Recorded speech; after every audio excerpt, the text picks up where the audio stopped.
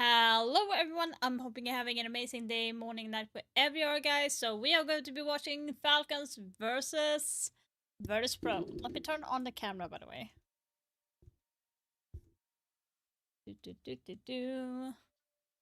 Let's see how we are going to how this match is going to work. Very high ban rate, no surprise. Getting rid of the Azami as well, just removing some of that architect ability that we know there is so much of here on Chalet. I think Falcons, for me, they've had one of those uncharacteristic tournaments for them so far because we're so used to seeing this team go all the way. And yeah, sure, they don't win, but they make it to the main stage. They make second. It doesn't really cause them too many problems. They don't always have the most difficult rides of things. Obviously, new look with the roster. Shaiko gone over to G2. Joom in as the replacement. Now that isn't the sole reason. It's not that Joom isn't performing. Joom's doing fantastic. I think he's settled in brilliantly. Yeah. But we're still yet to see that finished product. And I also think, when you think about Joom settling into Falcons, not only on a lot of maps, but this map in particular, when we think of on the former roster, let's play a game real quick. Take a wild guess, who was the main Deimos player? Well, it's big shoes to fill, isn't it? Yeah, exactly. It was Shaiko mainly playing this operator, not only on a lot of maps, but this map in particular for Falcons. And we've not really seen Joom settle into that same role. LickyFac has kind of picked up the Deimos. It's gone to some other hands as well. But they've not tried to literally slot Joom into where Shaiko was before, because that's basically an impossible task. How could you possibly try to recreate that? So they've tried to pivot to something else, and one thing we've seen, not uncommon for Falcons either, a bit more of a move to Bride on this Monty. I was going to say, Bride is the only player really for me that hasn't had to change too much with Shaiko leaving and Joom taking on those reins, because Bride's job is just Bride's job. There's no one really that can do it better, and there's no one else that's going to try and replace it. You're not going to ask them to do anything different. So it's no surprise to see Bride sticking some old favourites there. But even, Solotov on the Snake, yes, we've seen Solotov in more of that flex role and flex position. But the Snake, that's such a powerful operator. That is where you are looking to try and gain that early information and that early entry. Speaking of entries, it's going to be Joom. Takes Dan down, really catching him off guard there.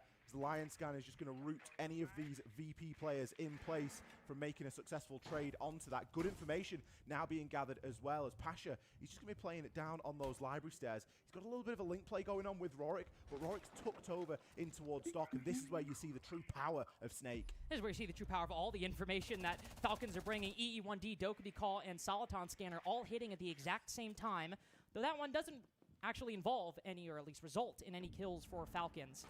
Instead, it was still that early lurk play by Joom, and now a second one. Waiting inside a library for almost half the round at this point. He's crept down library stairs in his Rorik, so understandably focused on Solotov. Forgot about the Dokkaebi's presence upstairs. Joom, quick play in with the Doke. An operator that we normally saw Yuzus, I think, mainly play on the previous iteration of the Falcons roster, and obviously changing hands, and Yuzus maybe suffering for it a bit, having a bit of a rough tournament in comparison to where he has been in the past. Typically Mr. Consistent. There's still time for that consistency to show over the longer course of the tournament. Maybe a little bit big of a sample. Wait, my love has not started? What do you mean? Sorry, I need to do this. Forget every single time. Self in! He's just gonna hop in with the diffuser in hand, but Pasha so worried about the office balcony doorway, ends up dying to an ADS from Bride. Huge double by Naquo, but Falcons have already swung right into the site. Sky is going for the flank, put to 1 HP in the process. Must-win fight against Yuzus around the corner. Mr. Consistence just gotta win one, but Sky sees the angle first. Yuzus watching the other angle, and a classic Monty 1v1. Just go full shield, try to pull them back as much as you can. Both impacts expended by Skies, but Bride very worried about hitting that full shield. How he might be exposed, even commits to a brief ADS. Only now, as he's walked out of the doorway, moved into the traditional position. Of course, with the changes, you can't just walk back safe and sound like you could before. A lot more movement required, a lot more skill needed of Bride, but still, 8 seconds remaining. That is all he needs to last. Trying his best, moving back and forth. Yeah, that shield is so stupid. And even if he got it, not enough time to counter defuse. Bride keeps him at bay and locks in the first for Falcons. Bride just getting reps in for the final 7.5 seconds that round. Just practicing his craft, keeping players at bay, standing firm on Monty. A close round, coming down to a 1 versus 1. I think that VP did a really good job of recovery in that round. The plant, it had to happen, didn't it? There was no other way that they were going to be able to go around that. You can force the kill and try and make something work like that when you've got the Monty, particularly users with that F2, but it just wasn't the right play. Get that plant down and guarantee the round. Get that win condition locked on in. I tell you what, there's no one I'd rather have on a Monty than Brede in that sort of position. No, I mean, and even if, like, let's say even you don't want Brede, what, like, is Vidiking really that much better? Is Canadian that much better? Like, we're all talking a clear top 3, top 4 in the world that Brede has, for years now, cemented himself as part of that upper echelon of Monty players inside of Rainbow Six. First round goes the way of Falcons. Might come at a 1v1, Ali, but overall, all things considered, a fairly dominant round. It required a double kill as the XQ was going down for Naquo just to put it to a 3v5. Of course, Sky's hitting that flank later on and still needing to almost clutch a 1v3 to close things out. So, might be 1BX at the end, but Falcons starting off decently well in their first round, getting most of the control they wanted and getting an execute down without a whole lot of resistance from VP. I really like the way that they went about getting the opening kills. There was so much focus on that. I mean, think about what's been banned. We've had the Grim and we've had the Deimos banned. The Deimos is a big part of that opening play and a lot of big part of that information. In round 1, we had a Lion, a Dokkaebi, and a Snake. It's just disgusting. There's so much that you've got to do, and every single time they've got to kill, bang, popping a Lion scan. Just keeping those defenders restricted, keeping them in their little boxes. This time, no Lion, slightly different lineup. We've got the Nomad coming into play here, and ooh, Nakew, I think he has potentially been misthrown there. Not sure if Leaky Fat was able to catch him out on that Soliton scanner, but he is entirely ignoring him at the moment. I just completely focused on moving down kitchen and dining. And even if he is ignoring him, Oh, well, never mind. I was gonna say, oh no, Falcons don't have any flank watch set up aside from users on drone outside of trophy. Oh well, they've spotted Naquo. Now he's sitting outside in the bedroom, who might have to take a very quick fight with Licky Fack on Solar. It's Pasha to go down first though. Very strong defensive player for VP. This is by far the strongest side. Okay. Lucky. The Orcs will make his way back. That just means that the Solus was lost. Sky's losing a lot of HP in that moment. They retain the 4v5. Still a disadvantage, but retain something nonetheless. Doesn't take many of those DMR bullets to hit to put you down to 1 HP. Skies, not useless for the rest of the round. There's no nades left that you could be taking a bit of splash damage from. Still needs to be pretty cautious. Finally, we see a bit of a response here. 2 kills coming for Virtus Pro. Both Leakyfack and Doom fall into Dan and Rorik. That's going to destroy that information game. The Logic Bomb phone calls, the Soliton scanner, pretty much everything that Falcons have been using to get this early control gone by the wayside. And Dan, normally the player on Virtus Pro to play the Aruni from this position, a common position generally, and a common player for VP to play it. But how much can you really counter-strat? Dan with an M14 in hand, one of the best players in Europe for a long time, with one of the best guns in the game. Not really much you can do. There's a decent chance he's going to win that fight, even if you prepare the best you can. Dokkaebi Snake goes down and make this comeback much more difficult, and even compounded with Solotov. It's now just a 1v4 as the Monty falls to the Oryx. A engagement that seems destined to happen. We saw Oryx ratting earlier on in this round. And Yuzus, who I feel like has always found himself typically in these 1vx positions, well, doesn't really have a lot of the right tools you might need for the job. No Dokkaebi calls like before, just one air jab, a couple flashes, and too little information. Naquo with a double kill to round off round 2 for Virtus Pro, and it's a tie game this early. Weird to see Falcons not full commit and take Nakew down when they knew his position inside a Master, and kind of ironic that Nakew's the player that gets the last kill in that round. It could have been anybody. There was 4 players alive for VP, so it doesn't really matter who gets it. It isn't the fact that Nakew wasn't dug out the reason that they lost the round. However, it seemed a little bit strange because that has been so much of the focus so far for Falcons, has been gathering that information, getting the opening pick, and making sure you don't lose a body in the process. The difference between round 1 and round 2, kind of night and day. They lost a lot in that round. Dan and Rorik hitting 2 brilliant shots and just entirely deleting Doom and Leaky Fack. Looks like we're going to be going for a fairly similar lineup again here as we enter into that mid floor. Which makes sense, I think, when you look at VP's lineups on defense, and I think most people's lineups on defense, they tend to be fairly consistent if you have both the Architect Operators band, which in this case, obviously, is Azami and Castle, the 2 bands. Honey, utilized I'm home. Falcons. What are you left with after that? Well, given the meta we're currently Hi, in, you're gonna Dark. get some traps. You're going to bring usually at least 2. Maybe it's a Thornum, Malusi. Thank you so much, PVNDA. Ellen and Malusi. You're going to bring some combination of that. Warren as well for Pasha, one of the Onium. highest picked operators I think, in like, Salt Lake City so far. As I think I'll trust your name there, but has thank been you for so quite a long much. time. Smoke as well, I believe the highest picked defender inside of Salt Lake City so far. Virtus Pro aren't trying to really move beyond the meta too far with this lineup. Speaking of Smoke, you just look down and Yeah, I glance at stole your name. Naku's KD at the moment. 4-1. Big results there for Naku. Hasn't been the player to get the most amount of kills. Often pretty headlocked into shield play when he's on the attack. So How is it I've going seen him from stretching the legs a Hey, little stole bit my here on this name, defense I'm side. Dark.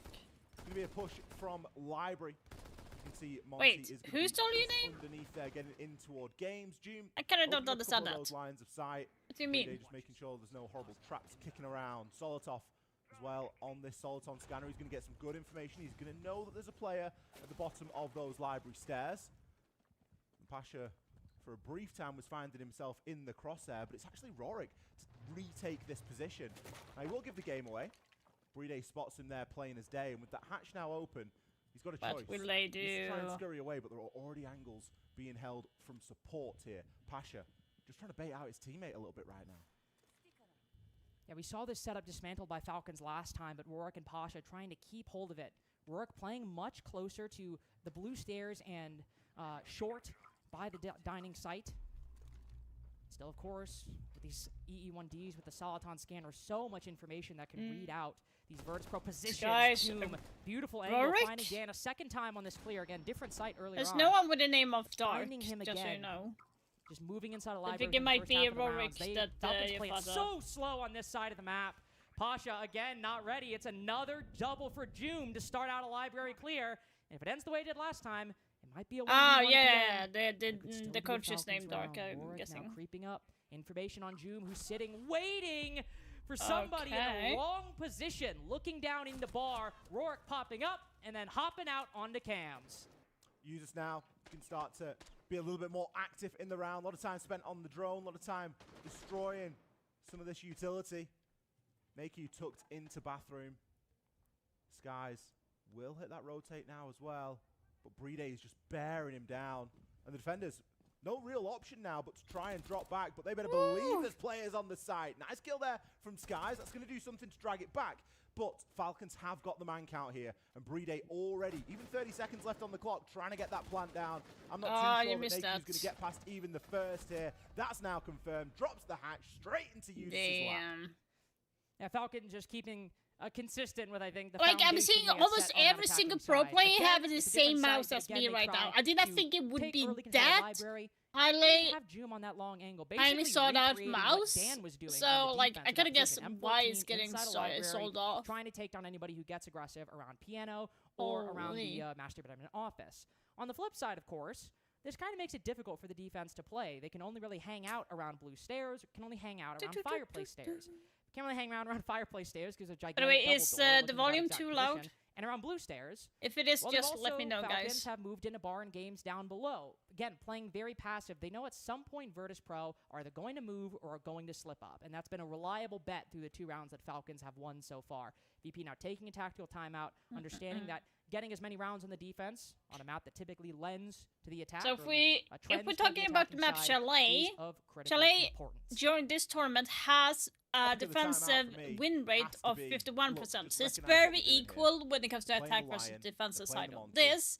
They're playing If we're the talking Donkey, about they're certain playing the sites, so Snake. now they're going They to are be just in hunting Master you out on Bedroom the road. Office, and that site It's a big decision has only as to what the ban 30% here win is rate around for. during Because the Monty this has tournament. secured Not some of these overall rounds. in Think ranked back and to stuff, round number just 1. this tournament. It Definitely only has secured the Monty. 30% win Yes. rate. The early portion So of the round was it's not locked in high, by the Lion and the Dokby and all that sort of stuff. in You can't- you can general. only ban one The thing now. You the can't site get that rid has of everything. actually the So, get rid of the most Monty, percentage restrict is that from Wine Brede, and then start to Bottom floor, recognise, but they okay, if we're people gonna have play only out there played on the that site road, 3 times we during need the to play entire tournament, even more and together. this There was an map attempt, has been Pasha and played Rorik were 7 trying to watch each other's times. back This there, map. but there was just too big of a gap, especially But the with highest utility that these win attackers have. rate it has on And the you defensive also compare side that is to the one actually round that Virtus Pro have 62%, won and on that Bar and is on Games. Kitchen. We saw, of course, Naquo holding inside a bedroom, but then he tries to fall back. While one player goes down in the process, that's Pasha, it seems to be in a different position, and the Oryx ends up making it back. So it's a small difference of 4v5 instead of a 3v5, but one, that's 20% of your player base, and Okay.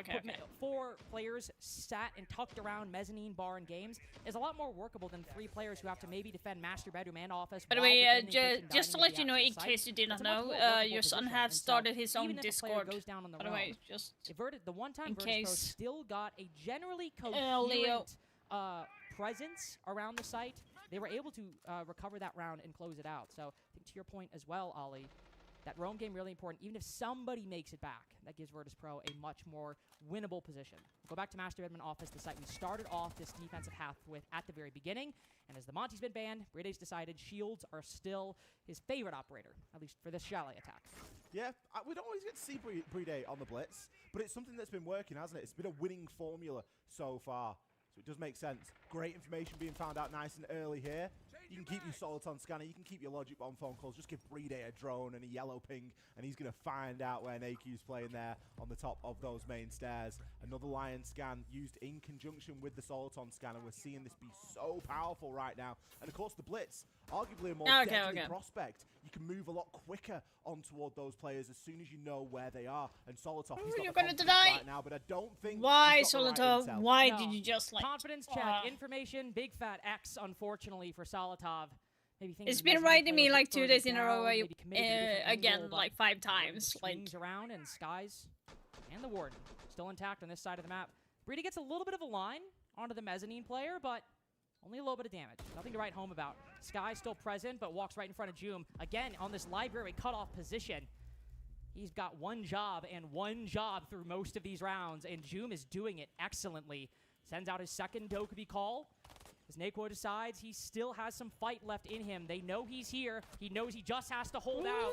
Joom has been the player on this attacking side. This entry over on Library has got a double kill each time it's happened. But it's a bit different this time, Ollie, because we only got a minute left. Yeah, we've lost Leakyfac in the process as well, so an even 3 versus 3 with the HP advantage at the moment for VP.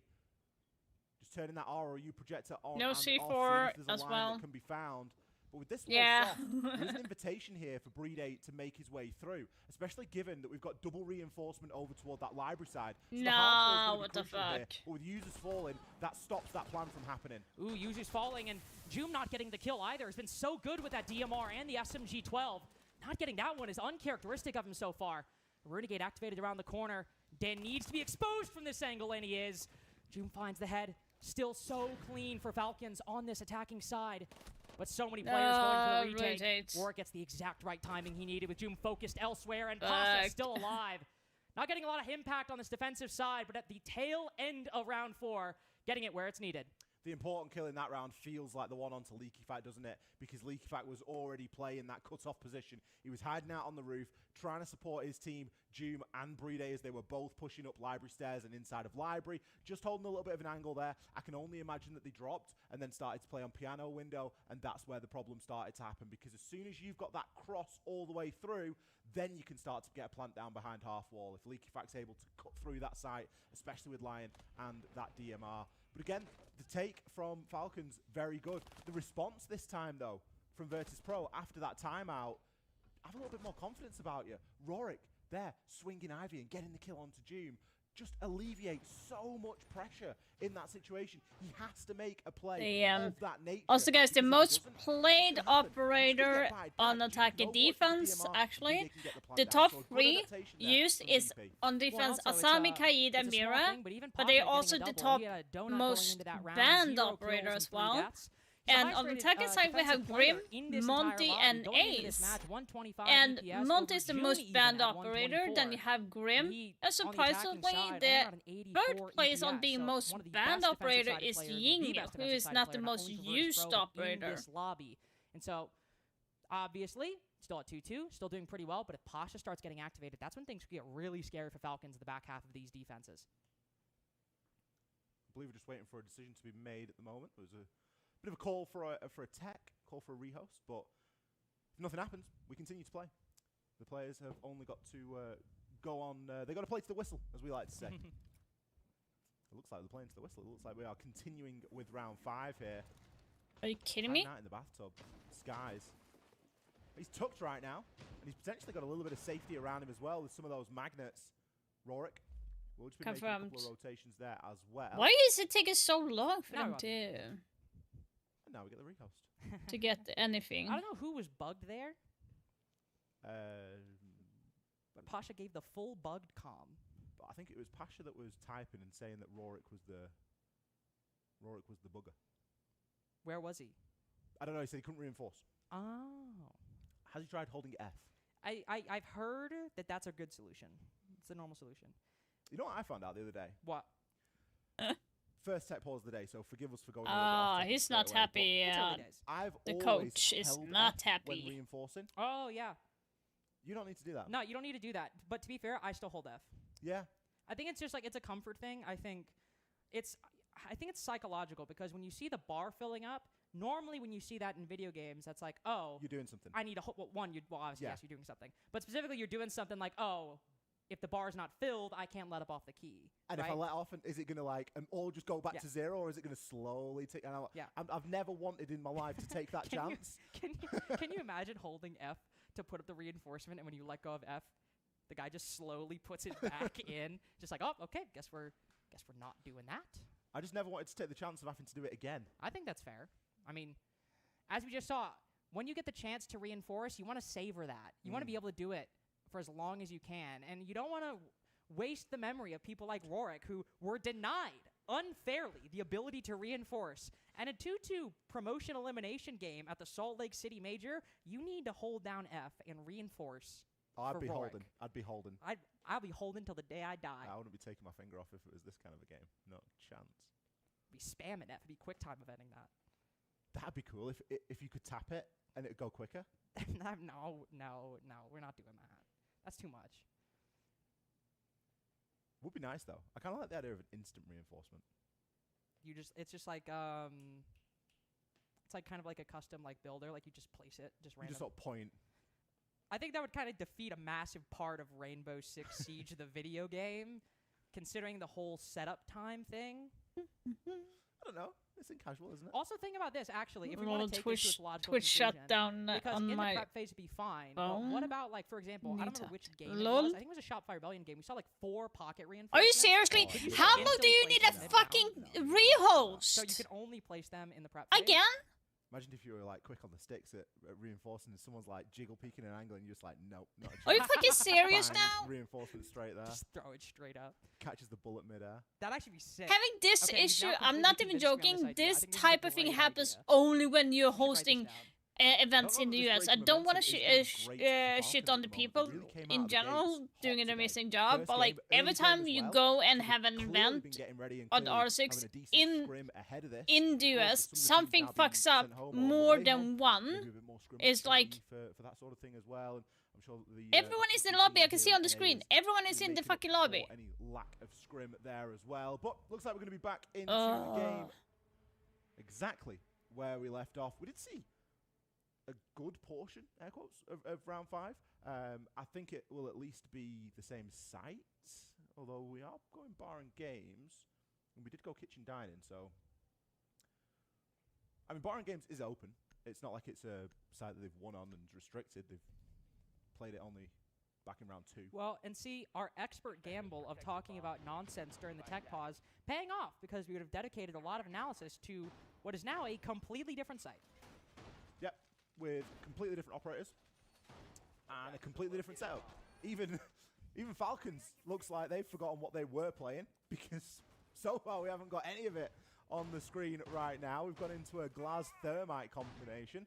I'm sure that's going to change when they realise where the site is and what exactly it is that they're going to be going up against here. And maybe slightly more trap focused from the side of Virtus Pro. We haven't really seen that same level of trap attention yet. Fenrir coming in arguably as one of the first. We've seen a couple of Ela plays, but we haven't seen like a full trifecta. We've not had everyone playing an Ela, a Fenrir and a Thorn and a Legion and all that sort of stuff. So it's slowly starting to trickle in a little bit here. And I'm sure that those FNATs will be a little bit of a thorn in the side. Fortunately, this time it's not users on Twitch, it is going to be Solotov. So again, It's, something that can be dealt with. Yeah, generally It was kind of speaking, same yesterday when when it 5 comes to versus Virtus all Pro's gamers defenses, played, it's and pretty they had to wait consistent for at least 10 on Shell minutes Wave there to be for able to like land some kind of trap operators, whether it's one, whether it's two. response. It's So like it this should is not just them, happen again, at going with like a their big pretty tournament consistent like game this. plan. And again, the thing about traps, as you said, you can slot a Thorn in there, you can slot an L in there from Fenrir. They do different things, and yet they all fill the same general purpose. I need to. Like, Stopping by the the way, attack a guys, little I'm bit going and to be getting cutting my information hair on where next they're week. pushing, Like what my they're- hair is what like they're prioritizing when bad. clearing that util, or what gets activated if they actually Like walk into a it's position. so Something that flat is right now. unwielding at the moment is Dan's want and need to play a DMR. And we are seeing 2 DMRs be brought here. Naku joining in on that I action can as well. He's almost been put playing up through a bit of my smoke hair in a ahead like of this small round 5. ponytail. So as clearly well. wants to try and hold some of these longer lines. Doom Good bit of information there. There's no lion scan to root that player in place, so that player now can move. There's no one on an active drone at the minute. It's going to be down to the Logic Bomb phone call, and that's always an indicator that the pressure is starting to mount. And the C4 always an indicator that the defender might be trying to move. Before, when he was playing Oryx, Rima dashed across the window, made his way back, but not this time, unfortunately. Felled by the piano window. Maybe player. Dr. Hack the cap? Zoto canisters falling. Come on.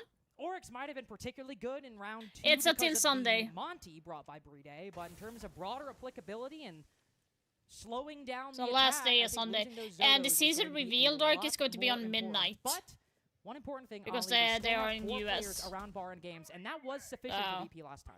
And they've still got Dan playing at Fireplace here. Solotov is trying to challenge onto him at the moment, but Dan will eventually drop off. Smoke's now going to block off a lot of line of sight toward Library as LeakyFac.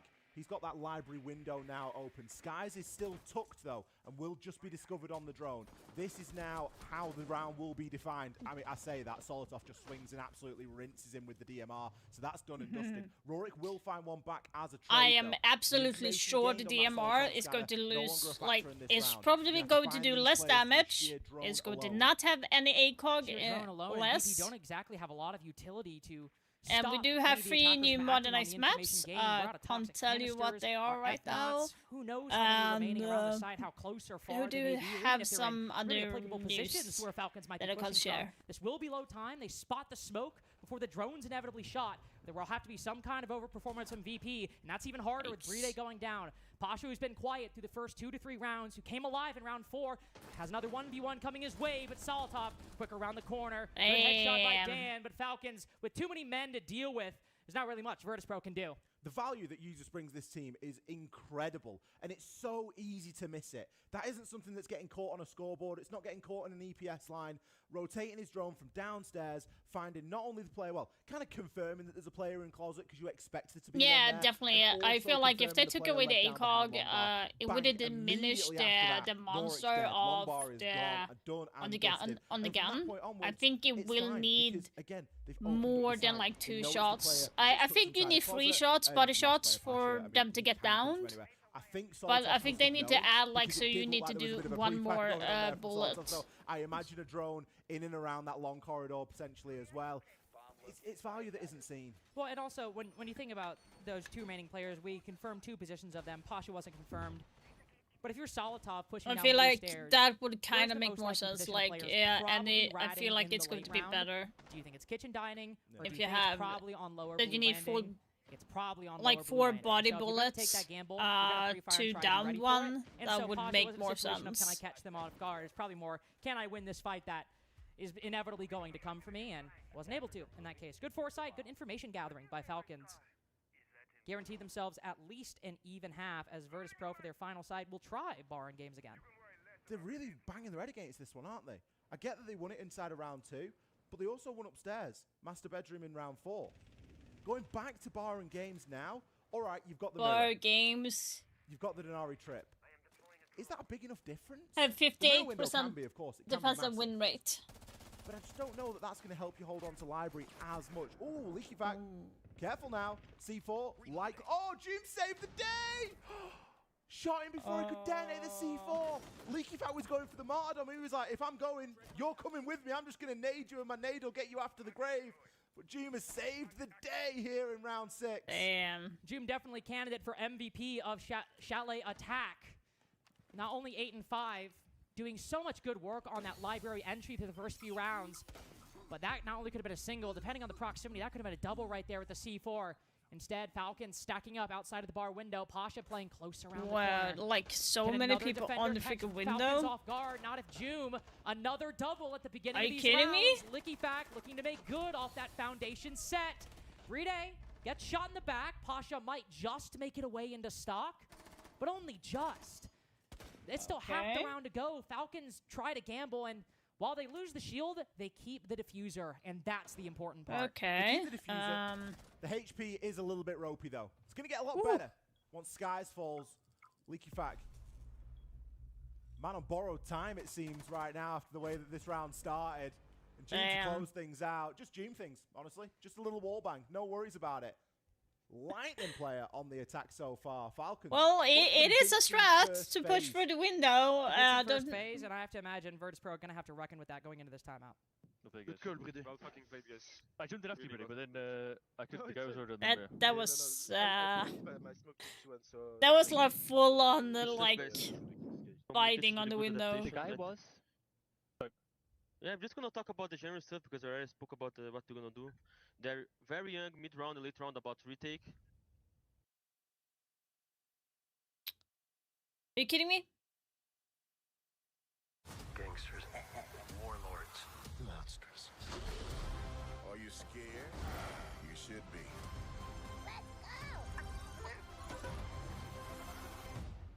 Yeah, but the guy that was holding upstairs died.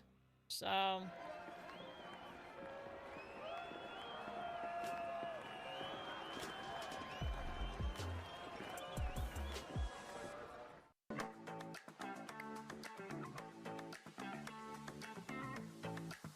do do do do do.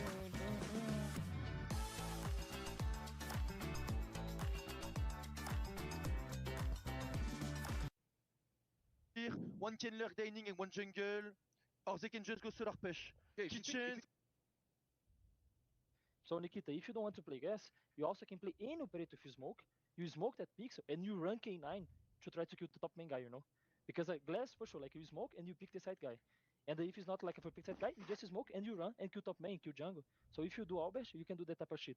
Also, like for Albert, it's Sky's check if you need Thatcher for the break the traps for your shield. So it's kind of fine. Like if you don't need it, you can play a lot of div operators, right? I think on Albert, Danila, Kenan, and Nikita. They swap, I think, jungle. have a long time. I don't know, but whatever. Well, whatever, you guys just choose. This is not important. You guys both already play this position screen, so it's fine. Anyway, priority in solo attack. Danila, for you, the best operator is Sense or Haora? You can choose that.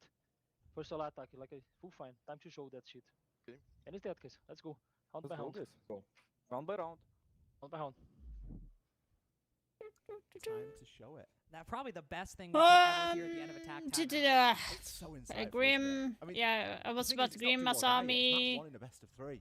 But Capital, don't want to start perhaps. slipping so early. VP obviously fancy the chances here on Chalet. Kaid? And excitingly, they've got stuff they haven't shown us Mira. yet. Yeah, And to your point about it, you know, not necessarily being do or die, this only being map 1, main stage is not something, at least at a major, VP are all that familiar with. They made it in Montreal, but 1, that's already almost getting a year and a half ago, and 2, that's still one of their only major appearances. The Lol, only other Dark, major yeah, appearance they are like this is little Team pro Effect players. in 2019 Virtus Pro. They've made main stage at SI plenty of times, but for majors, Damn. it's something that not only has escaped them, even when they qualified, I remember still back in Copenhagen, Atlanta, going out at the 2-3 stage, that was that team's ceiling for quite a while.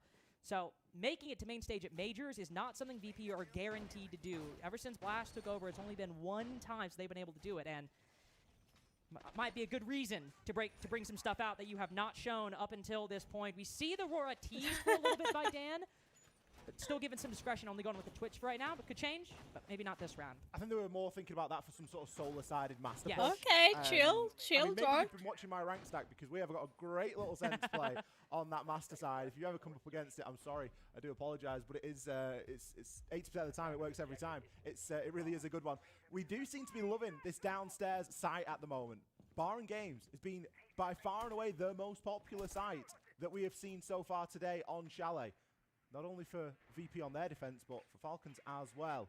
Dan, just saving his own Twitch drone. We love that. It's resourceful, and he can clear through and start to destroy a little bit of utility. The bulletproof camera on those main stairs is an absolute classic, by the way. That is something that Falcons do love to do. It looks like there's going to be a slightly different ideology. I know that you're There's a lot joking, of Dark. drone Oh my work going on, god. Not only in Trophy, but also inside a kitchen as well. Well, and I was going to say, talking about ideologies, we see a different ideology from Falcons, not banning any of the shields against Virtus Pro. But VP, same ideology, bringing out the Monty. It's Naquo's least played shield. Blitz and Blackbeard take that by a wide margin. But it is still something. Even in the tack timeout we heard, Dark was talking about, you know, we can clear the traps for your shield this way, but the shield was almost being treated as a given, that of course he was going to play it. So it's clear that Virtus Pro is still going to stick with this. And Oh my going back to what god. we said earlier about the potential lack of depth on this roster. It's not something we need to say they will lose the game for, but it's something to be worried about. Are VP still being a bit too predictable with these shields? If you don't ban the shields, you know what they're going to play. So you can get rid of other things, right? And Doom is well aware that the shield is going to be played because they're playing the Clash. A brilliant counter to a Monty, especially if you can keep your distance. Another benefit here is, well, you've got a movable, deployable shield now. So you can just play a little bit aggro at the early portion of the round, and then guess what? Halfway point, you drop back, and you play the typical shield position inside of life. Great pick there from Solotov to take Dan down, unsuspecting there on side of K9 Repel. And he's just going to be allowed to slip back in to that fireplace position. And Skies try to come up from below, but it seems Falcons completely ready for whatever VP have in store. Okay. I mean, he's walking through the barbed wire, and Breeday's literally just sitting shotgun ready. No problems whatsoever getting that kill. A lot of problems here for the Monty. Clash at the opposite side of the hallway. 3 defenders bearing down on his position. You also heard something from Julio during the TAC timeout.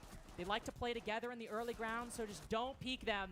But in a 5v1, you can be afforded a little troll time. 5-2 now for Falcons. A flawless to begin their defenses. And VP sticking with the same strategy and unfortunately might get some unfortunate results. It's about sending a message at that point, isn't it?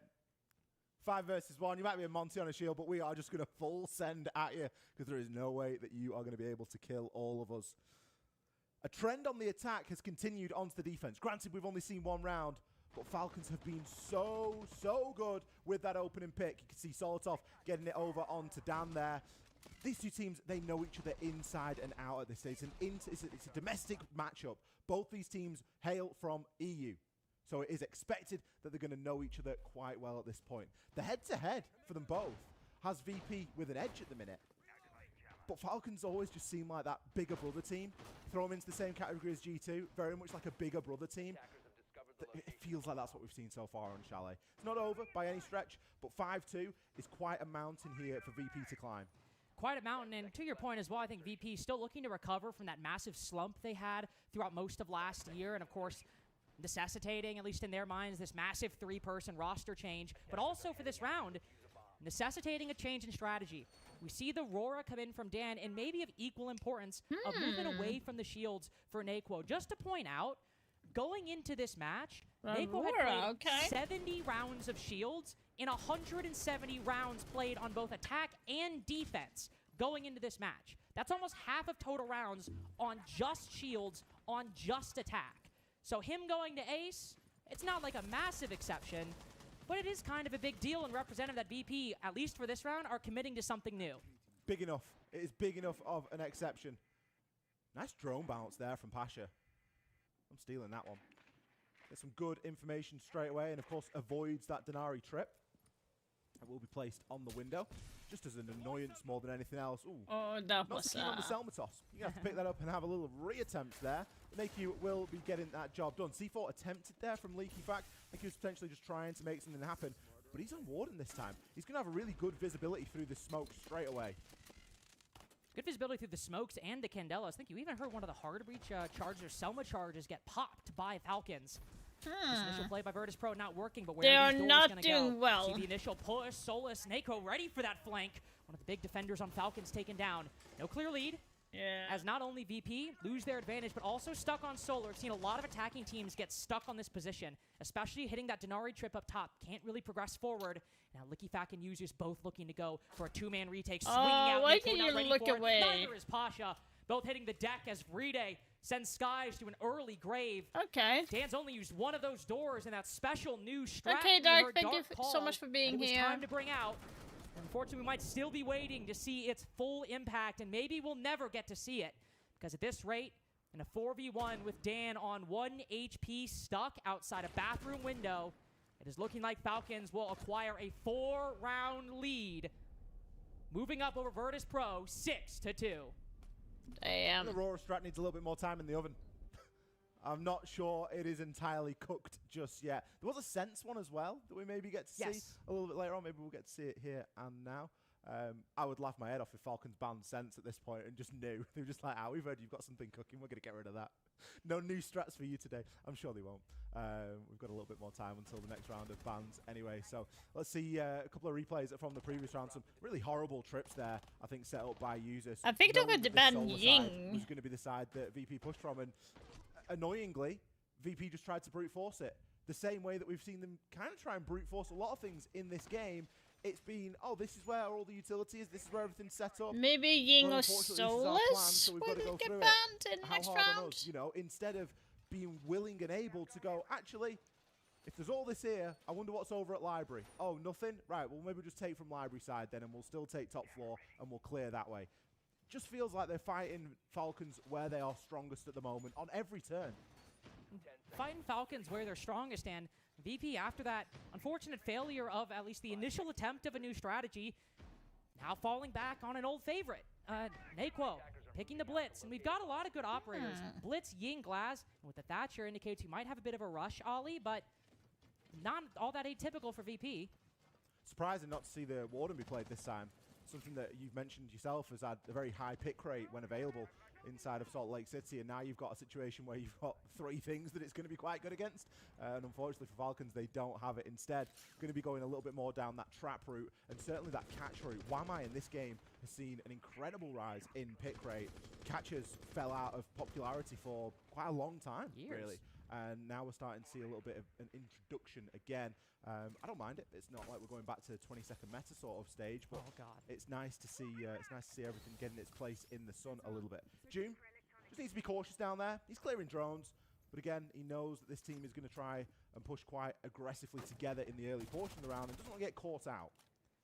And also knows that VP probably ready for some kind of trick from him again. One of the best defensive players in this lobby, basically tied with Pasha, playing operators like Solus. Quick push in. EMP's destroying any utility that might stop Naquo. Hit by the impact. Can't disable that one with the EMP. Glaz hopping in quickly as well. Ready to hit with some DMR shots in the back. And this should be opening kill for Virtus Pro.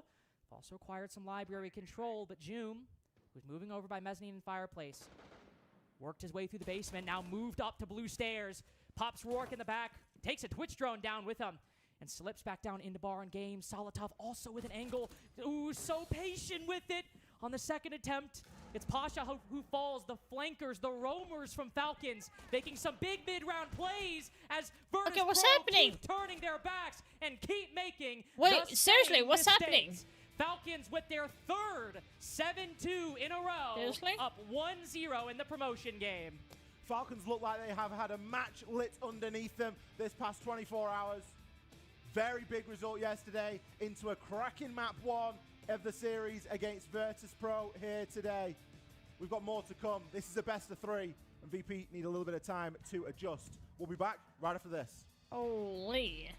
Okay.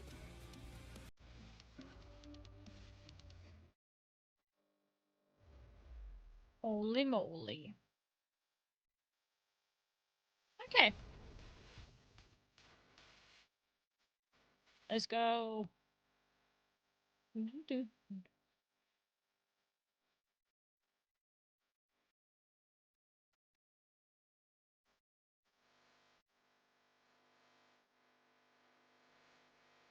Oh my head, I can't do that.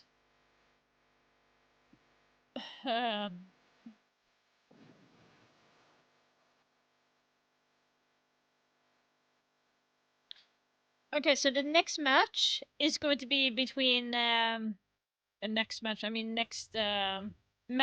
is going to be Fortress.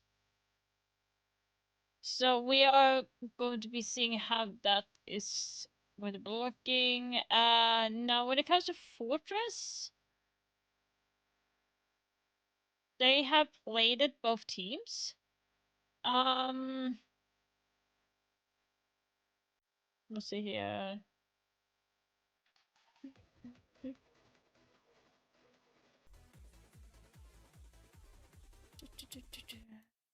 Let's see here. Where we have it.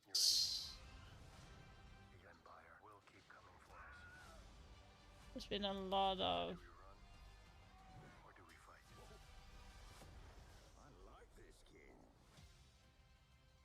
Let's see here. E-Star. So they played on, I guess, Twisted Minds on Fortress and the Last Falcons. So I do believe there's going to be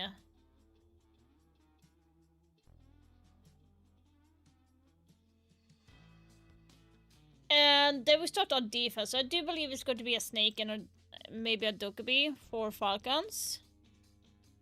And our defense for Falcons when they're banning from the attacking side is going to be Asami, Kaid, and Bandit. I haven't played really too much Fortress.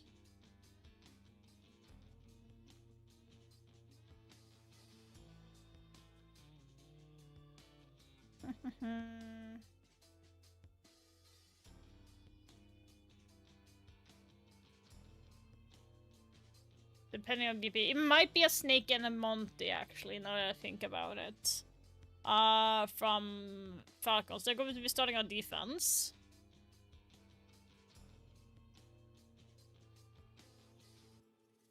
I believe. Because this map was Virtus Pro, yeah. So definitely going to be like a Monty Snake ban. Falcons starting on defense, so when it comes to Virtus Pro, let's see here, did I play?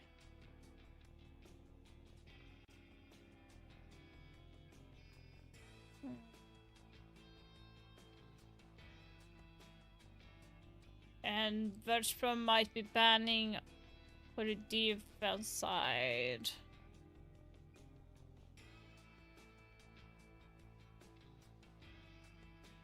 Maybe Goyu and Mute could be possible.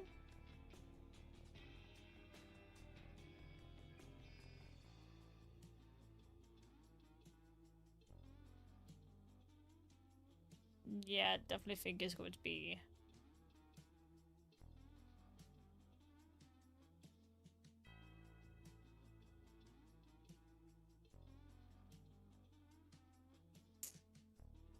Yeah, definitely. I think it's definitely going to be that type of ban.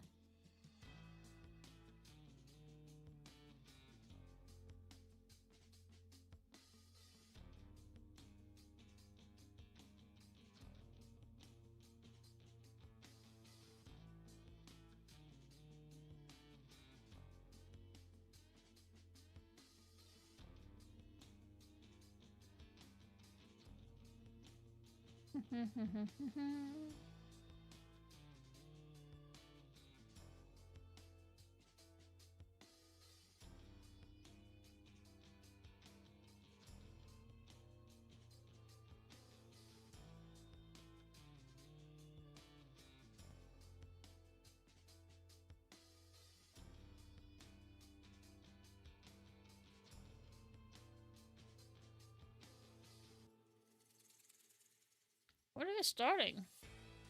Ah, in 2 minutes, okay.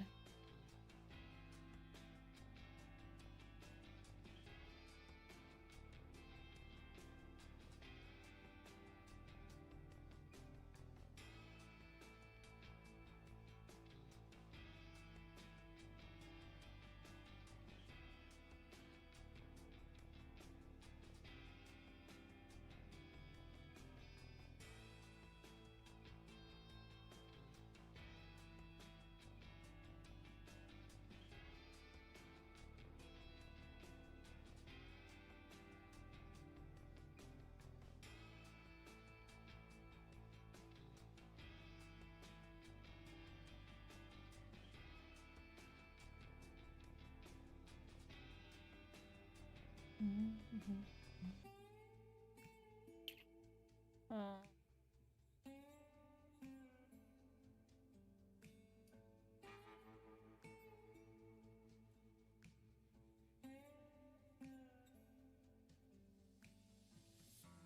Do, do, do, do, do, do, do.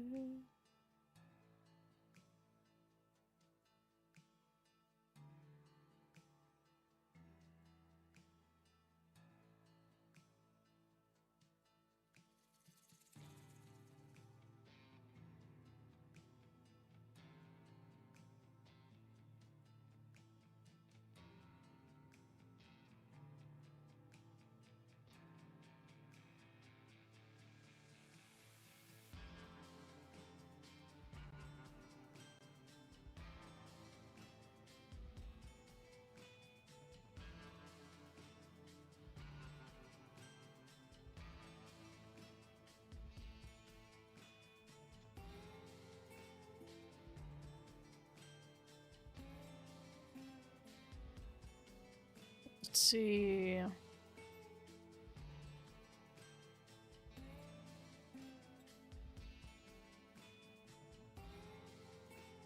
Can I like start?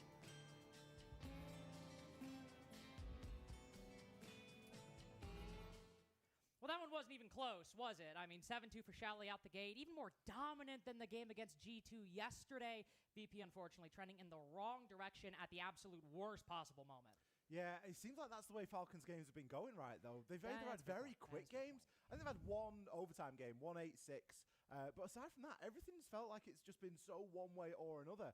And that kind of the polar opposite of where we started this Swiss stage when they played Wildcard on Chalet and lost 1-7. Now they've kind of redeemed themselves a little bit here with that 7-2 win against VP. It isn't all sunshine and roses, though, when it comes to the maps for this series. No, unfortunately. Fortress is, I mean, honestly, kind of a bit hit or miss for both teams. Fortress is a higher preference map for Virtus Pro, but by the same token, their most recent play on it was a 7-5 loss against Shopify Rebellion in what was generally a pretty competitive game. But before that, at least in the past few months with this new roster, their only major win is against Fnatic, and like, I don't know. Ja, men den ligger framme nu väldigt länge, gumman. Det ska du inte dricka. I think I've just said it enough. I think you have. den Falcons on the dålig flip nu. side, they've played Fortress 4 times in the last 6 months, and they've only been good for 1 win. So, again, it's not like they've been a good early adopter or a big early fan of Fortress coming into things. Their 1 win was against Team Secret Okay. about a month ago inside a kickoff, and it was a 7-0. So, take from that what you will, but obviously June was on that Falcons team at that point. 53? Are you kidding me? Secret roster. Could and be Fortress higher. map that Secret played a hell of a lot over at SI. Enough about them and more about this. Falcons versus VP. Second map here in this best of 3, and we are going to be headed to Fortress. Falcons with a chance at taking a clean 2-0, but VP looking for a bit of revenge from Cafe. And again, Virtus Pro, Chalet. not always a team that makes these major or main stages at the major. Still, Montreal, one of the exceptions to the rule that either they might fall short of qualification, whether it's to the event period, but still struggling to consistently make those main stages with this new look roster, trying to set a new standard for the team. Falcons, by the same extension, looking to still step out of Shaiko's shadow, which, let's be honest, I think they're doing quite well. Joom's still an excellent player, one of the best players inside of Europe. I think making main stage, even if they don't get second, I think a main stage appearance out the gate is kind of Oh, required it for was the team, Clash. but Okay, also I think did if not they don't expect get more that. than that, I don't know Dokkaebi how was unhappy kinda they'll be right. with this generally new iteration. You've got to I think said about Snake how and long the roster Dokkaebi. was together pre-change. It's a roster that hasn't changed, maybe but a mute? it's very like akin to sort of your phase, and there's not Where many go rosters you? that go through a long period of time, like 2+ No, a years, without Monty making or a single Snake. roster change. I'm not So sure. it's impressive enough as it is that they've been Oh, able to slot in a new okay. player, and I think that just goes to show the flexibility of somebody like Joom. That was Boy, oh interesting. boy, it's a Chanka ban. Hello, I don't even know what to say about that. Like, Chanka's great on this map. he is. Honestly, there's quite a few maps that he's very good on, I think. And if you think about some of the maps where we see a lot of Tachanka play, Lair, for example, comes to mind. Consulate, one that Holy. comes to mind. And what do all of those maps have in common? Well, aside from having, like, a ton of rooms that you have to worry about, I think another thing that they have is, at least when it comes to these sides, look at, you know, Command, look at Command, for example. Not a whole lot of space we got going on here. If you're able to land a Shumika and bank it on one of these doorways, not a lot of space and some very minimal entrances. It's not like you can walk in through a breach and go to a bunch of off-plant spots. You're going to probably stick in one of these corners, and if you just bank a Shumika right, it's landing right at your feet. Devastating.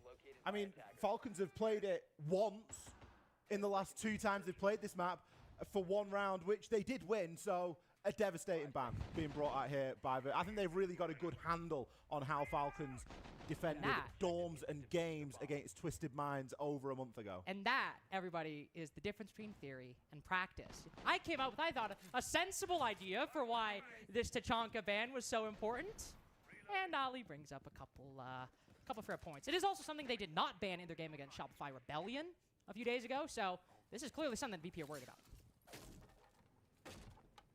Also, I'm worried about it. The Rebellion also only played it once on their defense. I'm worried about it. That's all I'm going to say. And VP won that round. Ooh, Nikki.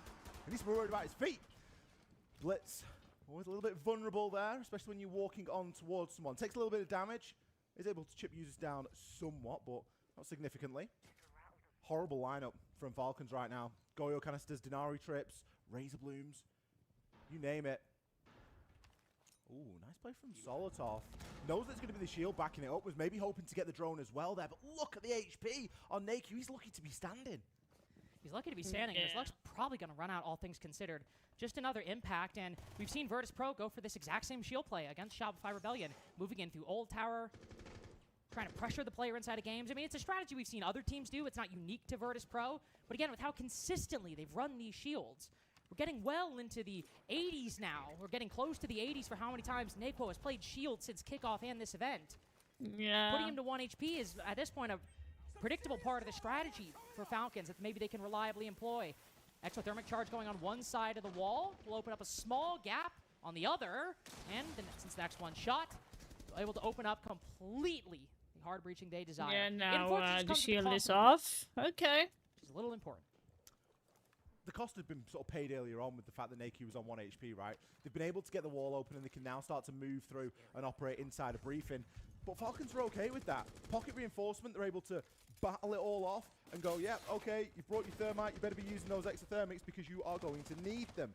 Now, we do have the Thatcher, so Dan should be able to destroy these bandit batteries, and I don't think that Doom is really in a position to do too much about it, given that he has got none left. Wall now open, but this is very one-sided. This is Come a on, serious Falcons, stack-up come on. from VP players, and we're going to need to see a little bit of a rotate Let me off get my if they're gonna try and have points. success, because they can't all just walk through that breach. Yeah, they'll have to rotate, and you would think either the Snake with the Soliton scanner should be able to do it, or the Candela should be enough to disrupt, but Pasha's just throwing all of them. They're struggling to push as the smoke canister lands. Another impact to seal the fate of a Virtus Pro why are player. we standing there? Skies, nice trade. But Falcons have well and good stalled this VP push for basically the entirety of the round. All that matters now is winning this one off the kills. Pasha and Skies both going big. Rourke with one just around the corner. Pasha's so good with the cover. Bride catches him off guard. But absolutely clinical play from VP, bringing that round back from the brink. In the late round, it turns out, Damn. yeah, all they need to do is just push the breach. Falcons stacking up for them right there. We had Leaky Fack and Doom and Solotov to a degree, all dug quite far back. Solotov gets his man and then gets traded out. Fine, no worries. You've already got the kill onto Naku. You can afford to trade that back. Kill right here. Takes down. Skies immediately swings. Great pre-fire, by the way. Thinking that he would have been prone there. For me, Skies through the breach then. He made that rotation back. The logical move would have been to continue to push down that corridor and try and be a backstab. But I don't think that VP had the man count. They didn't have sufficient pressure coming through that breach from elsewhere. Pasha getting involved with a couple of kills as well. But Skies, the man of the round. 3 kills for him there to net the first here. And already VP looking a lot more comfortable on these attacks. Able to operate with short time remaining. A lot more comfortable, though all of those definitely earning the status of must-win fights, given how Falcons were able to stall them out. But very good play by Skies, very good play by Pasha. But also a trend, keeping consistent from what we've seen from Falcons over the course of this map, though not necessarily the series. Bride able to get the opening pick on Naquo, and while obviously it falls by the wayside, Ollie, going into this series, Falcons haven't exactly been the best entry team inside of Salt Lake City, which is not at all what you would say about them in EML. No, I think inside of kickoff, plus 17 on the entry. Side of Salt Lake at the top of today. Now, okay, they've played some shorter games, Yeah. but still only plus 4. So, And a comparable amount of maps, too, 10 to 8. which, by the way, is mental, especially when you consider how good they were on the entry inside of Chalet. Now, okay, being plus doesn't necessarily mean that that having a low plus number doesn't mean that you're bad, because you might be good in some games and then lose a lot of openings in the others. But Of course. it somewhat balances out. It's still a low number for the team and the standard that we hold them to. They've lived up to that standard here today, at least on Chalet, and they have lived up to it on Forge, albeit not being able to convert that round. But the openings, definitely where Falcons are putting quite a lot of their attention at the moment. It's a lot more difficult on the defense than it is the attack, and I think it was a lot more evident in their attacking rounds. But still, with the way that they're not over-aggressing and over-peaking too much here, you can understand why it's happening. And you can also see that if VP are able to recover rounds in which they're losing that opening pick, they start getting it, denying Falcons it entirely. They'd be keeping them in the general trend of Salt Lake City so far, which, to be fair, hasn't guaranteed Falcons losses, but it did put them in the 1-2 yesterday. And in the tournament, that Falcons have not looked bad. They've looked good, but they have looked beatable. They've looked human, which is not something we've always said about Falcons in the past. They're still trying to reattain that godlike status, that mythical status it felt like they had through that 2-year run with Shaiko on the roster. Virtus.pro on Fortress looking to try and steal some of that energy for themselves, pushing into this very stalwart defense. Pre-fire around the corner by Salatov, but hitting not one shield, but two. Blackbeard also being brought by Dan, who the gets the last opening take, nails that shot. Azami. And Virtus.pro beginning to break with that trend, though Falcons still with some fight. This is the site that we're dealing with. VP are knocking on the door. Falcons protecting their home the best they can. Two players Why lining you up for the swinging? Blackbeard, though, as Yuzus next up to challenge the Scar, meets the same fate as Salatov. The duo, technically speaking, the newest entries before Joom onto this roster, falling, and this will make VP in a much better position with this Monty to break through the defense with Rorik backstabbing. This is an extra dimension we needed to see from Virtus.pro. How much impact can one Blackbeard have? Could still get a fourth, as Dan on the board will find it. Not the normal shield player on Virtus.pro, but the man in round 2. Double shields being taken there from Virtus.pro, really doubling down on that ideology that has worked quite well for them, let's be honest, throughout the course of their recent games. Dark picking the headset up in anticipation. It was coming. I could feel it. He knew. I was getting the tingles. Julio, not happy with the way that the first 2 rounds have gone. And for good reason. This is a night and day difference. It doesn't look like the team that has just absolutely smashed VP off the face of the earth 7-2. This looks like the Falcons that we've seen in some of their games that they've done less well in. Now, reasons for that. What do we know about VP? We know they like to push together. We know they like to work off the back of a shield. Falcons have kind of already made their bed for this game in the fact that they didn't ban shields straight off the rip. If they had done that, instead of banning the Dokkaebi Glaz, maybe they would be going up against something a little bit different now. But NAKU, and in that round, with the addition of, I believe it was Dan, on the Blackbeard, all of a sudden you get a lot of pushing power. That's fine, as long as you don't peek it. What happened, Ali? Well, we just saw it there. Users peeked it. And he wasn't the only one. They were like Everybody always peeked it, swinging. because everybody felt like they had to. If we're going to let the shields through, we need more of a solid way of dealing with it. And I think you need to be leaning far heavier into that trap layout. We're going to see the Ela brought this time. Still maybe not as many traps as you would potentially like. And with Joom on Solis, I don't think that planting really has been the order of the day from VP so far. So we'll see where that gets played. But at least for the meantime, it seems like we're a little bit more trap focused, a little bit more stall focused. Bring the Goyos, bring the Ela, stop that shield from just being able to walk you down. And with the Ela in particular, while it might only be one like trap-specific operator, we do frequently see people either leave a Razor Bloom or leave a Gershmot in the pocket. And while Dan is not playing Blackbeard, Naquo is playing the Monty. Big shock, right? And so if you have a similar situation to what we saw last time, obviously it's a different site, but if you have a similar situation as to what we saw last time, it'll be helpful to have a Gershmot or two in pocket that you can chuck at the Monty if they unextend, and taking a 1v1, much more feasible at that point. What about 3 Gershmots in your pocket? That would honestly be probably a little excessive, but I kind of support it, to be honest. Especially if Dan's playing Twitch, what, like 6 rounds in a row on one map? Makes sense. Pockets are bulging like a school janitor with all the keys kicking around. Users? I'm keeping a keen eye on that. I want to know where, or I want to know when they place them. I won't be able to figure out roughly where, but... Oh. Big play. Nope. Not worth it. Is he actually keeping all 3 in pocket? Not worth it. He's not going to shoot with the Scorpion. He's going to throw him at him. I mean, not a bad strategy, right? If he's got someone close to him that can take advantage of this disruption when it happens, and they can buddy up together, then why not? And it's not like VP playing Shield is a bad bet to make. Oh, no. Fairly safe. Very safe bet. What do you know? Naquo pushing from the exact same position we saw the Blackbeard push last time. Guessing set up in this area. The Goyo, the Ela, and hello, the Solis as well. Joom sitting on Old Tower Stairs. Very easy pick by Skies. I will say, some of the early round play we've seen from these roamers on Falcons, not some of the best. Certainly not like what we saw, some of the mid-round, late-round impact from the roamers on Chalet. So as a result, Salatov and Yuzus pulling back. I don't think this is a bad idea at all. It's still a 4v5. We've seen them, or defense, be able to make that work before. Something that VP have been really good at is short time. They're not worried about working under the clock. They're on business as usual right now. It's half the round, and they've already picked up 2 kills. Ooh, and now, what are you doing? Sure, one player swinging around the corner, but LickyFact trying to bail Yuzus out of a bad position. Ends up walking straight in the middle of the entire attack, who then separate the rest of the defenders. Brady now 1 HP. Fortunately, I think the only thing that might be bugged is his defense, because everybody just sprinting towards the attack, running into a lot of issues. Brede, good find on the Skies. The 3-0 destined for Virtus Pro. Not even close. That being the most dominant round we've seen so far. After the timeout, a bit of an alarm bell, really, isn't it?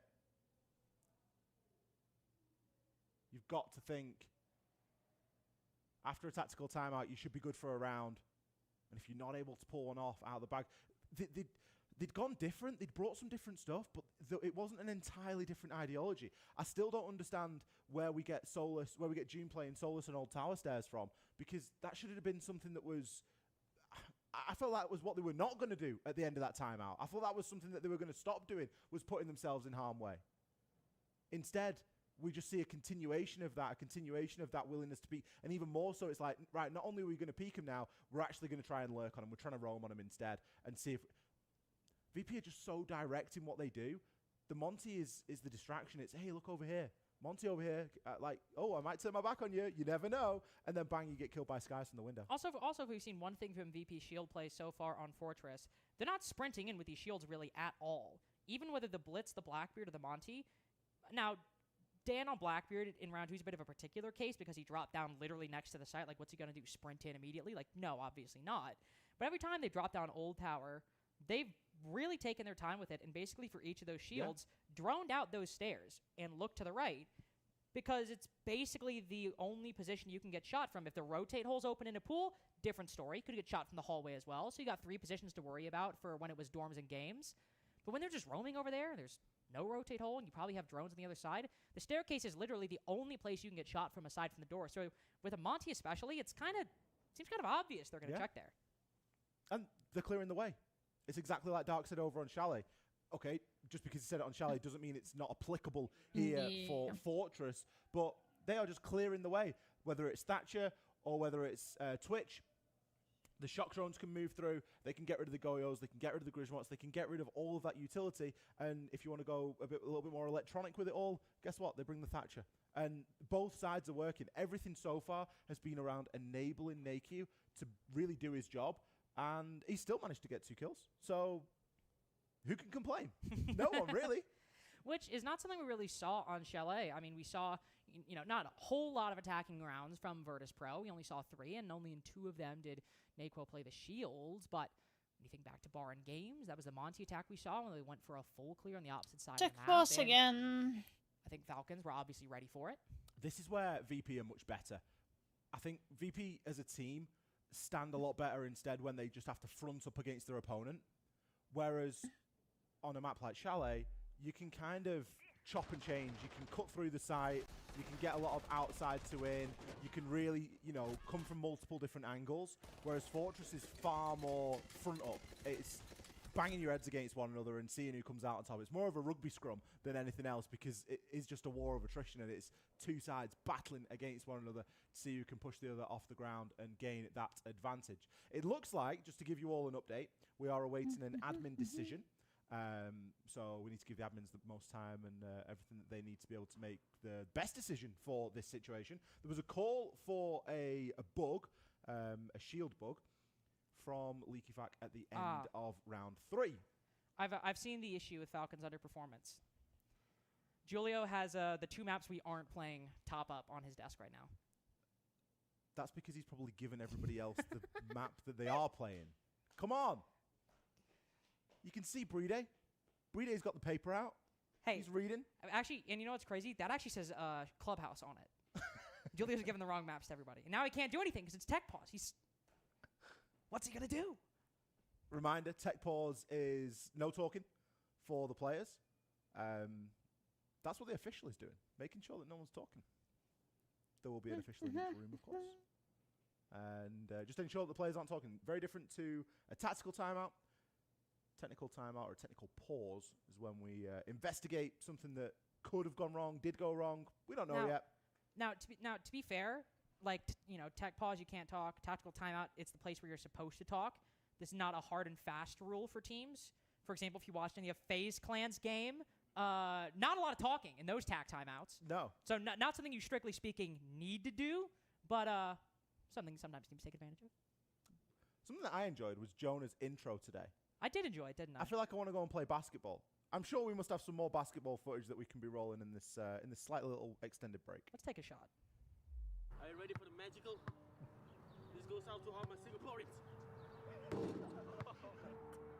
Seriously?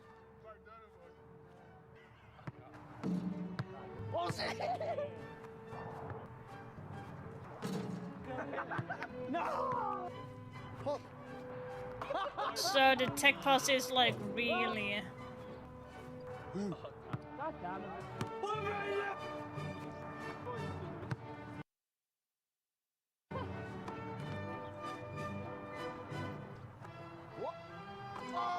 Oh my god! Oh my god! Oh my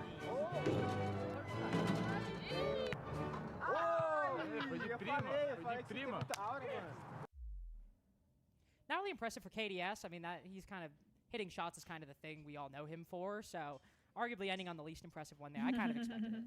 I think we need to get Jonah in that because he didn't miss this morning. That's true. Jonah actually probably the craziest R6 basketball record we've ever seen this morning. I mean, literally hitting a teleporting shot at one point at the end there. Some technology Seriously, US what? government eagerly seeking to buy his patent for.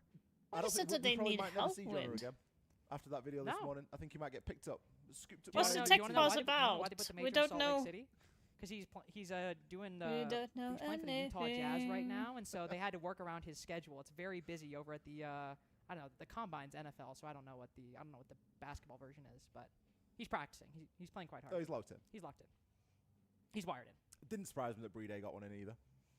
Honestly, it didn't either. Brede just seems like that kind of guy. Thank you. These are all Jonah shots. Honestly, wait, can we just play the whole video and Ollie and I give our commentary? No, I don't actually want to do that. I don't want to do that. But we're still in a tech pause. If you couldn't realize by the fact that tech pause is still in the top left corner of your screen, we're still hanging out. But I do believe we are going to get back into it soon. I've just heard word relayed.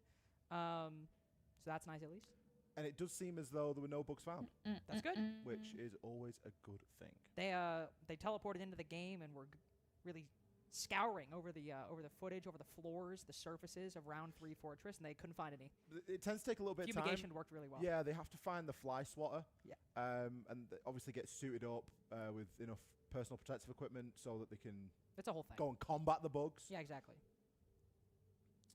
They don't get paid for it though, which is kind of messed up because like it is kind of an extra job. Oh, When you sorry sign for up to hitting on admin, mic. pest control isn't really the thing that you think you're gonna get into. I really wish we could listen to these conversations because I want to know. Because it was Leakyfight obviously that called it, so they're probably going to be pretty convinced that there was something amiss. But figuring out the distinction between that is obviously going to take a little bit of time. And it's important that everyone feels like it's been a fair process. It can't just be a decision that's made in the blink of an eye and go yes or no, because there's quite a lot of standing really on that decision, especially when the round has already been played through to conclusion. Yeah, it requires deliberation, requires a lot of and we joked about the whole bug scouring earlier, but like genuinely requires a lot of conversation, genuinely requires a lot of reviewing the footage, discussing with the admins, discussing with the teams discussing with each other. But it seems like we are back in it almost, question mark. Hopefully. I see some players typing in all chat on my screen, which usually is a good sign, and they're not like arguing with each other, which is also a good sign. Well, they're also not all typing English, so we can't really understand what it is that's being said. No, but they're all speaking in. It didn't look argumentative, did it? What? I've just been told by a producer that it's French. That's amazing. Thank you. I would never have expected that the French players are talking French to one another. Fantastic. Thank you, Bruno. Appreciate it. I understood one word, and it was animation. But looks like we're going to be headed back into the game very shortly. Animation. We haven't missed anything. It's just been a very long deliberation on who is going to be banned here. Can't ban Tachanka because he's of course already been banned at the top of the show. Needed to get that one out of the way with. Maybe that's the reason. I mean, we kind of joke a little bit, but you think about how good the Tachanka would be at blocking off the corridor for the shield pushing down. If the Tachanka's in the right position and they can bank it off. Oh, I'm so stupid. Of course that's why. That's why it is. Like, it's because it's a very specific lineup that VP like to play. They love to play the shield. Falcons chose not to ban the shields away. Tachanka, you can sit in sight and just bank them off walls. I'm actually, I mean, that part I got, but I can't believe I was like, oh, of course it's the shield. Literally all they do is play shields. They do one thing. This guy does one thing. He plays shields. And I was like, I'd missed that. He isn't going to be playing one shield, though. He's going That's to be true. playing the Monty. He actually plays 3 shields. Now only 2 shields. Yeah. It's not the Monty that's the favorite, though, is it? It's the Blackbeard. No, it's the Blackbeard and the Blitz are Yeah. favorites by a wide margin. I think I gave the number earlier, but I'm pretty sure it is. You know, I'll just look it up because I'm pretty sure I think it's like what I say. It was 70 rounds earlier. I think it is like 60. No, it is 58 rounds going into this series on just Blackbeard and Blitz, and it's only like 11 on Monty. So it is like clear favorites. Blackbeard and Blitz is kind of negligible. Blackbeard wins out by like 5, but Blackbeard and Blitz are by far and away Naquo's 2 most preferred shield operators. So Monty Ban, I doubt he'll feel all that uncomfortable. But I also don't know if Falcons will feel all that uncomfortable because, again, it's a known quantity. A quantity that, while known, they've still struggled to deal with. And I think VP have done a good job playing around the shield so far. They've secured the limited they map really control walk they needed through to. that? They position the shields very well and also been very thorough, making sure that they don't get tripped up by any traps, of course, but also specifically any flankers like June. Blitz, of course, having a lot more vulnerability here. And that's something that Falcons are going to try and look to take advantage of. They don't want to go down too many more rounds here on this defensive phase either. 3 clean rounds at the moment for VP. And a couple of opening picks thrown in there as well, something they did struggle to come by over on Chalet. They've definitely got the tools to get opening picks here and now, as both the Deimos and the Snake are available. So one of the good things about having a big shield player in your team is that it's going to lead the way and clear the path. Damn. Play some more of those information-based operators. Pasha takes a couple of points of damage there and is just going to tap fire his way through until he can see what's going on those main stairs. And already we're starting to see Skies rip open this top floor and start to work down from above. Important control established by Virtus Pro early on. We've seen the verticality be important on this site before. I believe in the Twisted Minds game, they made particularly good use of the vertical play on their Fortress game against Furia that you and I casted. So for this site, always an excellent thing to have. But as you get to the minute-and-a-half point, the vertical can only do so much for VP, who maybe want to get the plant down. That could be important for holding out in a post-plant. But what we really want to see impact from is, sure, Naquo on the shield, but I think Dan on the Snake and Pasha on the Deimos, 2 players we're going to be looking at as we reach this final minute for how they can break through any of these defenders in power positions like Brede, for example, but also how they can work in tandem with Naquo moving in on this blitz. Thorn spotted around the corner, Lol. but has some support. It was allowed to go away? Through Are you that rotate hole, serious? leaving the deployable shield behind in its wake, and I think still a little bit away from an execute. Again, it's VP doing what they can do good at, and that's fronting up against this defense and just further pushing it back. Oh, now, damn. of course, with Skies holding the vertical angles, it makes things a lot easier. He's, in fact, Why not are going you- to just be outside of the site, but a double C4 kill and a hop up from Brede with the Deagle immediately shifts the tide. Suddenly swings it to Falcon's way. Yuzu still with that C4. What the Probably fuck? the big difference maker in round 4 for Falcons. But Pasha has this Azami nailed down. Him and Skies both good for the pinch, but neither with flashbangs. Prone beneath the window. Does Skies check this? Just sees the arm, figures it out. Triple for the Rams so far. Ooh, another big frag. Is Pasha good for Yuzus? Again, the advantage shifts, but Jum has only got 5 seconds. It's all he needs just to win on time or to take down Pasha or to catch Skies off guard as the smoke clears, looking the wrong way, misses the initial shot, but hits the one that matters. Only so much Skies can do with limited information. Nicely and on done. time, Falcons with the first. June making the best decision possible in the heat of the moment there. Holy Misses a couple moly. of shots, realizes, hey, time's 0. That isn't the planter. That isn't the person that I need to worry about. Quick check of the corner, and he gets the job done. A really close round, and one that you thought was looking quite good at a time for VP. They'd gotten so much pressure and control, and then out of nowhere, a double C4 kill. That is always going to really swing things. Let's take a look at that C4 kill really oh, quickly. wow, it wasn't even... I was wondering why the shield had gone above, because I was like, if you see a double C4 kill, it's always usually placed on the floor, and there's just 2 attackers stacked up on it. I didn't realize he just landed it directly in the middle of 2 players. And also directly in the middle and directly behind the shield. Really great timing by Yuzus there. Not always something you can predict where the players obviously are stationed, but once he hears the shield, it's always going to be a bit of a gamble, and this time it pays off big for Falcons and pays off big for Yuzus. Going back to command now, we have seen quite a few times over this half already. The Falcons with that new burst of momentum, making a 3v5 comeback in round 4. will try to build off of that. Cade Tuberau as their strategy. The gunfights have not worked, generally speaking, beyond that last round, and so now we are fully committing to the utility, not only bringing the Cade 2, but a Mira as well. A lot of C4s. That's always going to be a big factor. At some point, we're maybe going to have to do something about DMRs and C4s as a combination. It might just be a little bit too deadly, because at the minute you can play one of the better guns in the game on defense, and you've got the C4s, and you get 3 Zoto canisters for if you start to get Deimos tracked, or, you know, there's so many little different interactions that you can get away with that. So, Solotov going to be taking advantage of that whilst they can. 1 and 4 at the moment, Leaky Fight 0 and 4. So, like you say, even Doom, only 1 and 3, his only kill so far, but it's been an important one because it basically won his team the round. Important one, but another C4 prepped.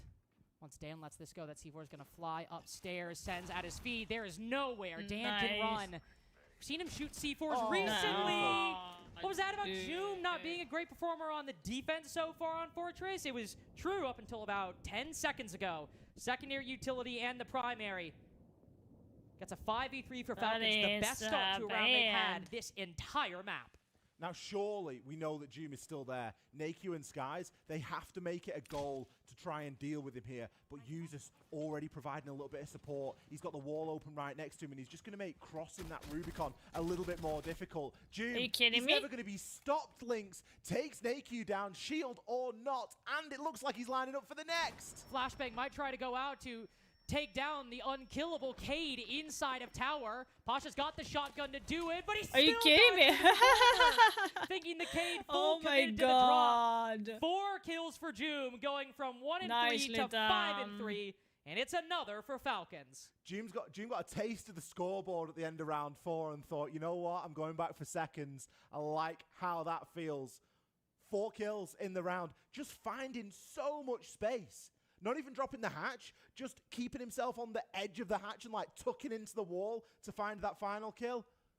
Very impressive stuff. Falcons as well doing a good job of rallying around him. Usus are highlighted in the moment. He was able to, you know, the wall was opened up. I don't think was it was nicely Houston done, opened it, though. but somebody was able to make that rotation and just give him a little bit more space to work in. That first C4, the angle on that, brilliant, just to make sure it exited the wall a little bit, so it kind of followed the attacker really all the way out of that door up there. You always fancy that 6-12 at close range, but you're never going to kill anyone looking at your feet. I think he was anticipating the hatch had already been dropped, but Doom with the double bluff, holding his ground there, and pretty much single-handedly winning the round from 1 position. We even saw some defenders, I think, like, very lukewarmly offering support. Like, we've got one guy sitting in a rotate hole, like, yeah, if you want help to come back, I'll give you a hand, but I think you generally got this under control. It's confidence, isn't it? It's, you know, we don't need to try and save Doom here, because through saving him, we might actually lose the round. We recognize what he's got, and we kind of support him through getting a little bit more if he can. But if he dies at this point, job's done. We just hold our job. It's a Cade at a minute and a half with all of his utility placed, and the C4 already Jim, with Jim, the kill. Like, Jim. literally, he's already paid. He's already paid up. It was all We need just that, extra but at that point. Usus, Falcons with we faith in one need of their- a little bit of a one talk about but the back absolutely caps. the star player that people are looking at on Falcons. Again, the newest entry, still generally speaking, hot off a second place finish at the 6 Invitational 2026. Are you going to be playing there again? Definitely on that run on Team Sequid. The player that everybody was looking at. As we look to what Virtus Pro might find in this round, how about some Yokais? Still 1 in Bride's pocket, but finding some very important utility early on for this attack. If you want to go for the diffuse plant, that'll be very, very nice to not have to worry about that second Yokai. 2 shields again, though, Ollie. The only question is, will Virtus Pro try to do the same attack with this quantity of shields? There is a danger that they do. We've got a bit less to deal with the shields this time. More information has been brought. Not only an Echo, but also a Valkyrie. Again, heavy preference on these C4s, as we're once again seeing 3 brought. Some thorough drone work from Dan, though, is going to discover a little razor beam at the top of Old Tower Stairs. Solotov still with 1 in pocket, though, so we can look to try and replace it at a later point or even put it somewhere else. Skies, it'll be a busy bee this round on that shock drone. That is, if it survives, it's taken out there. His cameras continue to be flicked right now by Bride, doing his best to try and gather information. And whereas we've seen players actively sort of attacking and actively swinging these angles, now we're letting the information do the work. And all of a sudden, Falcons can just dig back a little bit. And you talked about potentially, well, I was going to say stunning that shield with a Gershmot. This time it seems the strategy is the Yokai. If Nequo tries to push, hit him with the Yokai stun, but hit with 2 C4s instead. Just do chip damage enough until you get 100%. Dan was so successful on this attacking last time. 4K for him on the Blackbeard. You get the first kill for Virtus Pro this time, but how different it is.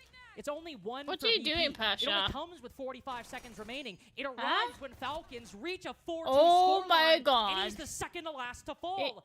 These vertical he angles got and these away with it? C4s, a 1-2 punch that knocked VP to the ground. They were like rats running underneath your floor, weren't they? And there was just murder holes everywhere for users, Leaky Fag, whoever it might be, to have a do-through. I really rate the use of the C4s there. Let's have a listen to our Yeah, no, teams you in should the see half. when I was trying to swing him the first round. I couldn't breathe. Oh, holy. Okay, guys. Just in general, I'm gonna speak. I think they ban Clash on this map, and you're gonna do a lot of shoot plays. So just remind us, okay? If you're doing shoot plays, bring something for the Clash. 'Cause I they kind of love shoot. forgot what the operator said earlier. Okay, exact.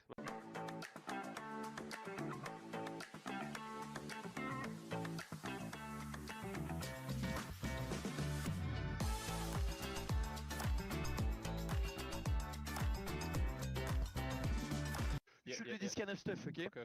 So I think these guys are pulling against direct as well, no? and they're not that bad to be honest, but we can try as well. Like some sites, for example, the guy plays a chunk on that site, you don't need to go direct, but for me, like the other one, I feel like direct is easy, because it's confident, like Pasha is playing go there and he leaves early, like, Yeah, etc. Yeah. You mean on direct? You mean on DOMs? On DOMs, we don't need direct. We don't No, go direct. yeah, I agree. On DOMs, I would go direct. I'm talking On about meeting.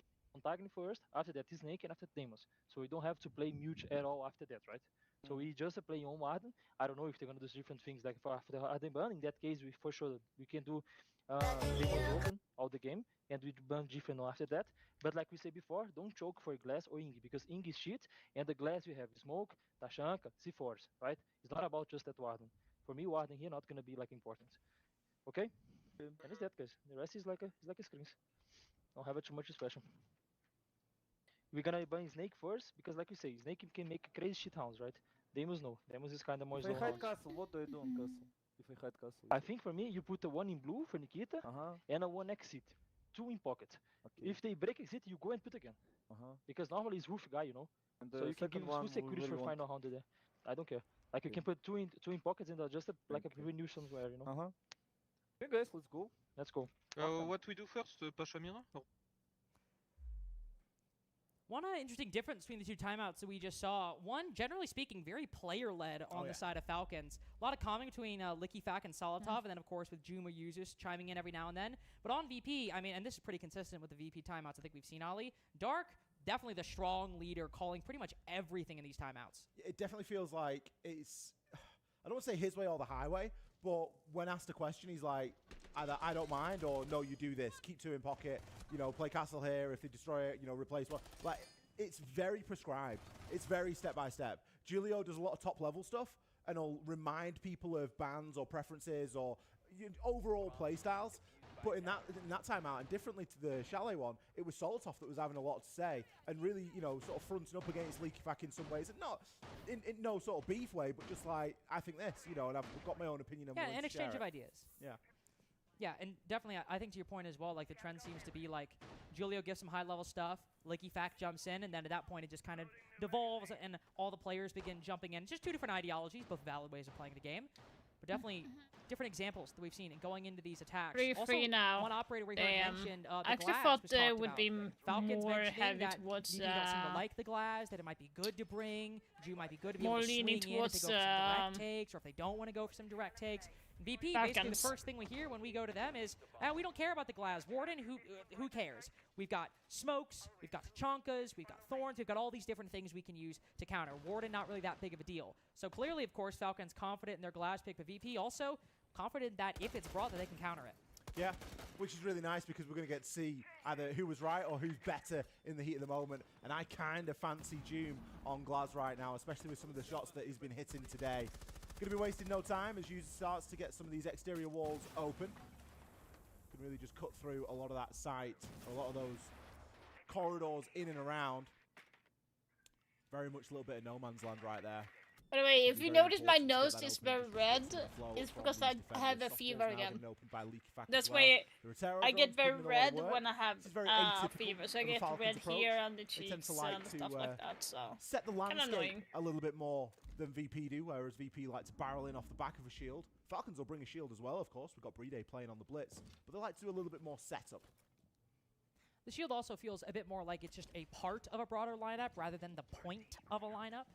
Like, Brede will play it, and usually will get a decent amount of focus, as a shield often will, but it is not like that's their thing. It's not like that is truly what they are basing the whole round on.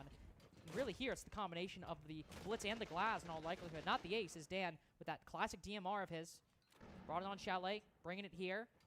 Finds Yuzus at just about the halfway point with a mirror window as well, and some Kibas. Virtus Pro investing a lot of resources into this Dan position on for Dan Aruni, to of succeed. course, you're Got going to some be a information on the beast shield. on that. Not really revealing his position. I have a feeling Falcons are already decently aware of it. We'll see the Flores cross. There's 3 whole attackers on this side of the map. Now the blitz begins to push. Flores trying to catch the Aruni.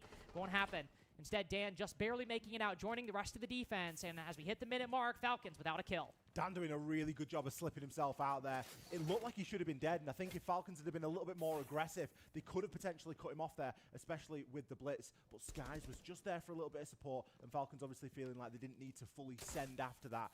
Probably in part due to the fact they've already lost users, they don't want to lose another. A load of bees get sent in now, and that will give a bit of information over towards Solotov here. Ooh, a low information over to Solotov and some confidence as well. Seen some great Grim plays from this player over the years. Just a couple years since that massive Bailiff play in Manchester. Might need something out of it this round. More people as down. June, the glass player we saw, clearly not a problem whatsoever for Virtus Pro. It's Brede is causing more issues, just him and Solotov. To win this 2v4, 2v3 as Rorik is on the ground. Might be 2v2 if he catches Nako quickly, but no, the Deagle so powerful in the hands of the Izami. And now Brede, what is a shield to do in a 1v3 like that? Your back's going to be turned to somebody, and at that point, it's pretty much done. Virtus Pro, a much-needed round after losing 3 in a row. Again, VP, what do they do well at? They do well at setting out a stall. Azami, Mirror, really being able to dig in quite deep to some of those power positions. And I think Falcons have brought a good lineup, but it just didn't have enough. Losing out users was obviously a big problem. And then after that, there was nothing really to deal with the mirror windows. They're not bringing a Nash, they're not bringing, there's nothing that they can just sort of immediately shoot and bang, the mirror window's gone. You have to get up close to it. Now you could say that that's maybe Blitz's job, and you could say that a Blitz needs to run up aggressively and make that happen, but it's not always as easy as that, is it? There's always somebody playing in and around, and it's not a risk that you can always take. So Dan is definitely going to be leveraging this mirror at 4 as long as possible here. There's a very high chance it will get banned out a little bit later. We're still yet to see the castle play, of course, that was being discussed as well between Paksha and Dark during the halftime show. And I can't wait to see that one when it eventually arrives. But again, it leans into that same sort of ideology of big architect ops that are really looking to try and shape the site and the way that it's played. As you can see, Dan hiding that mirror, just creeping out with 13 seconds left. Both his black mirrors in pocket. We'll set them watching the west side of the map, over towards this long corridor that Nako is currently moving in and about. And again, just a look at all of this stall that Virtus Pro have. Smoke and Goyo, Mira, Clash, Thorn. Basically through every way you could possibly imagine stalling or causing issues for an attack that will cost time is present for this Virtus Pro lineup. On the flip side for Falcons, no blitz, but we are keeping that glass. So part of Falcon's strategy remaining consistent, instead going with the Ying glass, which also got a shout out from Dark, and they also didn't seem all that worried about it. No. It wasn't a very polite word that was used, but it wasn't an endearing one. I disagree. I think the Ying can be fantastic. However, if you consistently lose in opening picks, are we really going to see the full breadth of the operator? I don't know. Doom down on the glass. So, of course, still got the Ying, but Ying and glass as a combination is very disruptive. And it's often something that works quite well together. It's a nice little marriage, as it were. Users can try and get rid of some of that barbed wire, but he's just going to get batted away there as Rotero drone caught out before it goes into its bulletproof stage. Leaky Fac trying to now use the Ying to take a little bit of map control. Doesn't want to get swung off the back of anyone swinging with that Clash. And instead he's going to dump all of his utility just in an attempt to stay alive here. It's a desperate attempt by Licky Fac. I mean, one that works, but he was throwing Candela as a ghost. That Clash stopped maybe Nako from planting the shield and taking the fight with him, but that's the rest of the Candelas used for what we know as really nobody who was going to swing around that doorway. Falcons as well, going back to that opening pick from June. And Virtus Leafek Pro dies. 5-3 on the opening pick so far on Fortress. A return to the trend of Salt Lake City for Falcons. Not struggling on the entry engagement in that they're losing them all the time, but not the strong entry team that we saw inside Yeah, of now MML. with And it Falcons continues. are actually losing Nadar grounds. used all of her This is not utility. good. Both that and the glass taken down. It feels like the heart has been taken This out is of both really of these not Falcons good. attacks. Yeah, they don't really have that bite left now, do they? They've lost the big impact operator in the Ying and the Glaz, and we're just left to try and win gunfights. And gunfights haven't been something that have been coming so easily to Falcons here on this attacking phase. In part, that's due to the fact that there's a clash often just bearing down and swapping a lot of information between the team. Still a Toxic Babe canister here, and it just feels like a lockout. It just feels like VP are going to keep them at bay. Users will push deep, move around the clash. Oh, even pre-fires at the right level, but Rorik hopping up will take down Users with the shotgun, and it's another Bride 1vx, and it's another Yeah, one he's this going to is lose. 2 rounds in a row bad. now for Virtus Pro. 5-3 on their pick. It's not done yet, but it's getting close. Falcons need to wake up. They've already used their tactical timeout. We've had the halftime show. There really is nowhere left to turn right now. Are they going to continue along this track of Glaz and really making something happen? We haven't seen the value out of it. And VP, quite rightly, not worried about the Ying either. None of it causing them any trouble. It seems like this clash is the biggest problem right now for Falcons. And it's a problem that isn't being played in round 9. Attackers have located a bomb. It's the stall, though, broadly, though, to your point. It's the stall that's the big issue. The clash was one way that we just did it, but it's been a consistent factor. It's different this time, isn't it? We're now into that castle territory. Dark was talking about leaving a couple of castles in your pocket and, you know, replacing them as we go and along the course of the round. And again, that mirror, both of which have been huge players, throwing his army in there for the times that you don't bring the clash either, potentially, and you're always going to have some sort of stall and some sort of problem. Starting to see where those castles are going now and what the true intention is behind this. Fortunately, Falcons, or Users at least, is bringing Sledge, so those castles shouldn't be too much of a problem. Yeah, this is We all start at the scary. beginning of the round. A little bit different than when Dark had potentially envisioned as keeping a couple in pocket, but I think still nobody's going to complain about putting all your castle barricades in valuable positions. Joom bringing in the Dokkaebi as he's done generally over the course of this tournament. Not necessarily the only operator he plays. Joom quite a flexible player, but again, taking this role in place of Users, who used to play it back when Shaiko was on the roster. Trying to find some lurks and any kind of gaps he can find in the VP defense, which Falcons have not really found. We've talked about the stall a couple times now. It's been present in rounds 7 and 8, but the way it's manifested both times has been in opening picks that have either happened generally at the halfway point of the round, or if they've occurred early, have then resulted in VP retreating. Round 7, basically the halfway point, and then VP fall back. Round 8 happens in the first minute, and then VP immediately fall back and play around each other. They are not looking to take these fights. They are not looking to play aggressive. They're going to sit behind their utility and make Falcons come to them. And Falcons know this. They're bringing a really heavy lineup to deal with a lot of that utility. We've got secondary hard breach on Leaky Fact, nades. We've got Selmas on Bride, plenty of utility, soft destruction for Users, and then the Twitch to round things out a little bit more. Joom, play whatever you like, get him on a Dokkaebi. He just needs to be getting a couple of kills on the entry. It was a big part of Chalet, and so far the entry has been a battle that only Virtus Pro have won on this map of Fortress. I think Falcons got the first one, but aside from that, it's been very one-sided indeed. Mirror window will be popped, so we can hear that happen. Pasha, not going to be playing around it at the moment. Not too concerned. Some good information being gathered there, but again, trying to go for one of those openings, and no one's there for the died trade. again. Not Pasha, just again playing his position, winning not only one, but the next as well. Such a high-powered Holy. defensive fragger for VP, 7-3 on Fortress. It seems VP will continue their march to map point. Skies as well, 13-6. A standout player on this roster in Salt Lake City.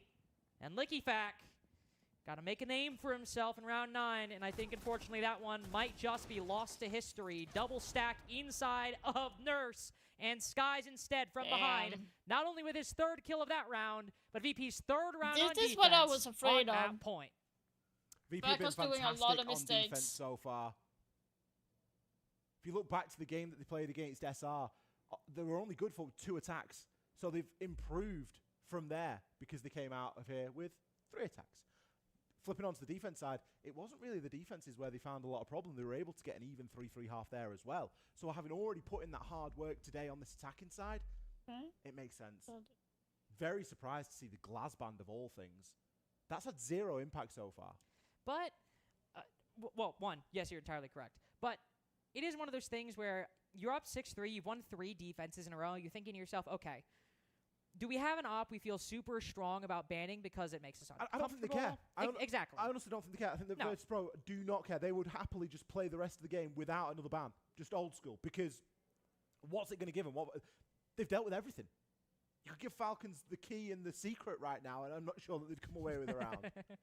Well, and so moving away from the Glaz when they attack the first floor side, could it be possible that if Glaz were unbanned, that they'd bring the Glaz if they retried both dorms and command? But of course, well, see, the Glaz has been banned by Virtus Pro. Just going to continue to disrupt Falcons plan a little bit. You want to keep them on their toes. You're already Clash taking 2 minutes and 2 minutes 15 seconds with all the tools on the table that, generally speaking, they can work with, right? Clash Snake and Amonte, Warden. Those are 2 of the most banned operators at I Salt don't Lake City. agree on the Warden It's part. gonna That disrupt is Falcons, kind of but odd I don't to know if me. they're really going to freak out about it. But after that, when you start having those issues, a Glaz is just one small thing to just make it a little bit nicer. Fortunately, we will have a brief tech pause, transition into, I believe, a bit more prolonged tech pause. Not for any potential bug abuse reasons, just a little bit of a sound bug that seems to be difficult to kick. Hopefully we can get all the players back into the lobby and underway very shortly. At least Fortress seems like it might blink by. 7-3 is... Well, 7-3 is looking like a pretty realistic scoreline here. I mean, if VP win this, both teams will have won their own maps very convincingly, which is a best of 3. That's kind of how these things are expected to go. When you're Okay, if we look on the map, Fortress is the 3rd most played map right now. And its defensive rate is overall in 56% category. When it comes to the free sites, obviously Hammam has not been played a single time. Great recovery as well. And when it comes to all the other free sides, they are kind of equally when it comes to defensive rate. You have Commander Bathroom is 60%, then you have Dormitory versus Dormitory Games at 56%, and then you have Kitchen, or like Waiting Room Cafeteria, is at 50%. When it comes to which room have been played most, it is Commander Bathroom Office with 35, and then you had a Dormitory at 27. I think both Ollie and I, we acknowledge it's a possibility. I don't know how confident we are in it happening, because we've seen, I think, VP do the same thing, but from multiple different starting places, right? It wasn't always Castle. It was Azami in some cases, Azami and Mira. In other cases, it was Mira and Clash. In other cases, it was Castle and Mira. Some cases, it's a rehost with a sound bug that we just cannot seem to beat. It's on Nemesis at the moment, isn't it? I think it was a rehost for VP's side, and then it was a rehost then just called by Falcons. Ollie, I'm starting to get flashbacks. Oh, no. I'm starting to get... We're too far into the series for flashbacks. I'm starting to get flashbacks. I am back in my room. Bino is missing. We cannot find him. He's gone, and we cannot find Bino. Look, there's no way that we're able to lose a player here. We've got them all under lock and key. Can you imagine Bride just gets up and walks out of the room?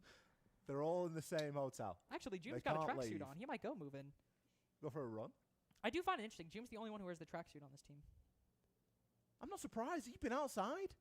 It is nice out. It's 1,000,000 degrees. That is also true. It is 1,000,000 degrees. It's only been 1,000,000 degrees the past couple days, though. It is actually, for those who are not here, but for those who will be here, hopefully in a couple days for Salt Lake City, it was beautiful weather the first days we got here, and it is still very nice weather. It's quite hot, even a little humid for the desert, which is a little uncomfortable, but it should be back to picturesque, perfect weather for the live portion. So hopefully you all will enjoy it, and hopefully it does not get up to 90 degrees humid, because that'd be bad. It wasn't too humid yesterday, but it was like 90-odd degrees. It was a bit muggy a couple days ago too. Yeah. It's been nicer. I've enjoyed the weather. Anyone that's coming, make sure you very sunny. Stay hydrated. Bring your sunscreen. Bring your sunglasses as well, and a hat. Hats are always good. I don't wear hats. Hats are great for the sun. Keeps the sun off your face. Keeps you cool. I grow hair for that. You can do that as well as an option. It's my secret. Well, it's not my secret. They're not here. Looks like we are starting the game again. Thank you so much for bearing with us during this tech pause. It seems like we've been a little bit unfortunate so far with Falcons and Virtus Pro, but we are back underway. In the break, in this instance, maybe favours Falcons a little bit. You mentioned how VP can run a little bit hot and cold sometimes. 3 rounds on the bounce for each of the teams in the series so far.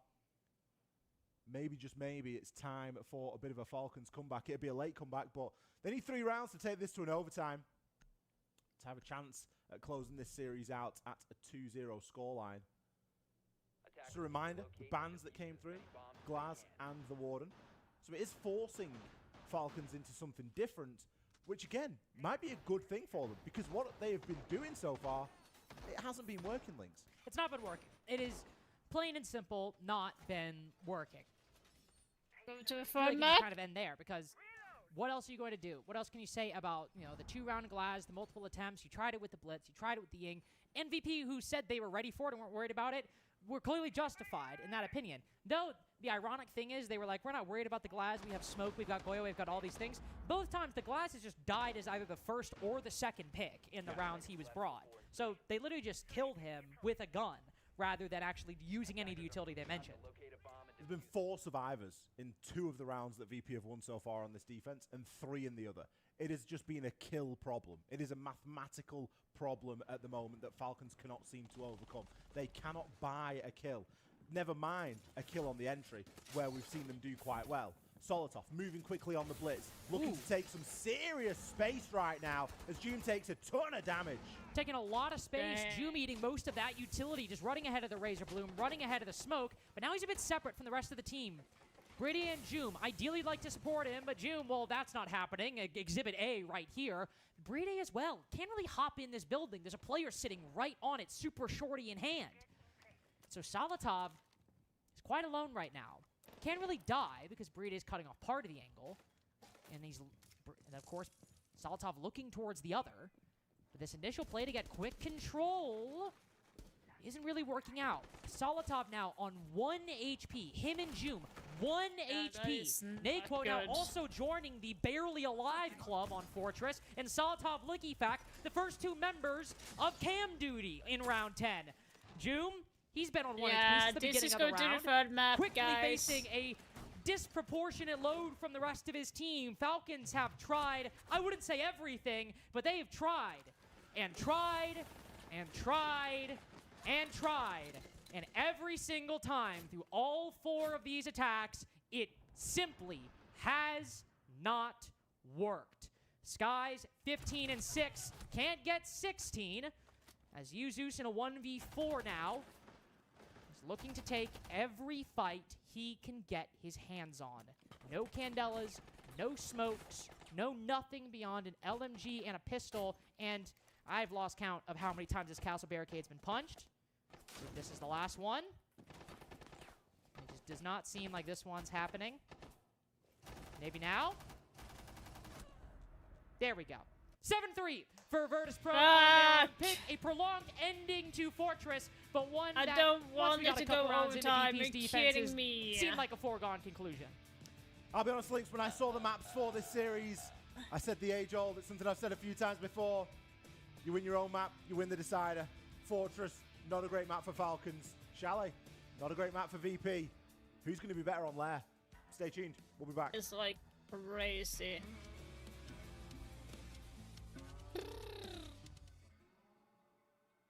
Yeah, it's going to be Lair.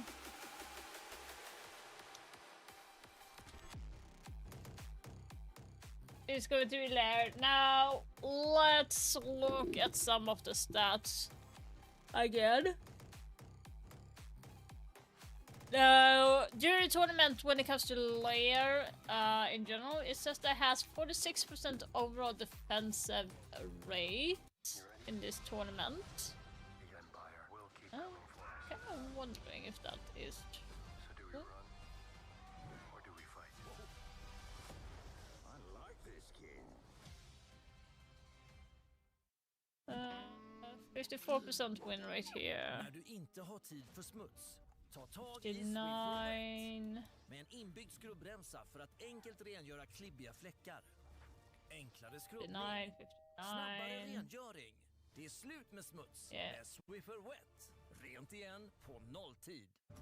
Yeah, so the overall defensive win rate during this tournament has been 46%. Then you have certain maps. So Armory has not been played a single time, so let's get that out of the way. But when it comes to top floor on R6 Room Master, it is standing on 46%. 54%. And it's been played the most times, 26 times during the tournament. Lair has been played 5 times during this tournament as well. Then we have the next best defensive win rate on site is going to be bunks and briefing. And then the last one is going to be on 39%, and that is labs bottom floor. So that is going to be interesting.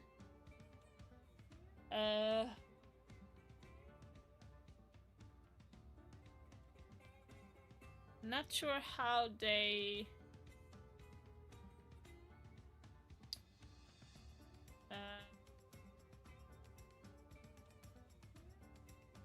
how the bells are going to be looking. The bells. Let's check that.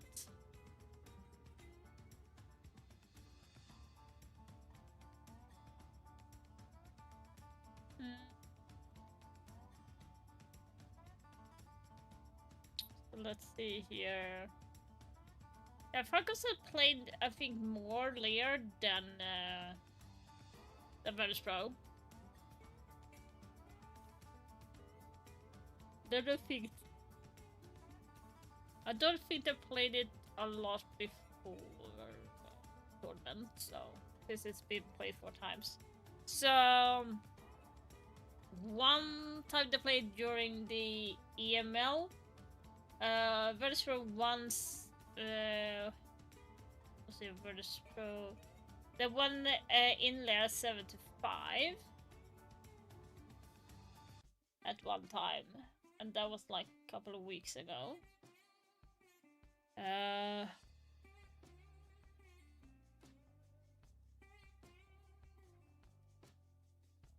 So I'm kind of guessing it's going to be very even this match. Obviously, Falcon needs to watch out for Dan. He's like a beast with the DMR. The DMR in general has been like the most enticing. I'm going to grab something to drink quickly, and I'll be right back.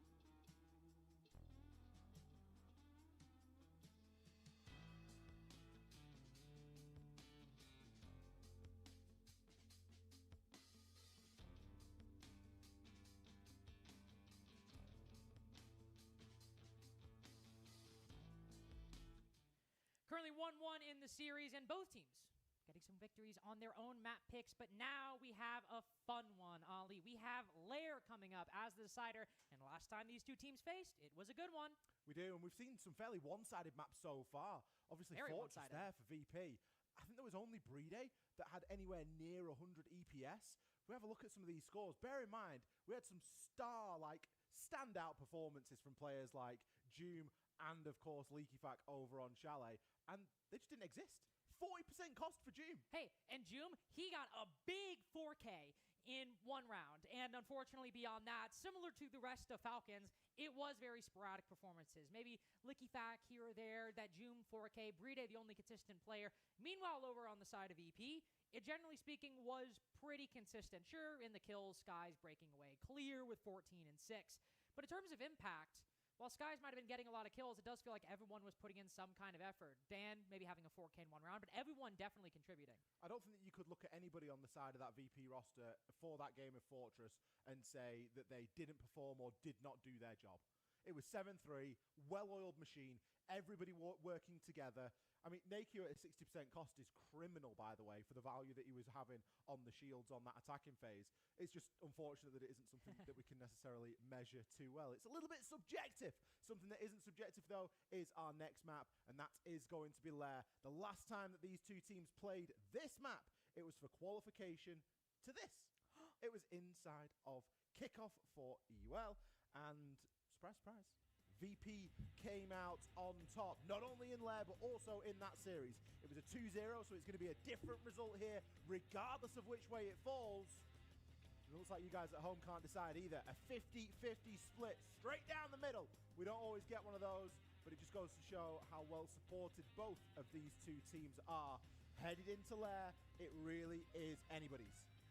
And when you have one team winning 7-2 on their own pick, the other winning 7-3 on their pick, 50-50 does make sense. No clear favorite emerging as we go into see about Lair. this. Match of Strawberry Some Flavor. teams have learned that lesson the hard way. It's Fury, like- one example, leading the SAL and also leading Salt Lake City in the exits. Just because regional performance is there does not mean you're guaranteed to make it.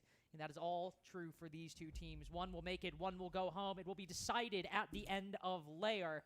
We just have to We'll play see a if few it's rounds to see good or not, what that then looks otherwise I like. would just Band's go back coming to the through. kitchen. Monty and Bandit out the gate. Cade, one of the most banned defenders at this event, and I have to imagine he'll follow up with that here. Monty Damos being taken away there. Obviously, we can reference the game that these two had because it's fairly recent. It's going to be very applicable for what we are watching here and now. Getting rid of that Monty against Virtus Pro. Oh, surprise, surprise. Nakey, he's just going to flex onto his other most played shield operators. Blackbeard will be coming out here for round number 1. Of course, VP starting off on the attack.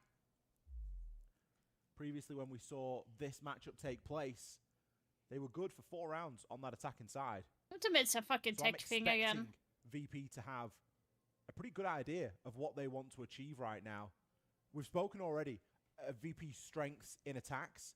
They're often very good when you can just front up directly. And that's what Lair is a lot of the time. A lot of the time for Lair, we are dealing with just walking into Ops Room, fronting up to players on mezzanine, and it's that war of attrition, right?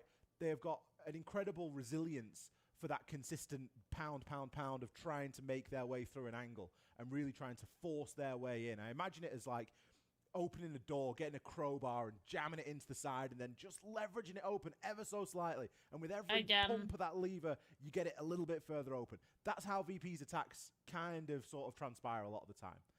And on the flip side, you think of the Falcons attacks and they're often everywhere and nowhere at the same time, and they will really try and encircle you and cut you off and have someone playing cut off somewhere, and it's a lot more techie. Fortress for me, Lair for me, the same as Fortress, can be one of those maps where you can go a little bit more direct and you can just force a little bit more of the problem. So it makes sense that last time we saw these two teams face off against one another, VP came out on top, particularly on that attack. But then, of course, that means there's tape now, and there is an ability to counter prep it. Falcons and VP are both going to have had a reasonably good idea as to what the maps should be moving into it. The never really going into these situations blind, especially when they play each other week in, week out inside of EUL. No, when you get that regional experience, you're always going to have a degree of familiarity. Seeing decent amount of interregional matchups in the, really honestly, in a lot of the promotion games. We had, G2 Twisted Minds, we had G2 Virtus Pro yesterday, we got Falcons Virtus Pro today, we've had Furia NIP yesterday, or a couple days ago, excuse me, 2 days ago, in fact. And then, of course, we had NA yesterday with DZ wildcard. Now we have Five Fears wildcard later today. And, of course, Enterprise Weibo right after this game, right after this map. Again, this is Lair, map number 3. We do have another tech pause. We are all very excited. But these things happen. And as we continue, one thing I am intrigued to see, we obviously saw Naquo pick the shield in round 1. And it is going to be a part of this Virtus Pro attack at this point. It's just going to be a given. Win or lose this game, make it further in the tournament or not, it's going to be a big part of their identity. And going to your point earlier, something Falcons will very much be ready for. But how is it going to look on Lair? You mentioned, of course, our 6 room is a position which they might just push straight into the defensive setup, another position. See Falcons roaming on basement. Say going for some kind of extension could push straight into the setup inside of, say, Arsenal or Armory, maintenance, those kinds of areas. Virtus Pro might just push directly into. By the same token, we have had 2 players over the course of this series, or at least 2 players in this lobby for Falcons, who are inclined to go for some roams. One of them was Joom on the Solus. That did not really work on Fortress. There's one other player on this roster who loves some Solus. That is LickyFac, who will bring her in the first round on this defense of R6 room. Joom instead, bringing the Azami. Like they're trying to play some power positions, but LickyFac, he'll be the roamer that Virtus Pro need to concern themselves with. Bit of a different lineup as well from what we're used to seeing when Falcons play this map.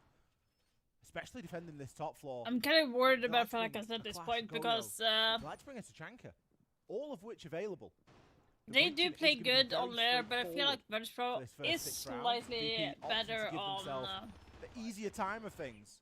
On this, choosing to deal with static utility rather than spending their time getting batteries or electrification off the wall.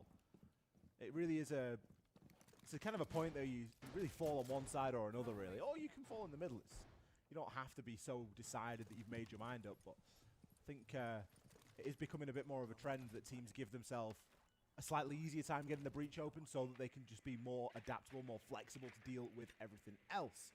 Pasha going to be setting himself up a drone on yellow as he's playing on the Snake. He has a great opportunity to go down below and make things happen. Not quite as good as Deimos, who is, of course, banned in this round. You would expect the Deimos to be a player that would go below, and whilst Pasha can fill a similar role on the Snake, it isn't a one-for-one trade. Now, Pasha will give you a bit more of the lurking, right? Send into a location, try and get some information where you haven't otherwise droned. The Deimos tries to target one particular player, for example. In a Deimos on this position, maybe would send a Deathmark tracker out to find LickyFac and hunt him down over the course of the round. It is much simpler for Warwick to be on a drone, holding an angle, than LickyFac takes the fight and loses it. No utility expended, nothing really lost by Virtus Pro in getting that kill. And the follow-up is Joom tries to either retreat into or peek out of R6 room. Well, he unfortunately loses his life as well. 2 of the most powerful operators on Falcons defense dealt with, but Solotov still has something to say. A very quick peek on Disguise lands the headshot on a Dan as well.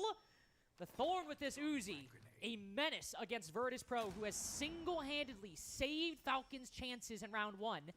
Now Yuzus looks to try and channel some of that same energy against a 2-man stack, pushing up rocket stairs.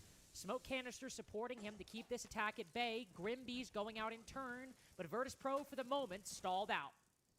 Yuzus repositioned, kept himself alive there, didn't overcommit. Can back himself up a little bit along with Solotov.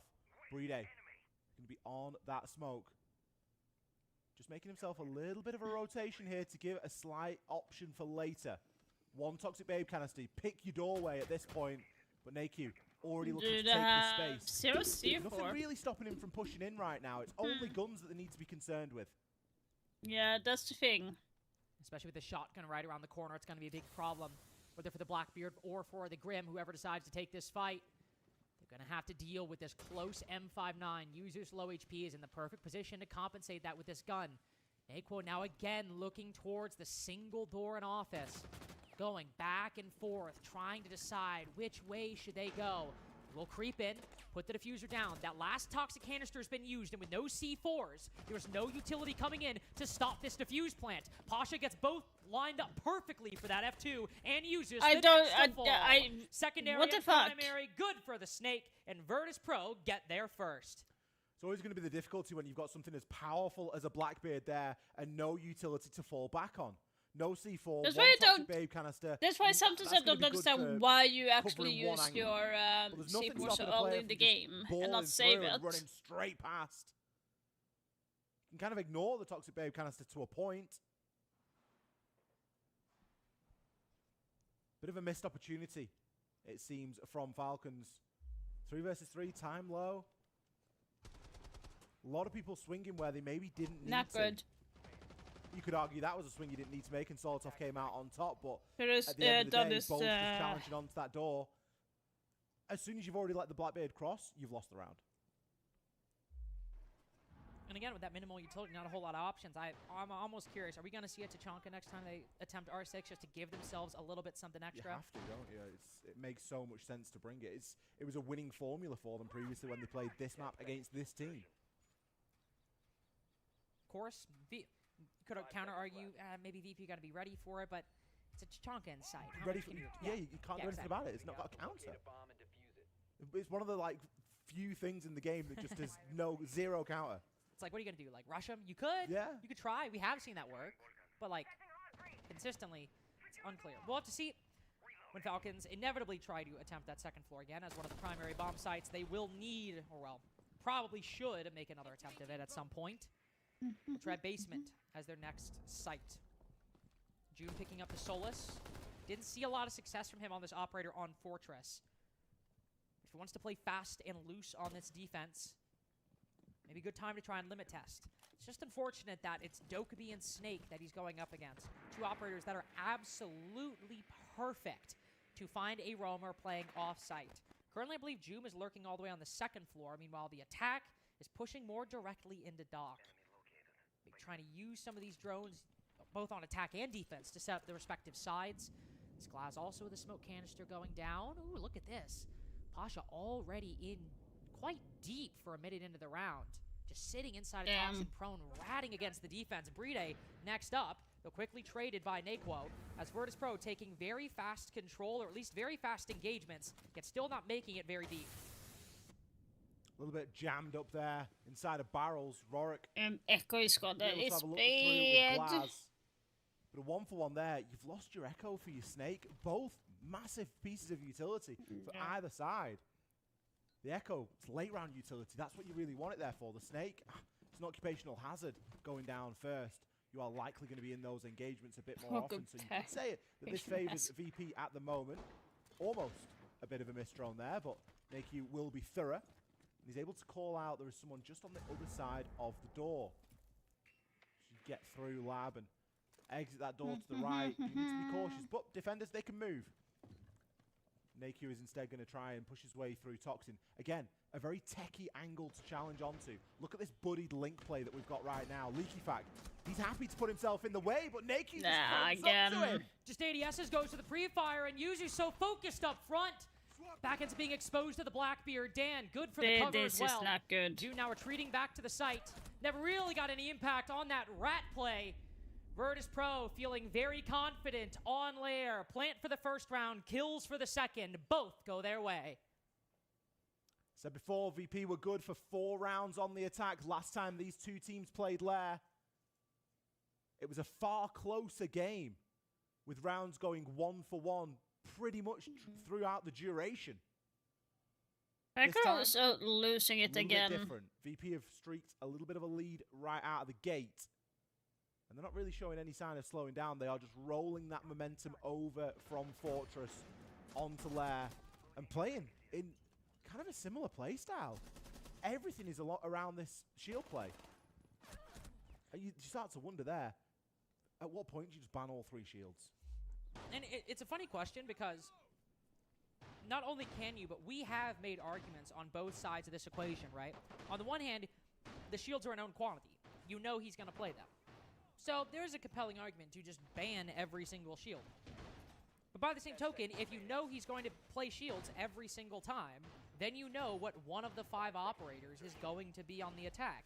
You can also, considering he's available, reasonably guess that there's going to be a solid snake, probably going to be at least one hard breach, and at that point, you're already well on your way to figuring out what Virtus Pro's lineup's going to be.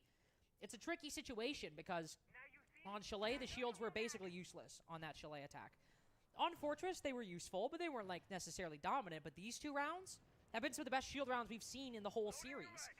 And so I imagine Falcon's probably going to take a much closer look at a shield ban for their last one, but the NAQUO would still have either Blitz or Blackbeard, one of them remaining.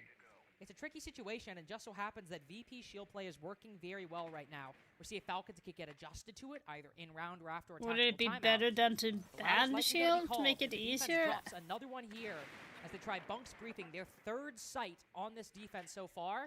Something's got to give, and it's probably going to be Julio hitting the button. I would expect it. I would expect a tactical timeout to come if this Yeah, round doesn't if go they don't Falcons' win way. this is bad. Cannot afford to let that happen. Nakey gonna burst on through from Ops. Only into Mess. Makes a nice little rotate there. Can likely do the same into our 6th room. That's going to be a bit of a focus, clearing out this top floor. Rorik downstairs. Just need to be a little bit cautious down here. There is going to be a rogue defender, Leaky Fac. He's a ways away for the time being, but it is something to keep an eye on. Skies can start to move through this top floor. Ooh, mirror windows up there as well. Solotov again on a fairly unnecessary swing. Maybe just fancying himself to be a bit better, a bit quicker. He'll pay for it. Take a good portion of damage. Still alive, though, and can still start to plug up some of these holes with those Kiba barricades. It's only going to buy a short period of time. Finally, Fac, finally. Unfortunately, a lot more needs to be bought. First time that we've seen Falcons really come away with an opening pick. It's the snake down below going for that lurk. That just means it's an effective 4v4 at the moment. 4 players up top. Why would he swing that? Sorry, but what the fuck are you doing? Great C4 by Uzus. That actually ties things up as Brady gets a kill on a Skies shortly thereafter and retreats down green stairs. It's rare we see an actual full clear of this top floor, and one resulting in the defenders surviving and then falling back to the site. Rounds are usually won or lost based off this top floor clear. Now instead, Uzus will be down below as Brede thinks about a retake up green. Virtus Pro with 30 seconds remaining. I've got one in the site, but Pasha actually decides to rotate out. He's heading for the flank through bottom rocket into medical. Don't swing, don't swing. The 1 HP Whoa. player. And he might see him, but killing is a whole different question. A lot of damage dealt to Uzus and Brede, but a slim chance at victory for Brede. And he You're gets so fucking both of lucky. them. I'm telling you, you're Around so seemed like it lucky. should go VP's way. Brede with 1 kill in the mid game and 2 to finish things off. Brede was the only player with a Oh my pulse, it God. felt like, on Fortress for some rounds for Falcons. He's continued that over here. Finally, is Falcons so with a round stupid. there to talk about and to give themselves a little bit of confidence. I still wouldn't be surprised to see the timeout because they can't just win down there every time. There is It's something going to called be a site probably, rotation, ladies and gentlemen. You yeah. cannot go to the same site if you win it until you have been to 2 different ones. Blackbeard Yeah, and Blackbeard. Tachanka. Finally, we get the Blackbeard ban, and in a way, finally we get the Tachanka ban. It's just a shame that we didn't see Falcons use it in the first round because Might have been a different story. could have very well been a different story. Good clear, though. Really good We clear. often judge teams quite heavily on how this clear really manifests itself. And the C4 from users just being able to dig back. Obviously playing Solotov up there. It's not unusual, but when you have both the mirror and the Azami, you've got no choice. You have to play it. I really liked the mirror window that was played looking back in toward Mask from like the storage room. It was a direction that you never really see that mirror window played in, but there was obviously a lot of confidence from Falcons that, well, they're not going to push it from Skybridge, and if they do, we've got barbed wire and we've got ways and means of doing it. We knew that they were going to be coming in through the bathroom side and through museum side. So a good little play there from Falcons. Nice little bit of risk management. Back onto this top floor we go.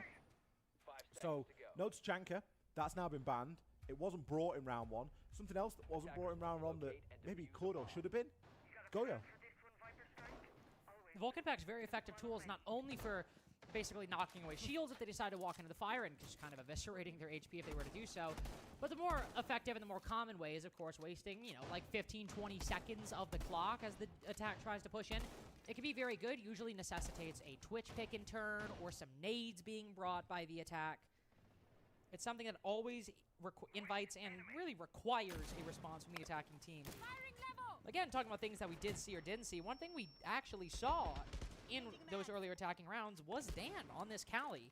Able to take down the Kiba barriers early on, also using a lance to crack that mirror window.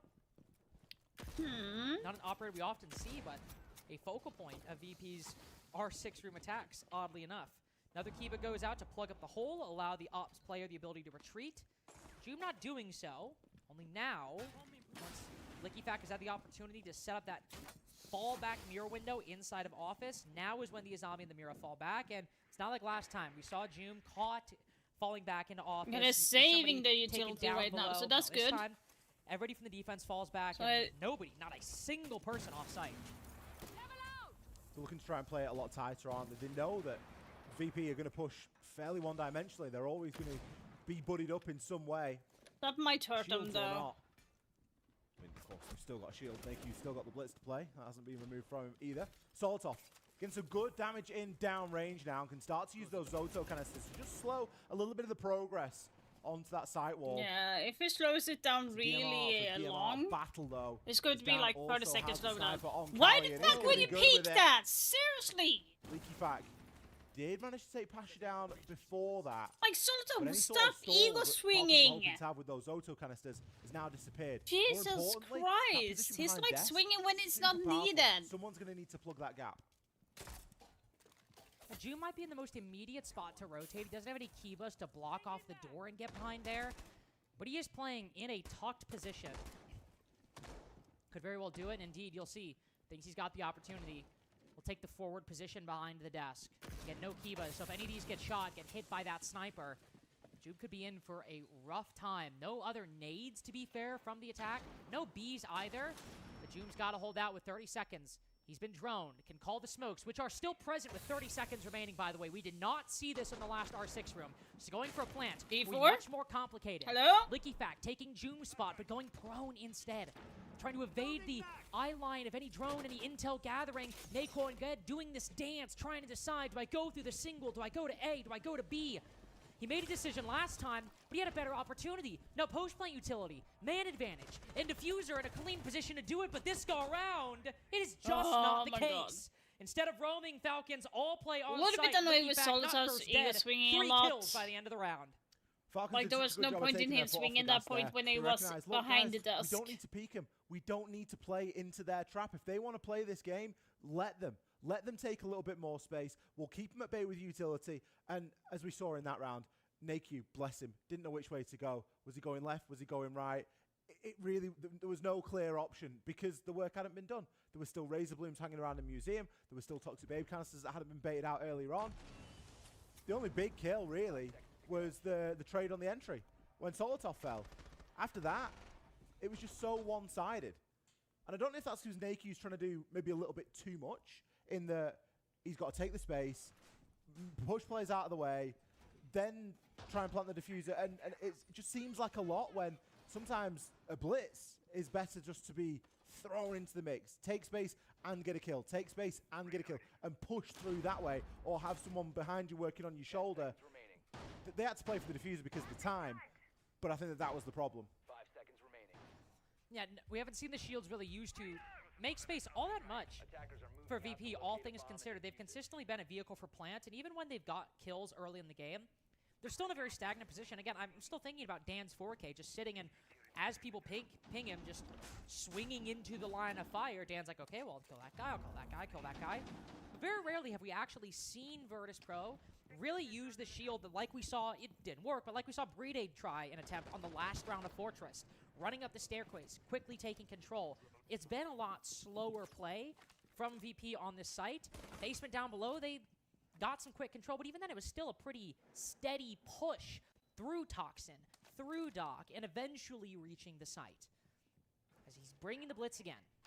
Niko back on this operator. We'll see if VP decide to switch things up. Pasha throws down a boogie drone. Joom gets the first pick, and it seems maybe they might have tried to go for something similar. And unfortunately, the blitz the caught splits, lacking. that's really Sola good. swings around the corner, takes down the core shield player. This is where VP can struggle. Unfamiliar territory, really, for VP. Things have been going their way, and by quite a considerable margin. We haven't seen them come up against any real hostility or hardship, really, since Fortress. Now, with Falcons chaining a couple of rounds together, remember the magic number last time that VP attacked. I'm gonna go you this time, rounds. so. We'll have to do that and better here. Nice burst through from Pasha, though. Excellent burst through. Ends up getting Rourke in the process. Unfortunate, he's lost his support and might have just lost the round off the back of it. Joom and Lickyfact. Did you? Both get one apiece. I have to I'm not question saying about it's a that. different It's a story, good thought, but like you knew First that Pro they had thinking they can just Goyo. run You straight shot through a up a barricade door with where a it Goyo had a canister on it, and they Goyo only on the realize door. when it is all too And late. Lot more do went wrong that round. Not just Rourke getting burnt alive. Timeout. Falcons now taking the lead on Lair. Back in the driver's seat now. I think the blip that we experienced on Fortress is Like, just there's that. going to It's be a best of three. Win timeout. your own map, win the decider. Falcons starting to show more signs of life as this game ticks on by. VP, timeout. 1 round prior to the mandatory halftime show that we have now as well, where we get to listen in to both the coaches. Both coaches get 2 minutes at the end of round 6. But Dark, wanted a bit more. We just check He wants something a on the minute before phone round while 6. they are talking, He and we are recognises how listening important at the this round same is, though. time. A 3-3. I'm not going to say it's a requirement, but Oh, anything not yet. less, And it's going to be. I totally forgot it's extremely not difficult. halftime We yet. know just how good Falcons have been on the attack today. Their attacking rounds on Chalet are some of the best that I've seen this whole tournament. They have been very good. It is just, again, such an odd timeout position. As you said, 1 round away from the half swap, but of course, as you also pointed out, the attacks would be gone. Wouldn't have any opportunity to try and tie the game. Well, you wouldn't have any opportunity to better your chances at tying the game. It's very rare we see that much importance placed on the end of a half when the end of the half isn't like, you know, you're down 6-3 or 6-4 or 6-5. The 3-2 instead. Kind of a gamble by Dark to use it at this point, not only betting that it'll be effective to get this attack round, but that they won't need it on their defenses, and something so important that he decides to use it now. The final site we'll see Falcons defend and Virtus Pro attack. It will be another bunks and briefing defense. Last time we were here, Virtus Pro went for a full clear. They got the advantage, and were almost able to close out the round until Brede decided to get active. But it was a very close one in which Virtus Pro had a lead in terms of control and manpower at one point. And it was snatched away from them at the very end. And again, as you said, it was a full clear of this top floor, which is a little bit uncharacteristic. Often we'll see times teams will play a Solus or something of that nature and maybe even rip open a lot of the floor themselves so that they can retake up on that top floor as and when required. No Solus this time, but still an ability to retake and plenty of explosive potential as well. 4 C4s.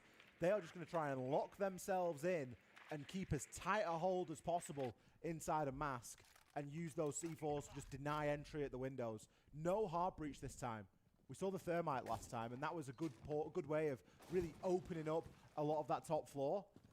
Now that they're stuck to windows and doors only, those C4s become a lot more powerful.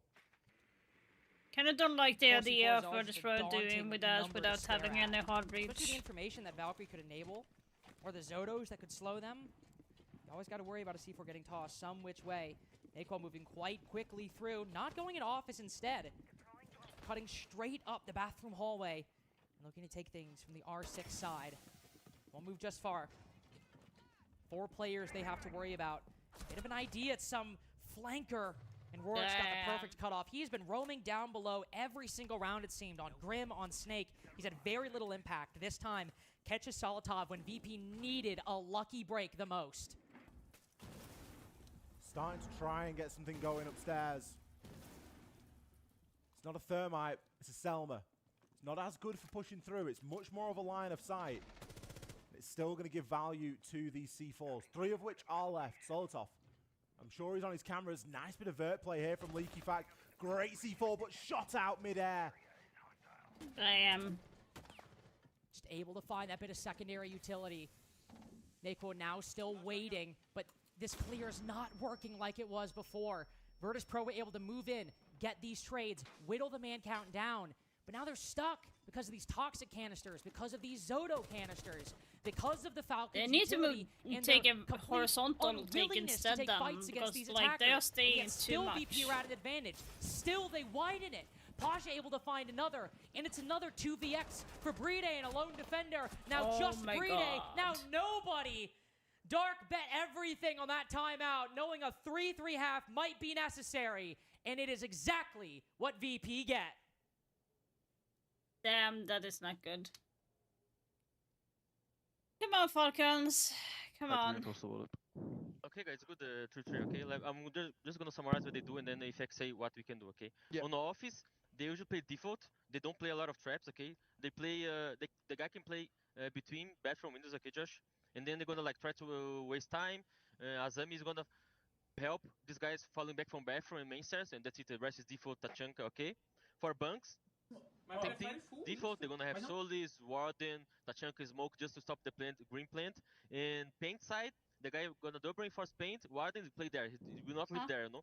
If you go there, okay. For labs, they can do full turtle, okay. Like they're gonna start like a machine stairs, get a drone full turtle with Smoke and Tachanka and Echo and go like full turtle, okay. And then the other one you can do is more aggro. One guy starting top floor, one guy medic side, one guy armory, and mute kids, okay. Jag ska gå lite. That's just somebody you can say along with it. What? Yeah, and on bunks, guys, they play 4th floor with Free for us, let's see what's gonna be more strong. And the basement, we talked so much yesterday, right? We're gonna do that new setup on Pasha, like he gonna do other than with sheet or the solid sheet. But that's me. If they're gonna attack with Danilo, or Pasha gonna help, or Pasha gonna hide. Anyway, we have to play in the same key. Because if Danilo is alone, just play to give and the play to execution. And if you think the execution not gonna be good, guys, we try to play something. On this setup, they want to kill Danilo, Chris, and Pasha is playing Solis. Remember, you can go up garage stair, yellow stair. So you control lobby, and Pasha just think about Danilo. Because we're gonna play just safe in base, right? That means we're gonna do main garage. So you and Nikita. Yeah, and the bunks, guys, bunks is bunks. You guys know the options we have. Don't have nothing too much to say. Be careful about the first round, if you don't have a Warden control being breached, they like to use glass that. I know Tubamir is threat, Arch player, Pasha gonna take care about that, so it's fine. Go to Bamiro, mate. I think I'll go one thing is important here. We are, for example, we are playing garage defense, and they fucked up. They cannot domain. Dark using every single second of that tactical timeout. Julio again giving some high-level stuff. Licky Fact taking over as we swap. But that will be one team's last midway tack pause for this tournament. It is map 3, tie game between Falcons and Virtus Pro. One team to make it, one team to go home. These will be almost your final set of bans for Lair. Hard breach denial, Monty, Damos. Of course, we saw that round. The Virtus Pro can carry with this momentum. Things could not have gone better in round 6. VP did a really good job of stabilizing there, I think. Again, quite a swingy game. 2 rounds for VP, 2 rounds for Falcons, round for VP, round for Falcons. You know, it really was that sort of a game. However, Dark came in with a genius timeout, executed by the team perfectly, guaranteed the 3-3.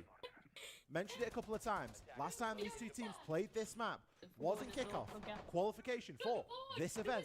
This was a map that was played, and it was won by VP. They were good for 4 rounds on the attack in that series. So they've either underperformed, Falcons have overperformed, or it's only 1 round and we don't look too far into it. This is a tied game, and this is where Falcons need to show that they still have life. They need to give us what we saw on Chalet, not what we saw on Fortress. To give us what we saw on Fortress, VP are just going to dog walk this game all the way to its conclusion. And dog walking is kind of the name of the game with this line that the VP are bringing. They're saying, oh, you've got some really great players. You've got Joom, who does like to play Blackbeard on this roster, one of his higher picked attacking operators. Well, we're going to throw Goyo at you, Tubarao at you, Tachanka at you. Mira, we are making sure you need to spend double, triple the amount of time you normally do to take control of power positions, to move into the site. That's how we're going to win this. We're going to stop you from getting active. We're going to keep you immobilized. We're going to just burn 20 seconds sitting outside of our 6 room, just on this Goyo pack. nothing really gained from it beyond that, and it's just about sending a message. Already some big differences in the way that Falcons like to attack versus the way that Virtus Pro do. Falcons more than happy to sort of spread out, operate in different areas. We've got Doom threatening a backstab. Brede now starting to make that link with him over on the other side of Skybridge. But then aside from that, you've got players really dug in. You've got Solotov all the way outside of Ops. It's not like they're just all flooding and piling the same place where that Shield's playing. They trust each other to be a little bit more individual about it. It's not worked yet. It also hasn't worked. It also hasn't worked yet. we are yet to see the result of it. It is just the fundamental differences between Falcons and VP and the way that these two teams like to operate. Leaky Fact, he's going to be in below. Looks like he's got the run of his teeth down here, and he's going to likely find something. There's too many holes for him not to at this point. And even if he doesn't get a kill, still got half his skeleton key remaining to apply so much pressure to these defenders. Can throw up some flashbangs as well, can just deny people from playing in safe, important positions. You can see the impact of it. Dan running back and forth, ends up walking directly into the crosshairs of an attacker. Rourke taking a bit of some scattered shots from the skeleton key, but Licky Fact switches and just barely saves himself from death. Mirror taken down isn't the biggest thing in the world. You might lose a C4, but the active utility's still there. The Zotos, the Shumikas, and the C4, but Ali, we've only got 6 Shumikas left. I was just about to say, you get a lot of Shumika launches, but to only have 6 left, it's great, you've used them, but there's also 45 seconds.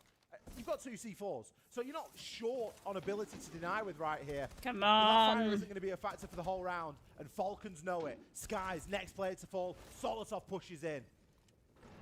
Trying to make his way deeper. You can still give Virtus Pro credit. If the goal was wasting as much time as possible, they've done the best they can. But Falcons, despite that, in their entrenched positions, are still getting kills. Licky Facts got 2 just through the verticals. This horizontal push has been problematic, sure, but out of 4-2 with Pasha and Dan on reduced HP, something has to break. Pasha might break Joom at the entrance. He might get a 3rd kill, as a matter of fact. And neither attacker with the diffuser. Solotov picks it back up. Licky Fact needs to win this fight, and with the vertical angle, it's the element of surprise that does it for Falcons, and they retake their lead. Leaky Fact underneath on the book. Come He was on. given way too much space there. His team did such a good job of catching everything that he was throwing up and offering to them as well. As soon as that floor gets ripped open, defenders start to move, people get uncomfortable, and you have to move out of different positions. Doom played so patiently. Brede, arguably even more so. He was the other side of Skybridge, just watching flank for the majority. We had Doom threatening at the door. Dealt with the barbed wire, dealt with the player. Doesn't need to make this too complicated. Doesn't need to overcommit. I must admit, with the line that Pasha had, I was a little bit worried. I was a little bit nervous. Pasha goes anywhere else there, by the way, and he might get away with it. He might, if he pushes in and just lands a couple of bullets, that's Kit on the floor cold, and Leaky Fact can't really do too much. Just so happens he chose the worst doorway to go through. One, and that vertical play being Yeah. of the utmost importance, because even though Licky That kinda Fact's scared on 1 me. HP, if you don't end up checking your feet instead of in front of you, Licky Fact's still going to get you, and probably be the favored one in that engagement, even if he's 1 MPX bullet away from death. A good play by Falcons. Probably the most effective vertical play I've seen for a little bit at this major. Licky Fact doing so much work with that skeleton key. 9-4 right now for Falcons. Now going with the Snake. Him and Joom sometimes kind of trade these operators back and forth. Snake, Dokkaebi. Both have a bit of similar lurking tendencies. I think that's one difference we've seen between this Falcons lineup and the lineup with Shaiko in it. Shaiko always on operators like that Deimos, like that Nomad. We all know the habitual Shaiko operators we've seen when he was on Falcons, formerly BDS. But Joom and Licky Fact have a bit more overlap, and will trade hands with some of these important operators. Even Joom bringing up the Blackbeard every now and then. Brede with it this go around.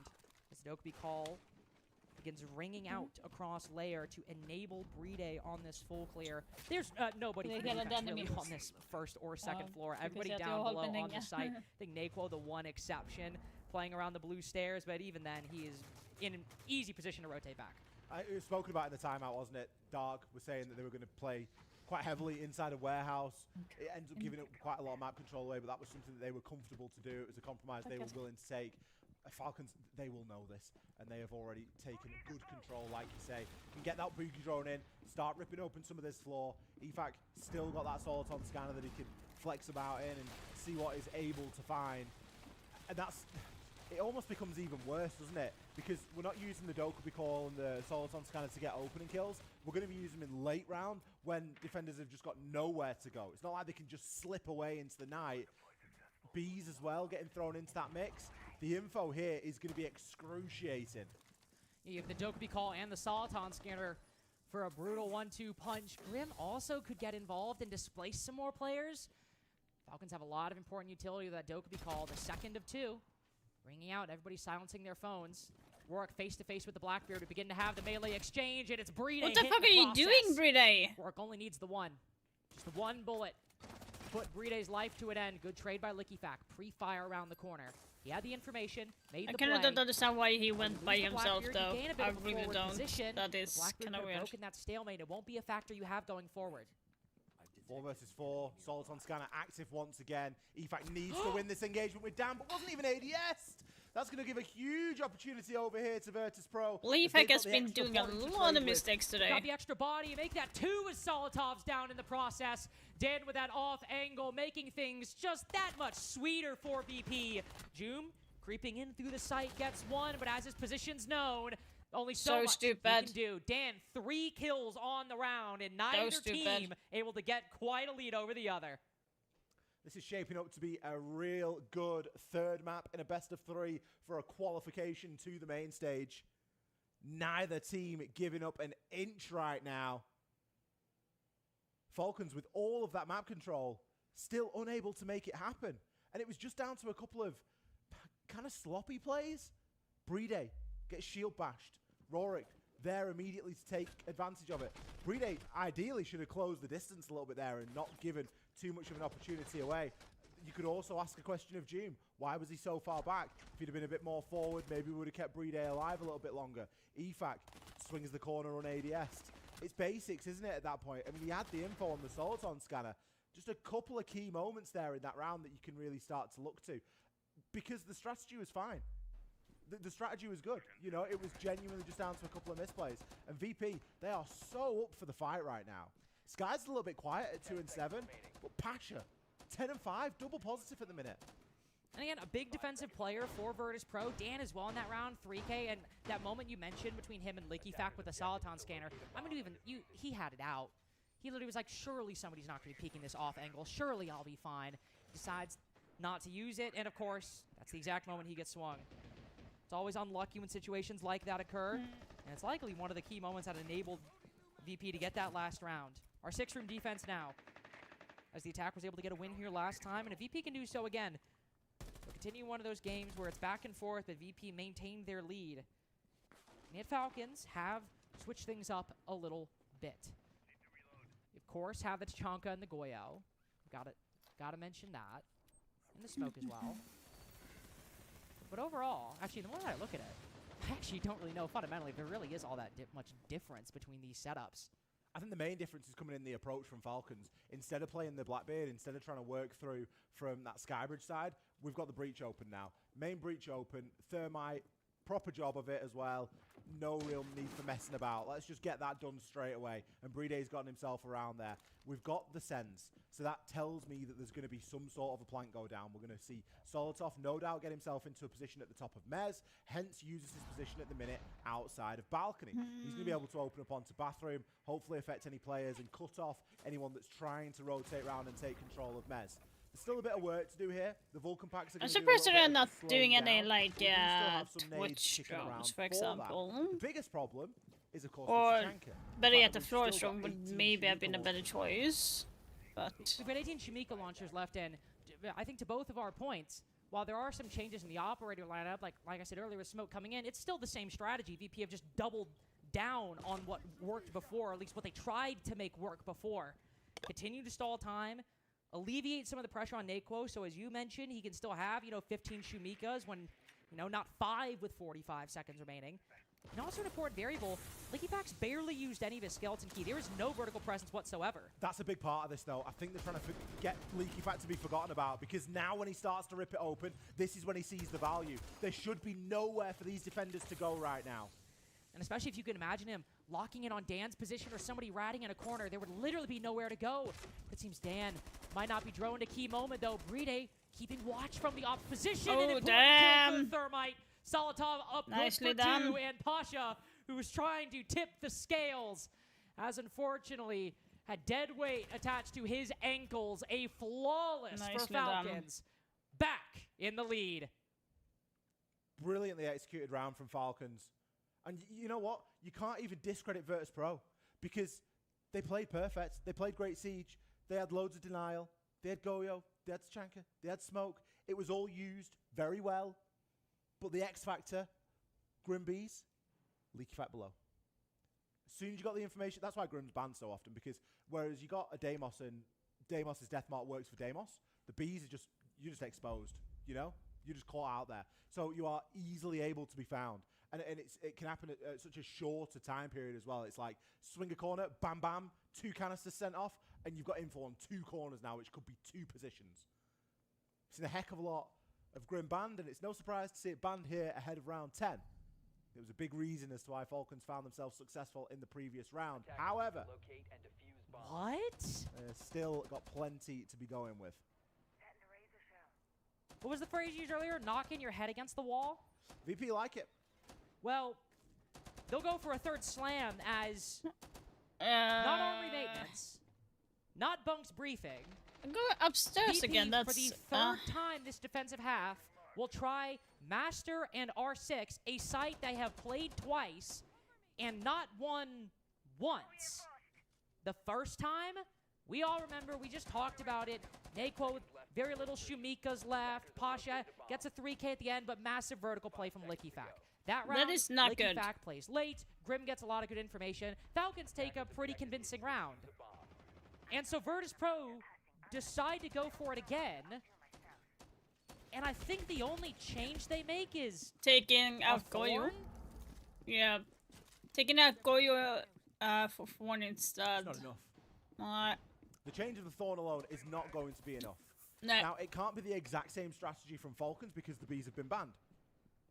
Equally, it's not going to be the exact same strategy from Virtus Pro because Goyo's been banned, both of which played in the last round, the last time we saw this site play. Oh yeah, Goyo is banned. He's still going to be going underneath, but he's going to have a little bit less information to work off. It's going to be much more drone-focused and call-out based than necessarily just finding out where people are based off utility. Another important addition here for Falcons in the way that they're trying to approach this round 10 in particular is going to be the Rora. Got the Rora, got the Nomad. It's a different landscape right now. We've also not got the Thermite, we've actually got the Ace, so breaching will be slightly different as well, but that is a little bit more nuanced. I'm gonna try to use the Aurora for the double door where the junk is. Rora off in and around Ops room at the moment, and just give a little bit of an option for some early foothold to be taken. Maybe not. Just a little bit of a Maybe doorway closing, block off, maybe Rocket, going up takes a the main line stairs outside and the single closing on the window. bathroom hallway there, perhaps. He also is looking the towards the breach as one of is well, the actually point. Hard chart that was used to open that angle. The first Selma is used by Solotov to open up the elevated angle in Ops. But it is about as slow a round as you could get on Lair so far. 1 minute and 40 seconds in. Some Shumikas have been used, a Toxic Canister used as well, but Falcons are taking their sweet time with this. LickyFac letting some skeleton key shots go, so be aware of his presence, but this, at this rate, this is going to be red time when this execute hits. Quite possibly. Solotov opening pick there onto Dan. Azami removed. The player that's looking to be behind that desk in a power position with those keybers has been taken out of the picture. Brede has the diffuser right now. Solotov has eaten just about everything and dies to Naku and the Shumika launchers. Leveled up then. 45 seconds left to go, and still there is no pace been taken out of this attack. No, Falcons are moving so slowly. LickyFac runs into 2 different Razor Blooms. He's not used to being upstairs on the 2nd floor. He's like, there's no utility I have to worry about. I just have to get the vertical destruction. Direct line on Aurora, hip-fire headshot. And just like that, Falcons back in the race. With only 25 seconds left. Naquo and Sky's both low with these canisters. They've got to bring out the guns. The LMG, it's been good for 2 so far. Tachanka with 15 seconds remaining. The first line of defense. Him and Pasha setting up the crossfire, but again with no utility. The defense has to play this with guns. They've got to win these fights, and they couldn't win one if their life was on the line. Virtus Pro now on elimination point. Falcons up 6-4.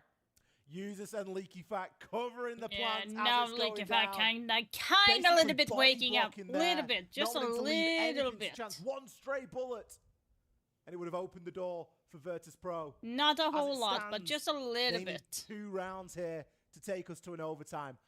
I'll be honest, I'm for an overtime. This has been a banger series. Let's just have it all at this point. I'm sure Falcons feel very differently, and they are going to want to try and convert this as soon as possible. But they found that spark again. The spark that we saw on Chalet, those attacks, that teamwork, the synergy, the plan.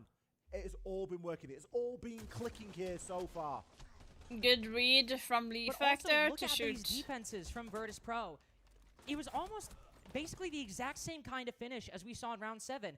Both the smoke and the Tachanka using all of their utility by the time Falcons went for the plant. So when they go tucked in that corner, the main thing we see is a smoke landing or a Shumika being banked across and the plant being denied. When you don't have that, you're kind of screwed. You can't go flank around from the Skybridge stairs and run through Ox and backstab them.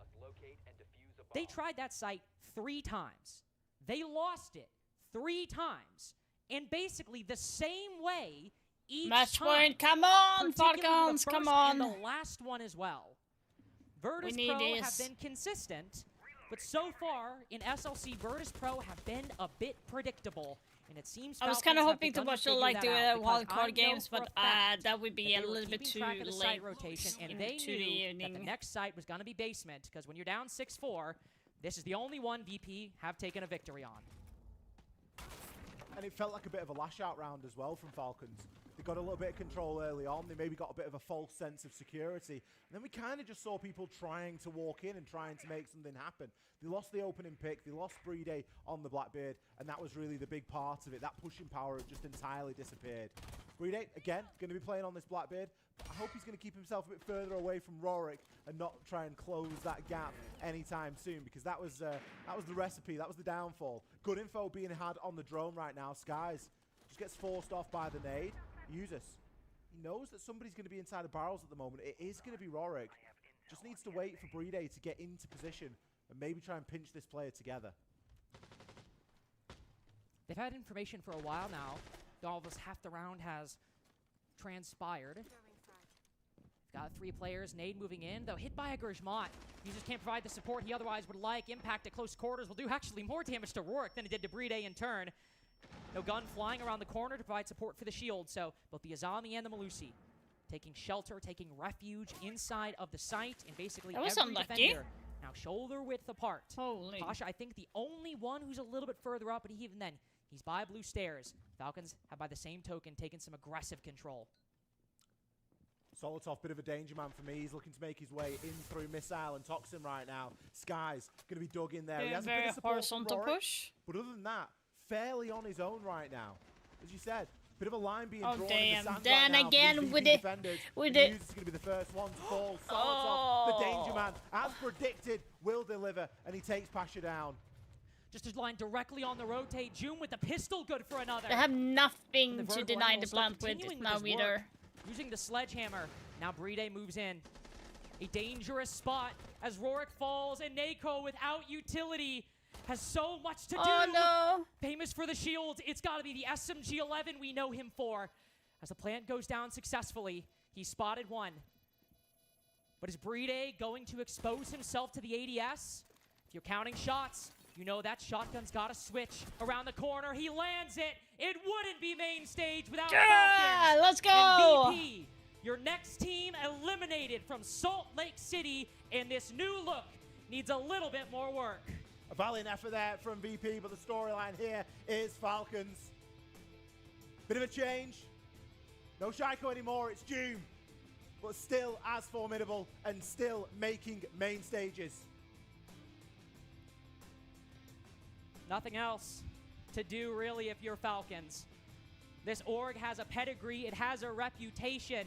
Say what Fortunately, you will, they might have struggled VP to get will over the finish be line, but not many leaving teams the can say they have been tournament. second in as many grand finals as they have been over the past few years.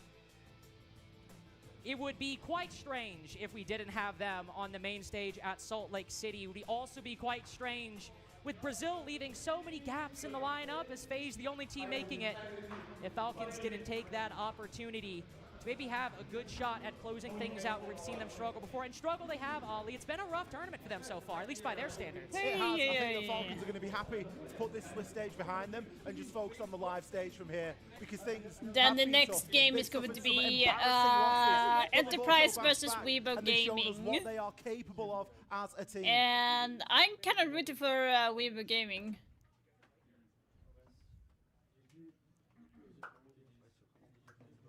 Obviously, sportsmanship by both sides. It was a good performance by Virtus Pro. All of these games were close. 3 mappers against G2, 3 maps against Falcons. Close games against Shopify. Win or lose, Virtus Pro have fought very hard for every single bit. Just unfortunate, not enough to get to main stage. Falcons are your next team to qualify to main stage. We've got 2 more best of 3s coming up right after this. Oh my god.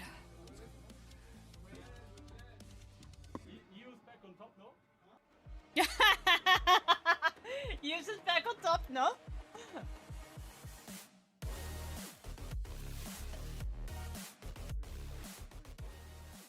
Okay. So my prediction is still going strong, guys. I have everything right except for 2 teams right now. So no matter who wins in Weibo versus Enterprise, that will not matter for me. What will matter is against Wildcard versus 5 Fears, because if Wildcard loses, then I'm going to be having 3 teams that I missed in general. So yeah, no, don't want that. We don't want that.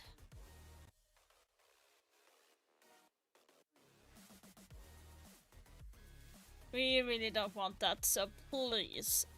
So the teams that are qualified for the tournament that is done, or like is already confirmed to enter the tournament, is FaZe Clan, Twisted Minds, G2, Dark Zero, Shopify Rebellion, and Falcons right now are confirmed to go to the finals.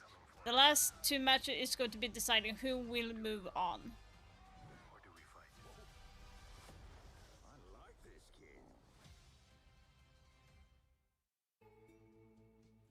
I don't know who you are, but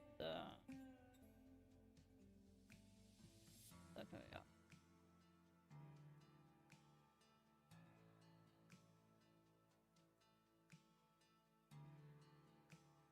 But yeah.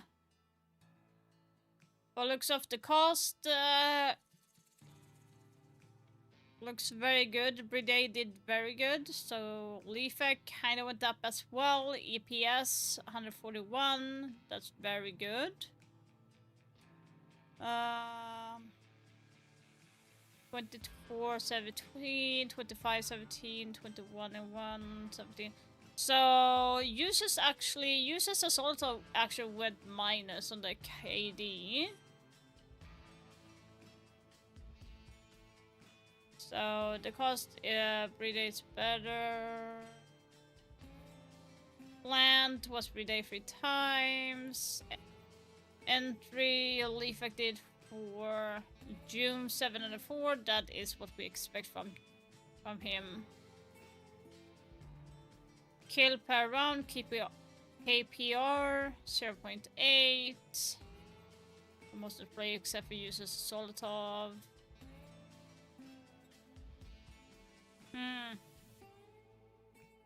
Interesting.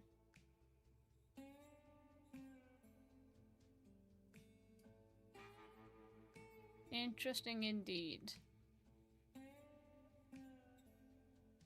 So, if we go to the next match, Enterprise and Weibo have never faced each other before. I should not say that. They have faced each other before.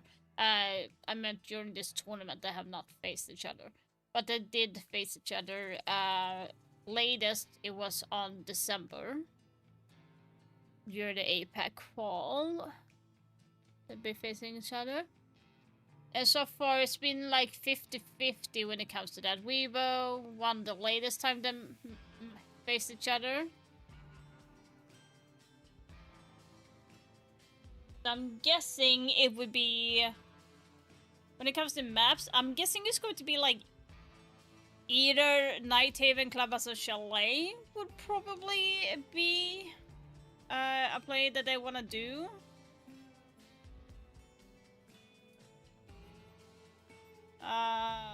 What did I say? Nighthaven Club Chalet. Remember that, guys. Remember that. Because me and my memory not that great sometimes.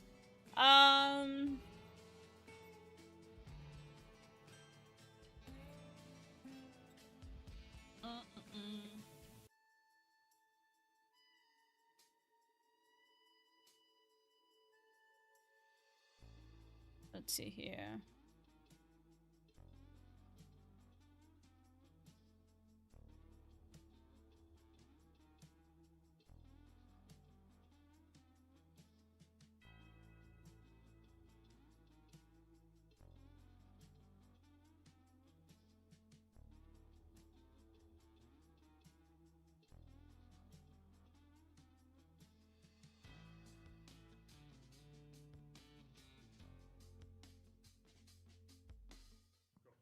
A big win for Falcons. They make the main stage. Joom, this matchup was, I mean, it was so storybook because we saw them beat you not too long ago in kickoff. What was different this time? I think since that game, we have just been improving after every loss. Like, every loss, we just, like, learn something new, and I think we're still just getting better, and that's why we beat them today. Does it feel like you're also getting more used to this team and building that synergy? 100%, yeah. It's so good playing, like, next to each other. It just builds so much synergy. Well, talk to me about the main stage, your first chance to compete with this team on the main stage. It'll be an incredible experience for you, I'm sure.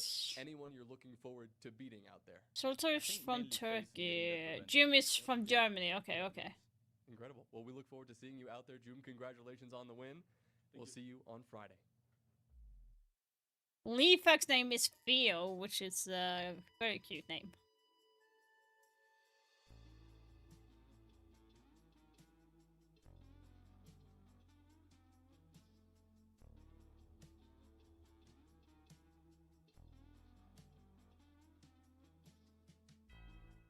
Here with VP after the loss. Dan, a hard-fought game. You guys take it deep to map 3.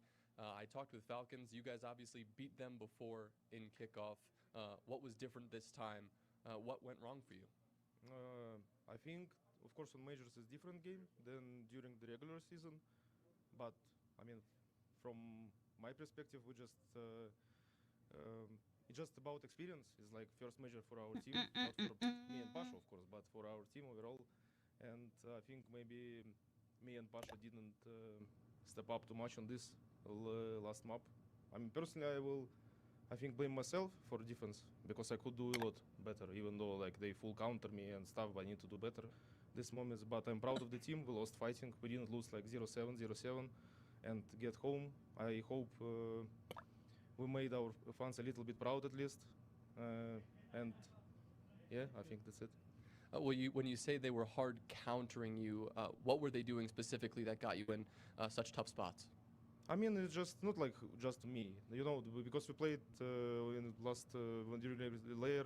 They saw a layer, like they know exact positions and they know our strong positions on this map, so they were ready for that, not giving like some stupid kills to us, and that's it. And basically, we were trying to like react to it, of course. But I think we did some good adaptations, but inside these adaptations, we didn't play our maximum. We could do better. I think like the minimum of this map should be overtime, but it is what it is.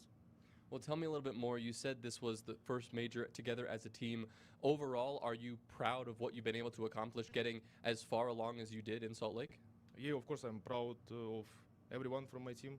Like, big respect to them. We fought till the end. That's the main thing. Like, I don't care if I lose any game, but if I lost that game fighting, that's experience. If I just lose 7-0, just because we are worse, it's not experience. That game was experience for us. Like all our losses on this tournament were experience for us. So only we can get better from there. Amazing. Well, we look forward to seeing you at future events down the line. Thank you so much for being a part of this one. VP, of course, will be sent home, and we will see Falcons a little later on down the road. Coming up next, it's our APL matchup. We've got two teams on the verge of making some history, so we're going to step aside for a moment and get that match started when we come back. Gotta wait again.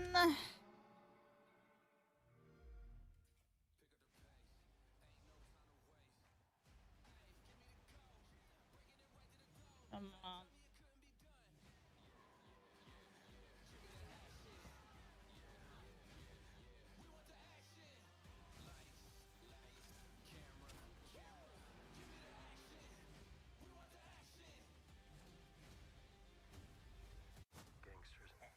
Warlords. Monsters. Are you scared? You should be.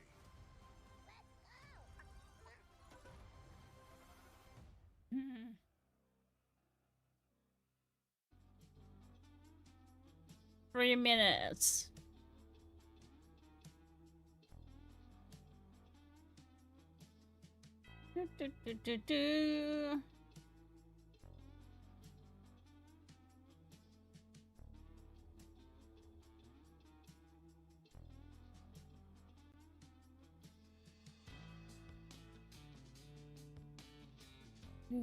Do. Do.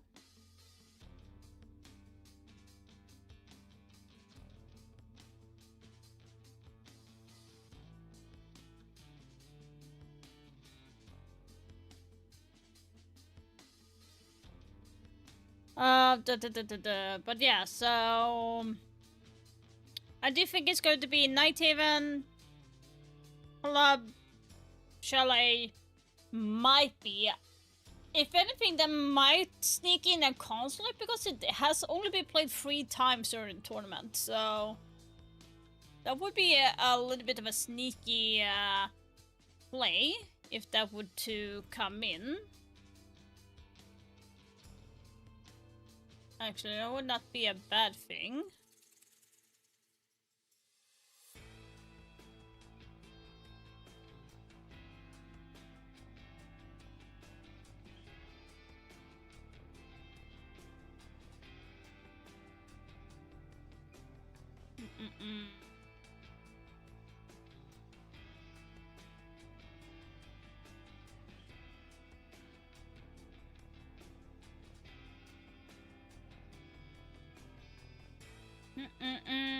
Let's see.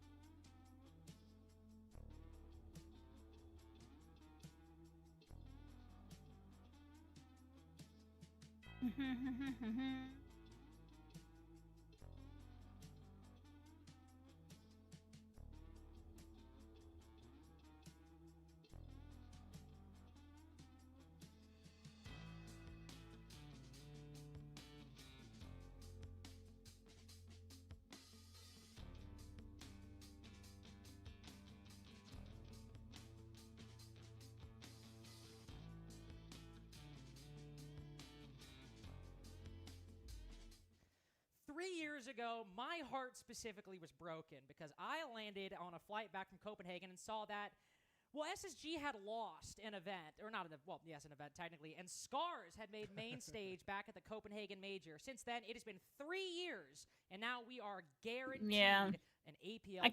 I am kind of hoping for Evo Gaming to win. I kind of feel like they deserve it. We have Weibo Gaming, who, I have to say, reminding me a lot of that Atlanta roster, that Bleed roster that made a run so long ago. Yeah, a little bit. And like you say, a big moment here for APL in general.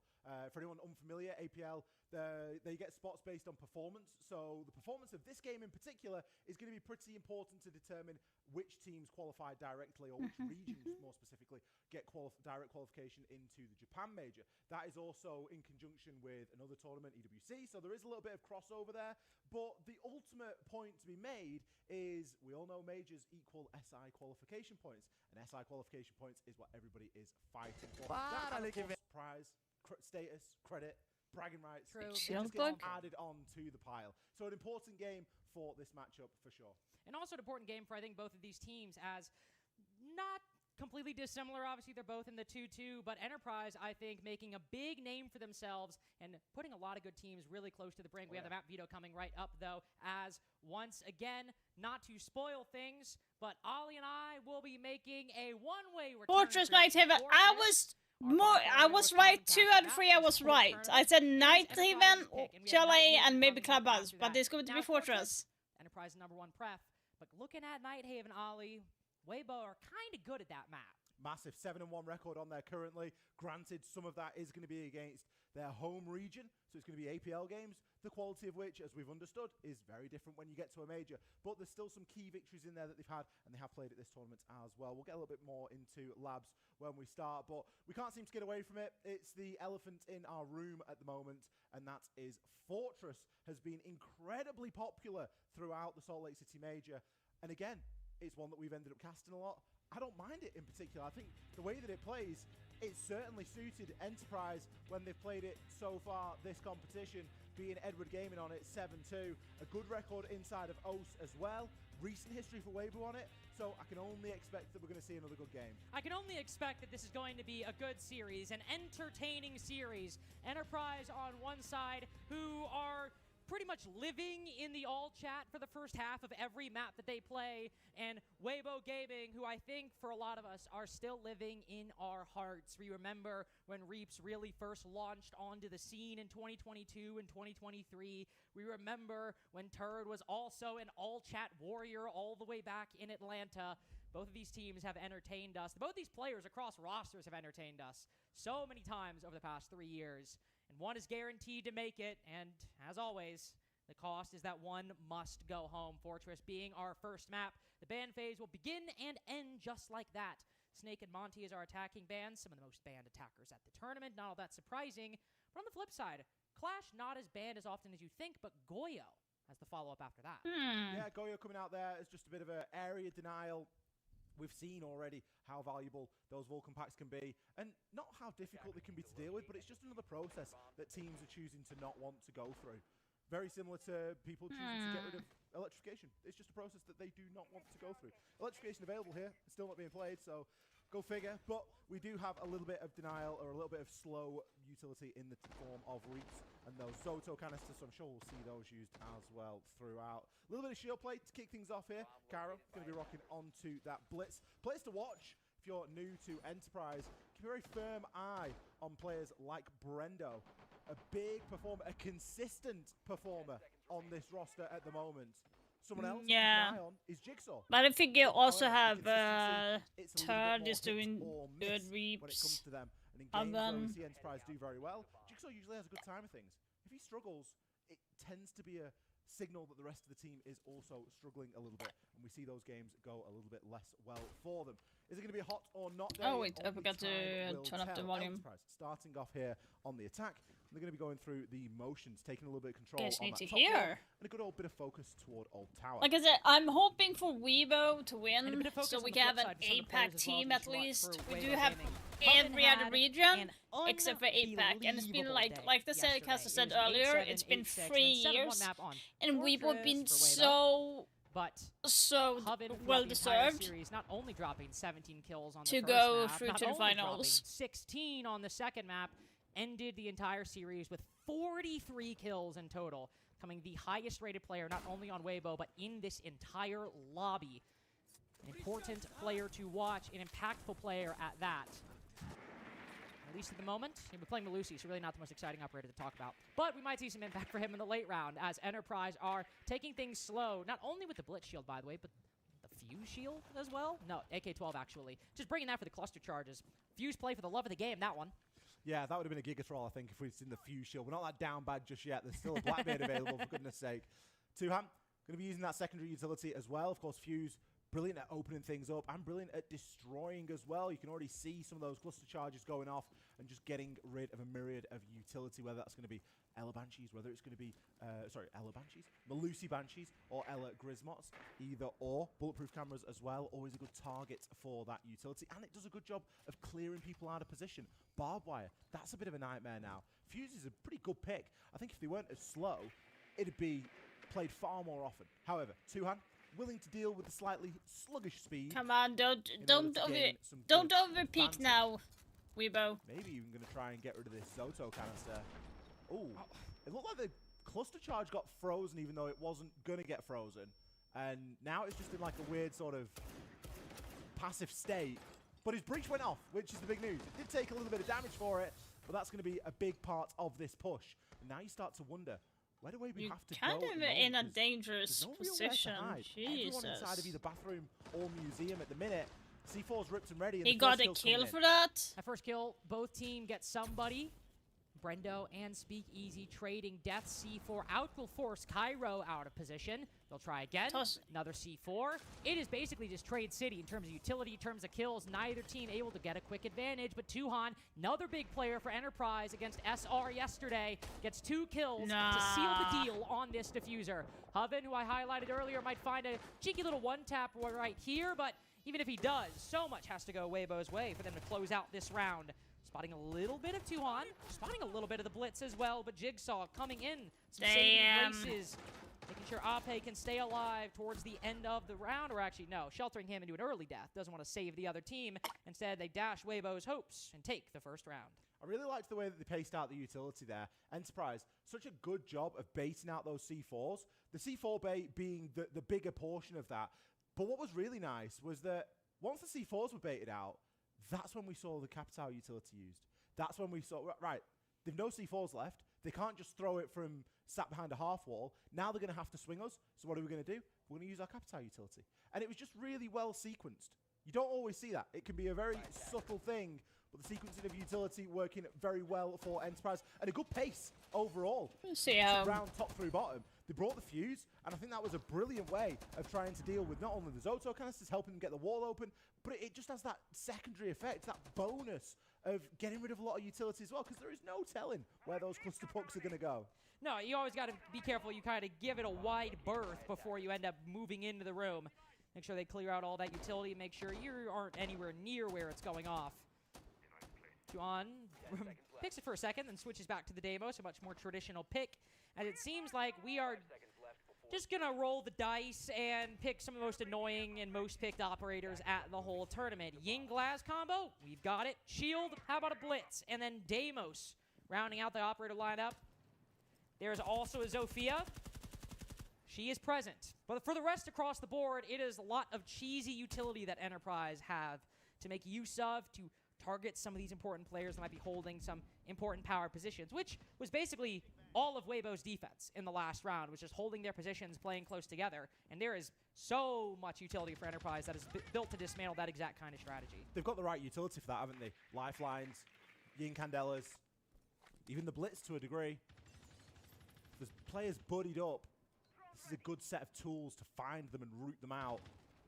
Cairo, just going to be throwing in a smoke.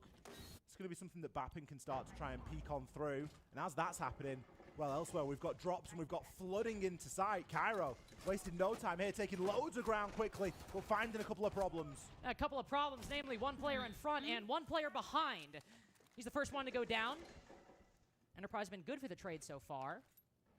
Though when they came out last time, they were able to quickly move it into a diffuse plant. We only had a minute 49 seconds, and, well, we're ways away from the side. Tuhan, the next to fall. Bappin also. As it seems, Weibo got the message and playing a little bit further up than they were before. Not too far, just a couple rooms away. That's enough to make a difference. As Enterprise think they can take things quick and run straight into a three-way crossfire. Damn, Tuhan. One of the entertaining things about Enterprise as well is that when you get little quiet portions in the round like this, where Jigsaw's just holding an angle, Brendo, they're kind of baiting, seeing what's happened. Tuhan just fires up the all chat. bait someone into. Why are you peeking. swinging Surely that an all fucking chat for thing? that one. Maybe an all chat after the fact. Why are you swinging that? Minute remaining. I Good spot don't over here, understand why actually. Oh! Speakers is swinging I that. actually didn't think he'd get that. I was kind of humoring it, but a snappy shot on the Hoven. Now we find ourselves in a 2v2. You can see why Enterprise have gone silent. It's that Damn. bait time, isn't it? The diffuser's cold. That's going to be their biggest problem right now. They've got a bit of info on the drone, and now they know where Turd is. All they need to find out is where Ape is playing. 7 Shimikas. Not a lot, really. Especially if you're going to fluff one onto your own feet. Basically shut yourself off from peeking that angle, but if you have the mission stay alive, maybe a blessing in disguise forces you to play reserved. But Brendo has taken control off the back of it. They still lack that diffuser. Ape and Turd have a crossfire in that position. Both sides waiting to see who blinks. Brendo, a crazy pre-fire. Now moved into a 1v1. Underrated player, but now handicapped by the Razor Bloom. 7 seconds remaining. As Ape lights up his retreat, Brendo, there is just no way in heaven or on earth he can catch up to the Tachanka. An MVP Razor Bloom, Nicely 3 done. minutes after it got placed. Weibo get there Nicely first. done. For it to all come down to a Razor Bloom of all things.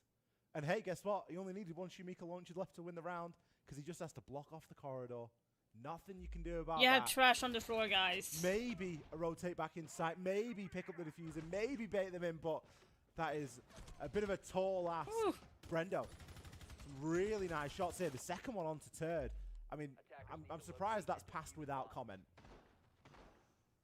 He was kind of busy. There was a guy right around the corner. There's beat time. We've had a That's whole true. prep phase. Yeah, I've had a whole prep phase, and we can confirm, aside from one errant comment by Jigsaw, really not a whole lot of talk in the all chat. 1-1.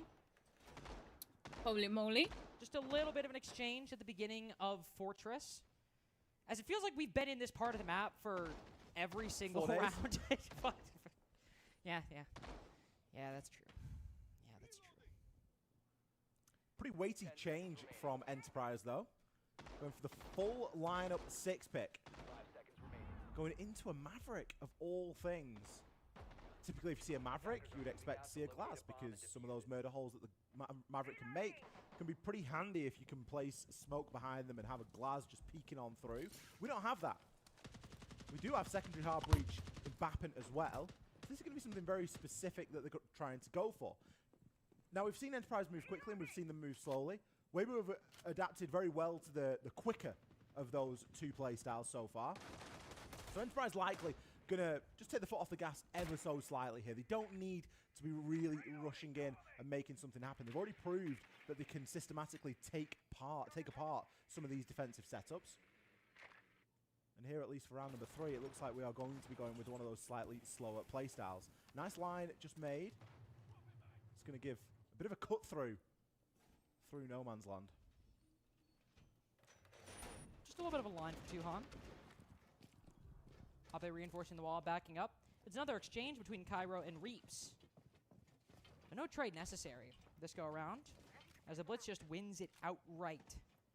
And Enterprise, first time with a 5v4. Take their time with it. It's command defense. We've made our way through pool, made our way through dorms. But this is where we always see the defense and the attack run headlong into each other, Ollie. This is where the bulk of the fights inevitably occur. Another line made. 2 players sticking their face in this hole, and Hoven still walks in front of it. Can't quite confirm the kill with the guns. The nade will get the job done. And it's a 5v3 for Enterprise. It's the oldest trick in the book, isn't That it? is Maverick so hold, bad. Don't go near it. If you see it, just run. You are probably being watched as you speak, as you sit there.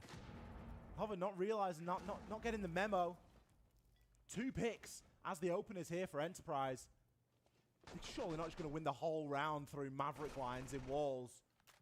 Ape, maybe giving that opportunity away a little bit here, as he is going to be challenging onto that. Smoke starts coming now as well. You can't afford to just hold that one angle for the whole time. Cairo pushing in, but it's Bappin that's got the diffuser. Now Bappin with the diffuser, but Cairo also on low HP. Gotta be careful with this TCSG and this crossfire, as a matter of fact. Here's the reload around the corner. Enterprise running away with this second attack onto command. The first one was part of the plan. It was basically gosh dang it. a slow and Very close round by the end. This one, how about a flawless as Cairo begins and ends things on his own terms? That is not Massive good. impact being had there.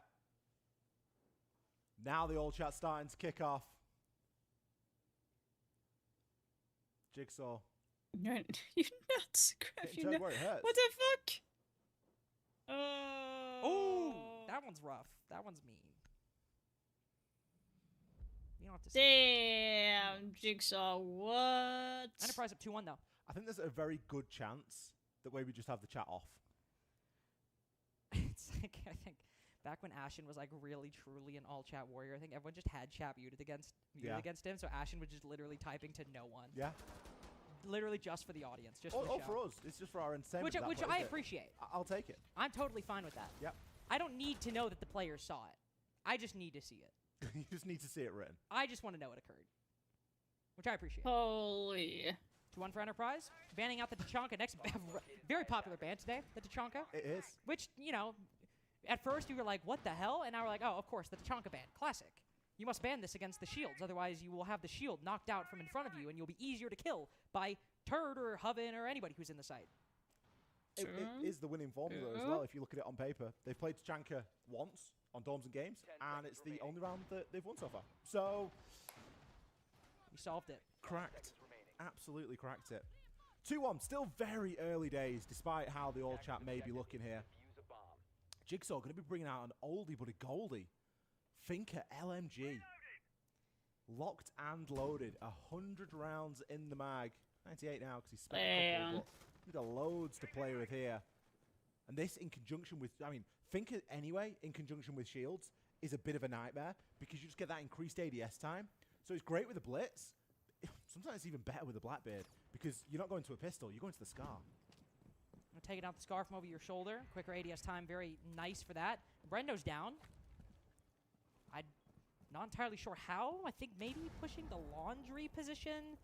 Maybe Turd just swung, got aggressive with the shotgun. Not entirely sure, but one impact we would see is if Enterprise wanted to go for a plant, would have been able to disable the C4s that likely would have been tossed in by Turd and Speakeasy respectively. So lacking that could be a bit of an issue. Yep. Hopping in through the single window, taken down by one pump of the shotgun. A tale as old as time. Nade over top as Enterprise look to even things up. Reaps been a bit of a victim in these opening duels. 3 rounds in a row, either the second or the first dead every single time, save for round 1. And the Solus as well, can't play retake up through the top anymore, can't relay that information to the rest of the team. Little impact from Reaps, and this is the series that he needs to shine brightest in. We know them to be a very capable player. Oh, Speakeasy. How does he get away with that? What? But he just moved to nowhere. Okay. He's like an ostrich. He moved next door. He didn't even switch postal codes. He's in the exact same spot. He's like, oh, if I'm not looking at him, surely you can't see me. It's like I'm just gonna sit there and close my eyes, did that. surely nobody can see Seriously? me. It's like a T-Rex. He only sees movement. As long as you stand still, he will not get... I was wrong. He can, in fact, see movement. Jigsaw with the Finka LMG gets a kill. Hoven, highest rated player in this lobby going into the matchup. That is... Go down next. So it falls to Ape and Turd. That is stupid. Cover the 2v3. Ape with a quick swing. But he quickly takes... Whoa! What was that? Hell of a flick on a Tuhan. I have no idea how he's pulled that off. And how he even is still alive? That's a question for smarter minds than me to figure out. Through the wall. With a pistol in hand as well. If he gets this one, I don't know what I'll do. Sees another in front of him! Oh! And Jigsaw domed by the Ella. Boppin. Come on, Turd. Come on. Come on, buddy. You can do Got it. me to believe. Turd now, all he needs to do is land a C4. Land a hit with a shotgun with 15 seconds remaining. Surely he's got it. Shot by Boppin. But only likely one attempt at this diffuser. He's got to make a decision. Does he play it on time? Does he go for the kills? Turd's making the right move. But look at how far away he is. Got to run over. Oh, but he falls off. There's a chance he might have stuck it, but not when he falls off like that. Turd might survive, but it's Ape with the credit. Turd got the opening kill, and he was surviving in the end. Stayed alive. All he had to do was play that old bait and switch. Make sure time did the job for him. Ape MVP. Enterprise knew where he was. They had 3 players converging on that one position. Tactical timeout right now from Weibo. I mean, they've just won the round, but that isn't always a good indicator. We see teams quite often win the round and still the call for the tactical timeout was either made at the start or there's something a little bit deeper going on. Gohan, maybe just reminding everyone to turn off the old chat. I have to believe it's off. We've seen nobody from Weibo participate. Yeah. That was insane. Honestly, this is one of those moments where I don't even want to talk. I'm just like eagerly waiting to see some of those kills again because that flick with the Scorpion was nasty. This was crazy. This was just comical. Oh my god. Damn. But I just don't know why there was so much desync. It's like Bappin and Jigsaw to that point were just so scared to push in. Like if you've got Brendo 2-hand on the hatch, you know that the down, like, they've sprayed a whole mag of Scorpion. The down to that pistol. The pistol's great, don't get me wrong. Excellent pistol. Overwhelm. Don't challenge on a long angle. That pistol's arguably better at a long range angle, because if you can dome ahead, great. But if you get barrel stuffed, crazy. 2-2. Tied game right now going into round 5. Nobody. Come on, guys. We so need. No team chaining more than a couple of rounds together. Ooh, the sword. Okay. What's that? I kind of enjoy that. It's like a little fireside chat. We'll see. Weibo have taken a seat, rested. They've gained all their HP and stamina back. They regenerated their flask. Okay.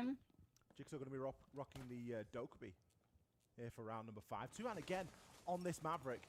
We really need Weibo to win this. Old news by now, and not a trick that Weibo are going to fall for again. We'll be going with a similar line here, although it hasn't been fully reinforced. Quite like that, because it makes it so difficult now to actually go and put a line in it and to remove that angle away from the defenders. And Hoven's likely going to be able to play in there for a little bit longer. Has to be pushed away for that to fully happen and take course, but you never really know where someone's going to peek from now. And it's been a tricky position. I really think to myself, like, what do you do there? Like, what is the immediate counter to that? It just seems Cairo will just move past it, so not the biggest worry. Dokkaebi call's gone out. Push a little bit after it's ended again. Somebody's just caught not looking the right way. Cairo, despite the fact he's stomping around pool, Hoven is very intent on his objective. And Weibo very intent on, it seems, giving Enterprise this round. Reaps, who has been really having a rough game so far. Again, the second dead in one of these rounds. Ape's up. That's something. Doesn't have the yellow pistol, but at least maybe you have a better chance, because aside from that, Weibo have really struggled so far this half. They're just not showing many signs of life. It's like the players aren't locked in. They're not switched on. People just getting shot in the back. Like, it's not even like it's a slow or quiet person. It's not like you've been snuck up on by a nook. Blackbeard was sprinting not 3 seconds prior. Like, have we got volume? Have we got headphones on? I don't know. Strange as well, because in some rounds they've kept pace, and it's looked all right. Bit of a stall out here from Enterprise, but Ape will be the next player to fall. Bappin sees to it. They are handily dealt with. In 50 seconds now, 5 players alive for Enterprise. This is just about going through the motions. You really don't have to do much at this point. 45 seconds remaining. Just don't, well, I was going to say, be careful sticking your head in Maverick holes. Maybe like Cairo. Take the charge. Bappin's down somewhere, not entirely sure, but there's Jigsaw, there's Tuhan, there's a flawless round for Enterprise. All things considered, very real likelihood this should be at least a 4-1 right now. 3-2 given the way Enterprise are playing, but also given the way Weibo are showing up. This really has not been that close. Second flawless round for Enterprise. The only rounds that Weibo have won have come off the back of clutches. Ape inside of round 2. Turd, round 4. Turd didn't even get the kill in round 4, he just stayed alive. That is so bad, Hoven. There's a bit of a theme generating here, isn't there? Hoven, Speakeasy, and Reaps. 3 kills between them. Reaps, by the way. 1600 DPI god. And not having the desired impact. Crumbling at the moment against Enterprise. If you remove those 2 clutches, this is a 5-0 half. And not a particularly close 5-0 half at that. Not even really close. 3 of Appe's kills came 2 rounds ago. And if you exclude those, which obviously you can't actually do that, but the numbers just get even worse. And the numbers are already quite bad, as Ollie pointed out. 10 seconds to go. It's Enterprise's pick. Nighthaven, obviously. Weibo have a great streak, 7-1. But if they're showing up like this early on in the game, this is a hard kind of loss to bounce back from. I get that it's Enterprise's pick, and Weibo did play it yesterday, but they played it really well. They did. They beat Los. 7-1, by the way. Los, not a bad team. Just to be clear, here over Team Liquid Alienware, for what that's worth. I don't know. SA a bit of a washed region these days. It's a bit... Oh! Did he really say that? Or a one-team region. And you know, that the one team is the 2-time world champion, one of the greatest rosters ever assembled. So, and the region has 2 of the greatest rosters ever assembled. They literally called the SAL region washed. Oh my god. Round 6 then. I think with the way that these rounds go on and as this series develops in general, we're likely to see Enterprise swell with confidence as time goes by, especially if they keep finding nice catches early on into the round. They reinforced that? A reinforced action there at the top of this old tower. Skyro, he's just walking through with 0 consequences, removing utility for fun right now. Yeah, I was going to say, I was curious by that reinforcement. Normally we see that opened up and it allows defenders to not only challenge onto the old tower, but I think also just makes it difficult to really rotate onto the staircase. But this time it has allowed Enterprise full entry for free by the same token. It's also given Weibo a bit more protection. Won't have to take that angle. And honestly, all things considered, I don't know if gunfights really or what Weibo should be doing. What the Obviously, fuck? The smoke taken down. That's a big win by Hoven. Speakeasy also getting active. Might be traded out soon after, but this is the closest round it's felt like we've had for Weibo so far, ever since round 1, and that was still one they ended up losing. This is still These not rounds, other than good. Their wins have both been 1v1s. It could be trending that exact same way. Hoven with Not low good. HP. Not good at all. Brendo, he's got 3 Grims. We've got 2 nades. We've got a smoke and the glass still on board, Ollie. There's so much for Enterprise with a minute to go. They don't have the Enterprise have got a heartbeat, lot so of that tools to is play kind with, of a good thing. They can do But recover this the diffuser site is fairly still easily like as well. games, Razorblade, so not they can still particularly go in the well placed. plant. Hoven, super low HP. They are just a little bit split right now. Jigsaw, Bappen playing somewhat together. Brendo a little bit on the periphery, but he's going to be working his angle through that breach and seeing if he can catch anybody rotating off. Reeps is tucked in just to the left, so it's going to be quite difficult right now. Weibo, their strength is in not moving at the moment.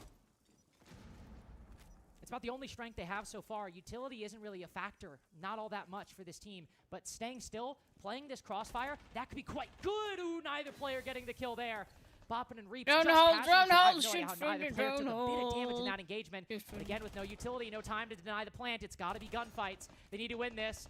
Jigsaw and Brendo, they haven't really been losing many gunfights this tournament, have they, Ollie? Brendo with both the final kills, and Enterprise a dominant lead at 4-2, and it could have been a whole heck of a lot higher than that.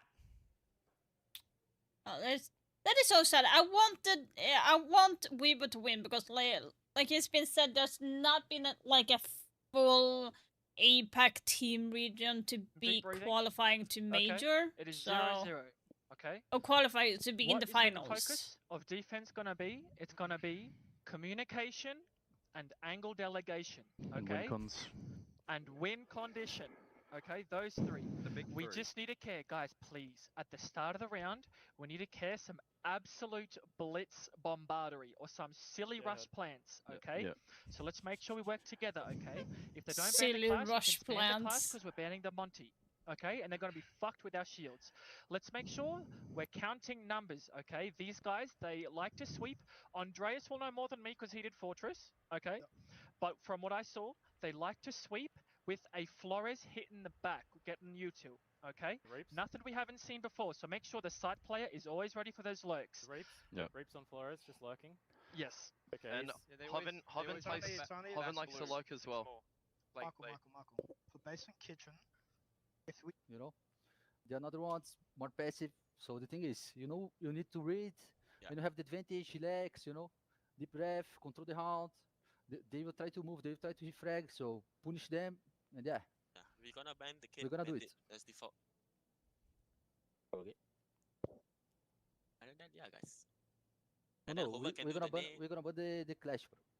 Oh yeah, kid clash. Sorry. Kid clash. And then if anyone top rate can just call Hoven, he will nade for us. now. This game. Yeah, bro, let's go.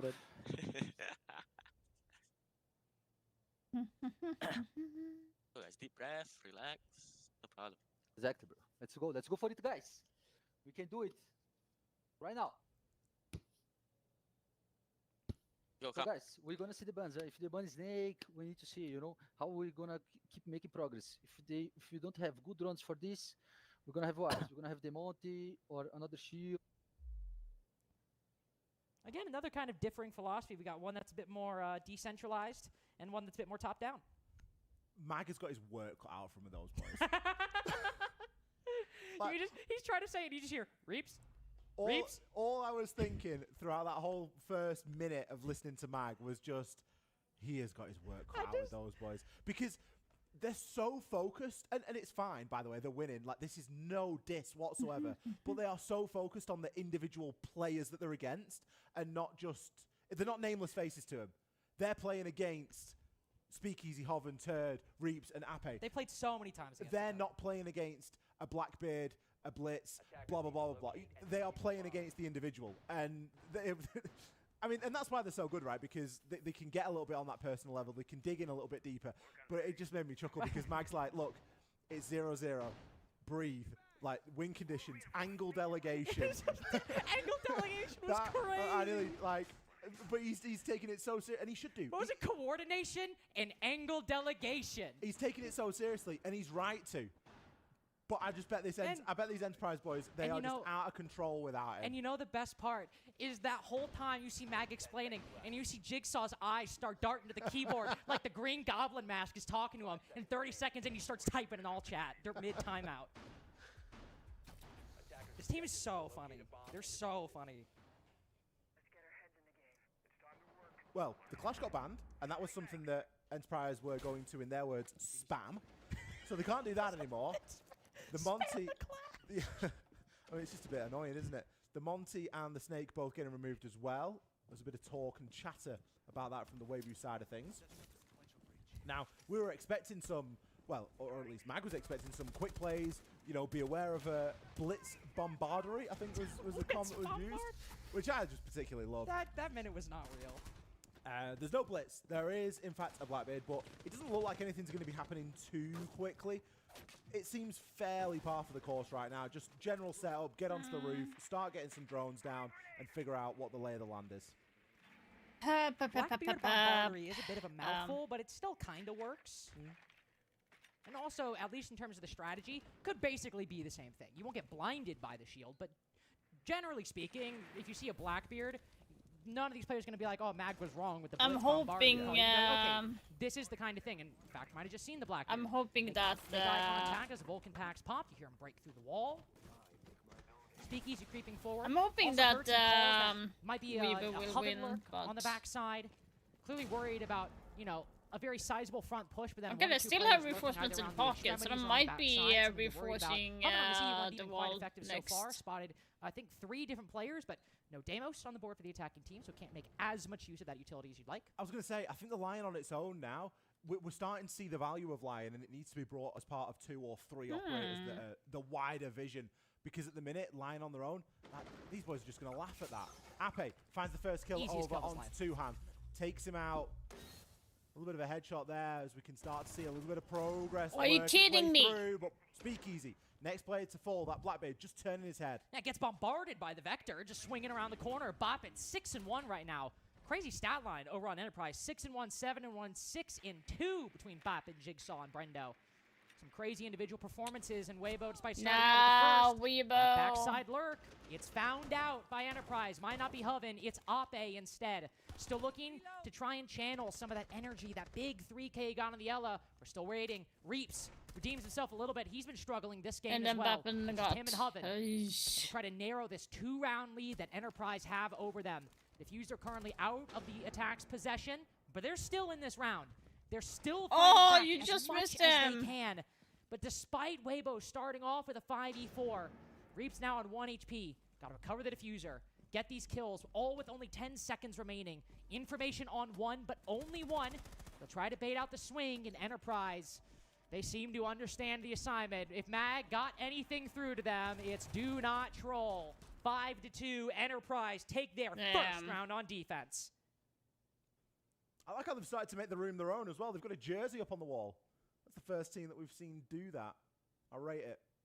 First round on the defense going very well there for Enterprise. Yeah, it's not looking good for Weibo. The same as they looked on defense. Just it's kind of sad. It's really, really sad. They were able to get a couple of kills this time. I don't want it to be like that. It's that sort of inability to recognize what really is going on. It's lack of awareness. It's one of those. There are these weird games that we cast sometimes, and not we as in like you and me, but like I think that a lot of times just kind of happen, and that when you're a desk analyst, when you're a caster, you have to read the game, you have to interpret the game, you've got to relay it to the viewer. But it's always difficult things where Weibo just don't really feel like a factor. And they were in that round, which is the weird thing. They got the opening pick. Yeah. It was only a 2v1. That is a close round, all things considered. And yet there's just this feeling you get over the course of the series that they are not the complete architects of their own fate. That they're just not. And that round, it felt kind of similar. Even though they were getting kills, and even though they were keeping the round close, it never really felt like there was something going their way. It was more like things were happening rather than Weibo were making things happen. And I get that's not a particularly helpful statement, but it's just one of these weird feelings you get where there is nothing I can quite put my finger on in particular, and it's just nothing seems to be going that well. For me, it's lack of awareness, and that's kind of what it comes down to. Because we're consistently seeing players caught flat-footed, off guard, looking the wrong way, or defense especially. Yeah, I mean it's happened a little bit on the attack. We've got the Blackbeard losing the life because they're turning the wrong way as they're transitioning over past the doorway. Are you just thinking we weren't seeing a lot of that? Falcons VP. I just feel like when it comes to Weibo right now, they are just a little bit new or different. Not aware of the surrounding, because like you had Blackbeard dying onto the commander officer, have a harder time making that which he should have been aware, because they just killed the guy in the hallway, so you should be aware that another one is going to be taking his place. So it kind of feels like they're missing that. Hanging around and threatening an engagement with Hoven, but he's basically just going to be there to greet him if required. Just waiting for it. And you just how many times have we really seen that museum exterior engagement be a quagmire for the attack? It always feels like we see an attacker, whether it's Diaz on Furia, really any player on that door, they just get sucked into this game of this waiting game between the defenders, and they always inevitably either lose their life or don't have impact. And it's not just a Weibo thing. It feels like we see it so consistently on this map. You wait, you think you can get it, and then you end up failing. You inevitably get Jigsaw, but you've lost the Blitz, and you've lost the Lion, who maybe gave some good information to the Deimos, but who is now dead. Oh my Back God. at 9-1 currently, potentially 10-1 if you can get that line onto Ape. That's a lengthy pre-fire around the Kiba, a good pre-fire at that. And Weibo continue to struggle. Enterprise continue to set the pace by which Weibo needs to play at. A minute to go, they'll try to fight back.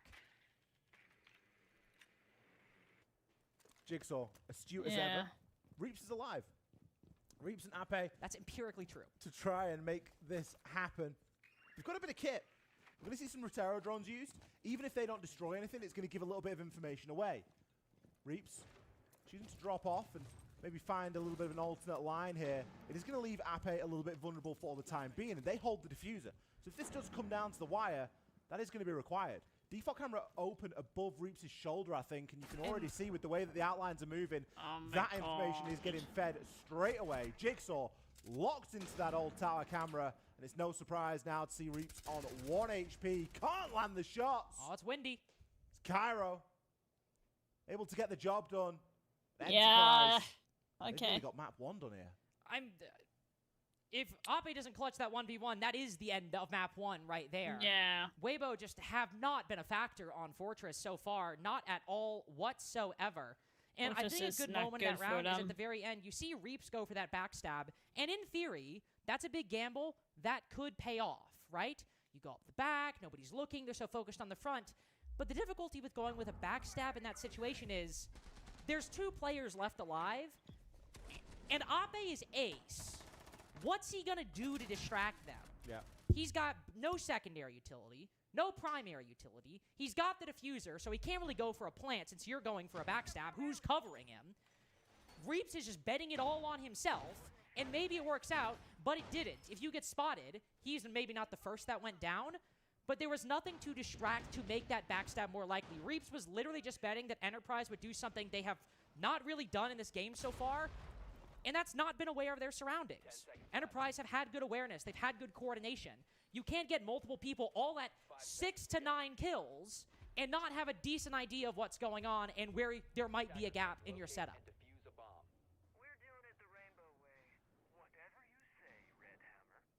6-2. Enterprise Doing the rainbow poised way. and ready to take their map pick of Fortress. It is worth remembering at this point in the proceedings that, yes, this is indeed Enterprise's map choice, and we will be moving on to Labs as Weibu's map choice next. That much is guaranteed. But often the way that map 1 is won can certainly shape for some teams how the rest of the games will go, or the rest of the series.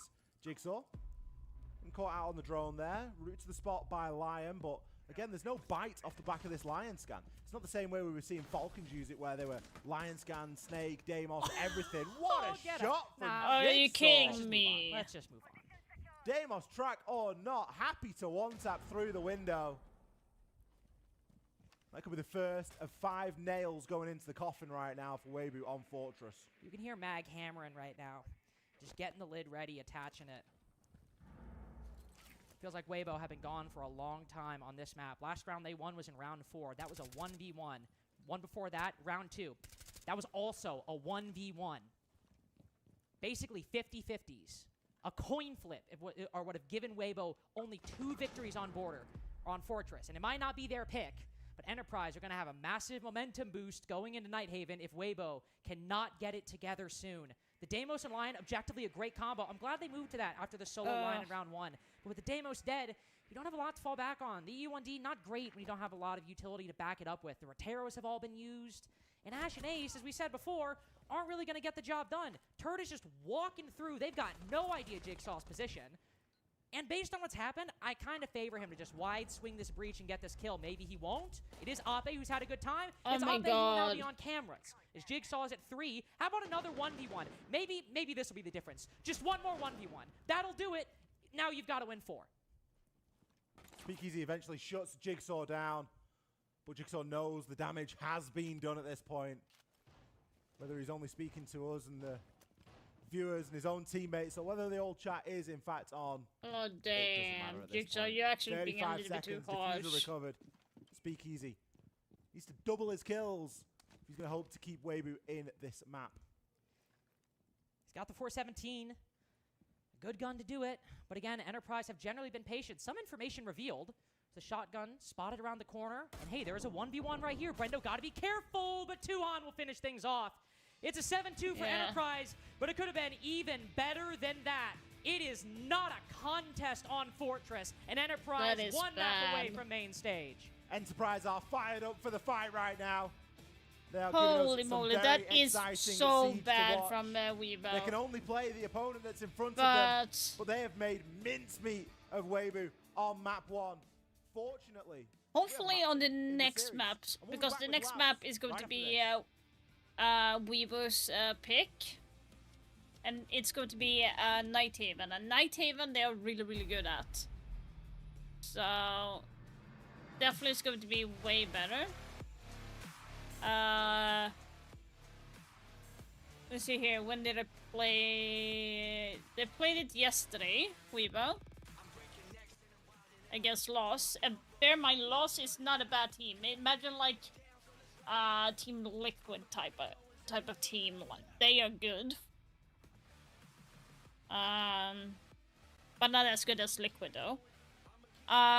So like I'm kind of guessing that maybe Weibo there will be I think like who are they going to be likely banning? I think it's going to be like Weibo's going to be starting on attack, so I'm guessing they're going to ban Kaid and Mira on the first, or Asami. Either those 3 will be banned.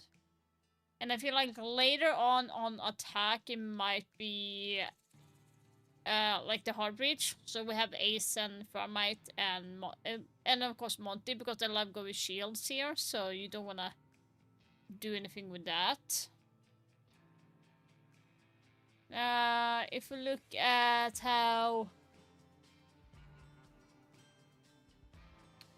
Enterprise played Lair,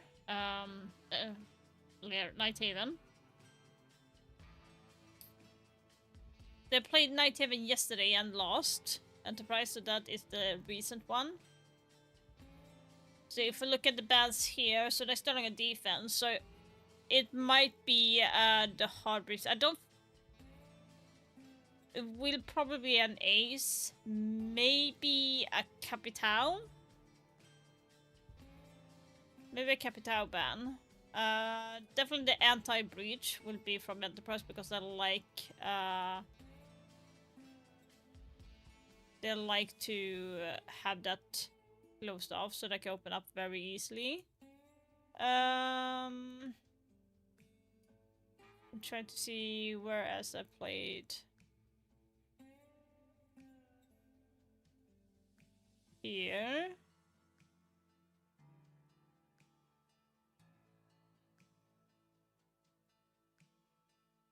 Yeah, I think it might be kind of similar ban, actually. I think it's going to be a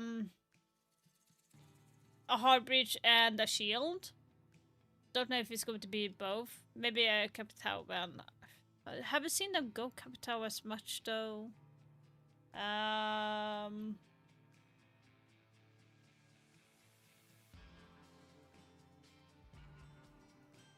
Sorry for yawning. I hate when I'm yawning, but it's not like I'm bored by any means. It's just like I'm sitting doing nothing. Like I need to move my body a lot to avoid to be tired in a way. That is the most annoying thing with my body, hands down. But yeah, I kind of feel like it's going to be something like that.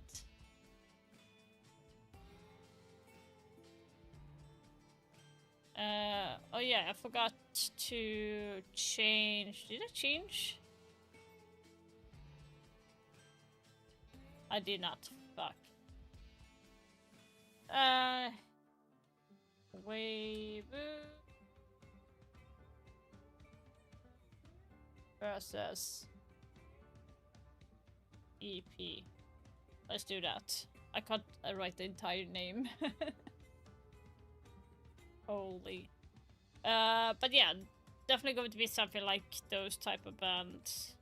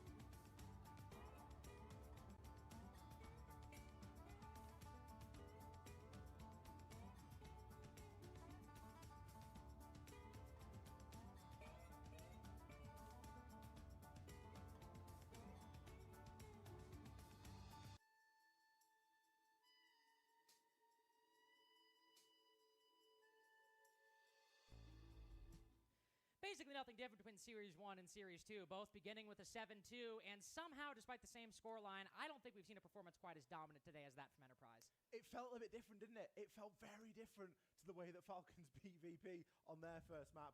It just felt a little bit like Weibo were off the pace here.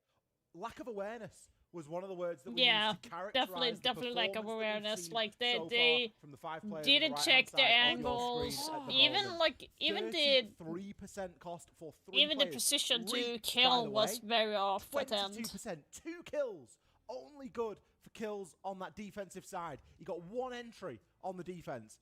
And other than that, he was either the first or the second dead in nearly every single round. And then Ape, obviously, up top, 78% cost, 8 and 8. He got Weibo one of their rounds. Remember? That massive L3K Scorpion in the pistol. Objectively, crazy mechanical skill. That was literally one of the only good things that happened for Weibo that round, and it was still a clutch that needed to happen. It just was not a factor. The team was not a factor on Fortress, but that was Enterprise's pick. We've got Weibo's coming up right now, and Ollie, I need you. I need you. This is a promotion elimination game. We are in the 2-2. Weibo have a 7-1 record on this map going into this game. 7-1. That is +6 if you can't do math, which I can't. I prepped that ahead of time. I've been practicing it all day. Surely Weibo can come back. Surely they have something to offer. Well, across the major so far, they've played it twice. Okay. Looking a little bit further back, yes, that's when you get the magical 6-1, 7-1 record. Across the majors, they've played it twice. They've won 1, lost 1. They played it against Twisted Minds, who, by the way, qualified in top seed, or second top seed to FaceClan. Yeah. It's basically top just because of the way that the games are played. They beat Twisted Minds on there, 8-7. Sorry, they lost Twisted Minds, 8-7. They beat Lost. That's a close game, though. They beat Lost, 8-7. And they beat him yesterday. And hey, they had a lead against Twisted Minds that game. If you recall, Twisted Minds had to come back from a deficit in order to defeat Weibo Gaming. What I'm saying is, was Fortress bad? Yes. That is but Nighthaven hard on Labs, this is a Weibo. map with a good record for them. Holy. 2 very close games this whole tournament, and what could very well be 2 victories. And if they had closed out that regulation against Twisted Minds, who qualified, I'm quite hoping quickly, that Weibo would might I do add, better here. I'm just 2-0 hoping and that have we do a better really here. good record on this map Literally at this hoping. tournament specifically, alongside their victory against Los. Weibo are not out of this yet. This is a comfortable map. This is a good map, and one that they can perform well on this tournament. Okay, so anti-breach from Weibo, as I predicted. Monteban as well. Snake I was not. Why would you do that? I'm about to just pour water over the fire and the flames that you have just tried to kindle. Can I sit down at least? Falcons. Team Falcons. I would assume not the animal. They lost to Enterprise on this very map only a couple of days ago. Okay. What was the score? 8-6. Okay. Enterprise also narrowly lost to SR on this map. Another overtime game. And had it not been for Spoit having an incredible series. Incredible tournament, might I add. And an incredible series or an incredible map on that specific day. Enterprise would have walked away with a win there as well. Okay. They're forcing the middle. I'm kind of scared of that. On this map outweigh Weibo's record on this map currently. And I do not believe for 1 second that Weibo are out of hot water here coming into Nighthaven Labs, particularly given that they're starting on the attack. Okay. I hear what you're saying, and all of that is fair. I acknowledge all of that. Counter argument. It's bad map 1, but Hoven is still, going into this series, the highest rated player in the lobby. One of the highest rated players in the tournament, might I add, after his insane 43 kill series yesterday. An extremely close series, a hard-fought series to get them to this point. He's on Deimos currently. So much investment can go on that one operator, and particularly in tandem with the Lion, Ape, who had a good game last game. We've got some good utility, some good ideas from Weibo out the gate, and maybe we can invest in this star player. This person who has basically made the whole tournament for Weibo, Hoven, especially in the back half. Maybe that is what they need to bounce back from a rough Fortress and to seal the deal on Nighthaven. For the defense, we got a pulse down below, a few different things to talk about, some tools that Enterprise will have to stop that from happening. Enterprise also bringing the Clash. They were wanting to spam the Clash, in the words of Mag, on Fortress. Such a funny phrase. And they weren't allowed to do it. Clash was banned. This time available. Interestingly, opposite side of the reinforcement that is more typically done inside of Connector. And it is just going to give a little bit of a corner for Cairo to hide in. Can look to try and play that clash, not aggressively, but in an information gathering role. Are they coming through connector? The stall out in this round has been pretty severe. They've got good control of mid-floor, but they've got no idea that Jigsaw's below, just feeding all this information to the rest of his team. Hoven is looking to try and get something done vertically and doesn't realize Jigsaw's working vertically on him. Hunter becoming the hunted with a minute 15 to go. More gadgets being used, but every 1D, 3Bs, going hunting for the pulse. We'll find out. he knew. Surely Hoven gets that kill. And indeed he will. Might cost a lot of damage. That's the pulse dealt with. That's a C4 from below you don't have to worry about. Only issue though, we still got this flash up top. And in the zombie as well. There's something for Enterprise to work with here. There's nothing that Weibo have got to deal with this clash and the shield. They've got a couple of nades. That's about it. They've got to be in the right position to throw those nades, and they're going to have to go gun down to do so. Tuhan still playing inside a fish. Ape now going to be joined potentially by Hoven as Hoven makes that rotation over toward storage. He's got a couple of people that he can track on the death mark, and the first target is going to be the clash. But at the 30-second mark, it feels like that's a bit too late. It feels a bit odd. Seriously? Speakeasy hopping directly into barbed wire. Bappin just is playing the normal angle on Generator, swings around the corner, but Weibo keeping it close. In fact, even Turd has made his way into sight. Playing on the B bomb chassis. You've got two different players in this position. Oh, Poppin almost loses that opportunity. Taking the kill on Reaps a little bit for granted. Now Turd finds himself in a difficult situation, but a 1v1. Oh, just sees the Azami's head. But camouflaged enough by the monitors. Tuhan around the corner. Ooh, thinks the diffuser's going down in the wrong spot, but too much time has passed. Big 3K from Turd, but not enough. It's a 1v1 for Enterprise to end it, and they continue their streak. Enterprise have been very well disciplined in those late round moments where things could go wrong. You've got Twitch, you've got the F2, you've got Turd, skilled player, talented. Who's to say he's not going to flick two heads? Who's to say if you don't line up a misplay? You don't need to push that. The time's running low. Force him into the plant.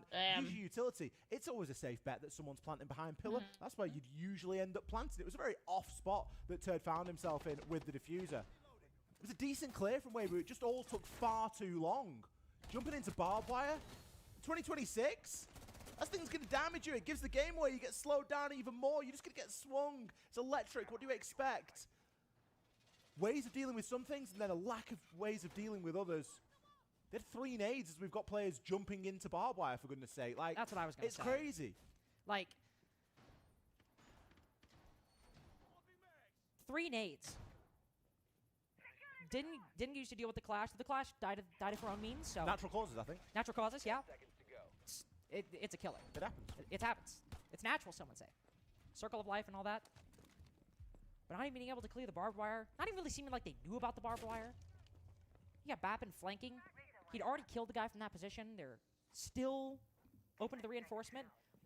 You kind of pointed it out, and it's really taken a map to set in.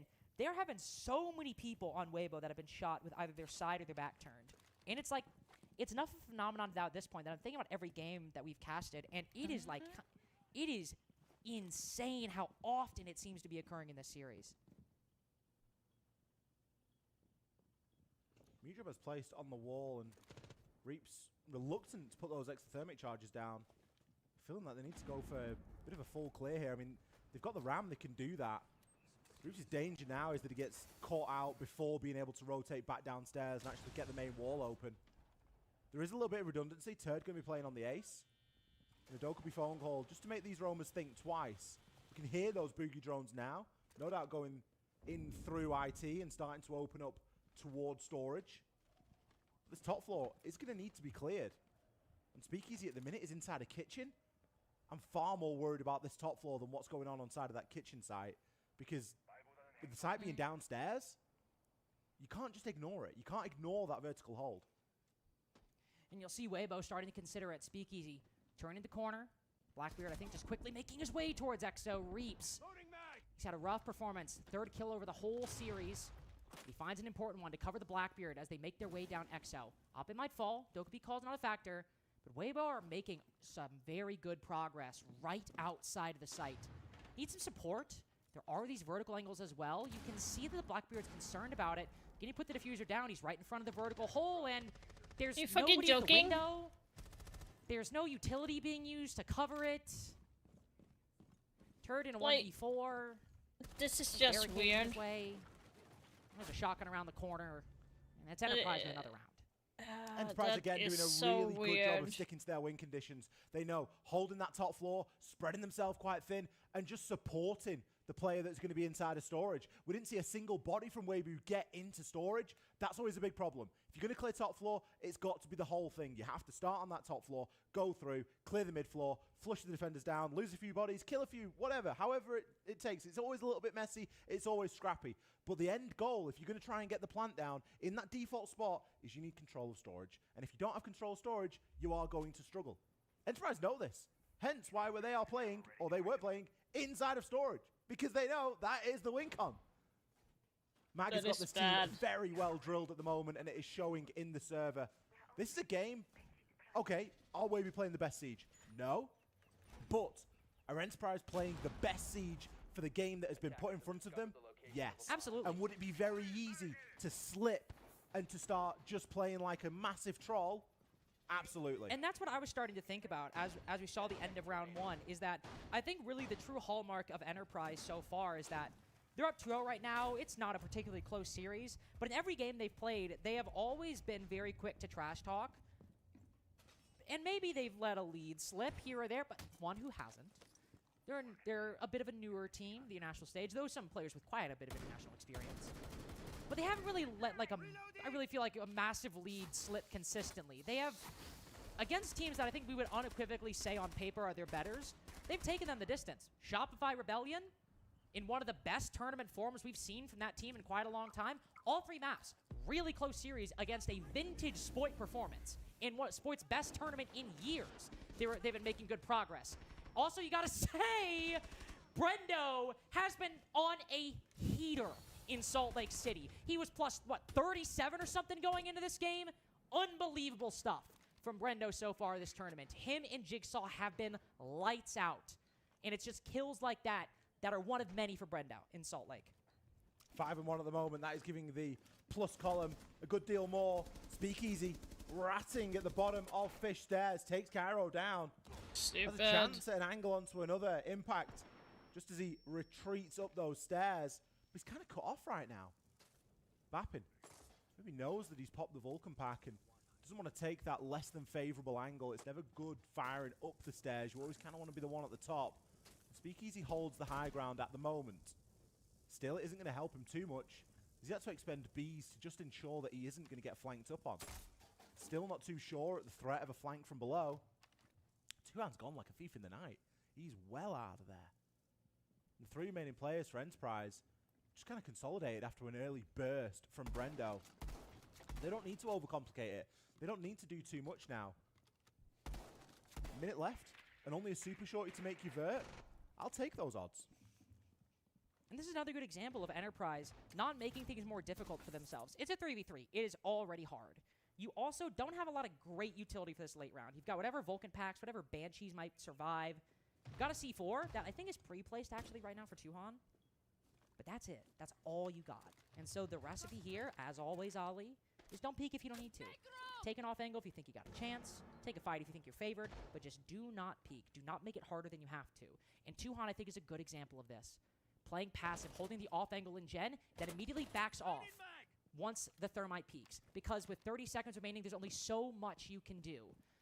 When you have the vertical angles, you've lost the control there. You're going to need to play a bit reactive. Ape hops in. There are no angles actually directly above this planter, and that's where the C4 was pre-placed. The whole round, it has been in that exact spot, on default, ready for Weibo to move in.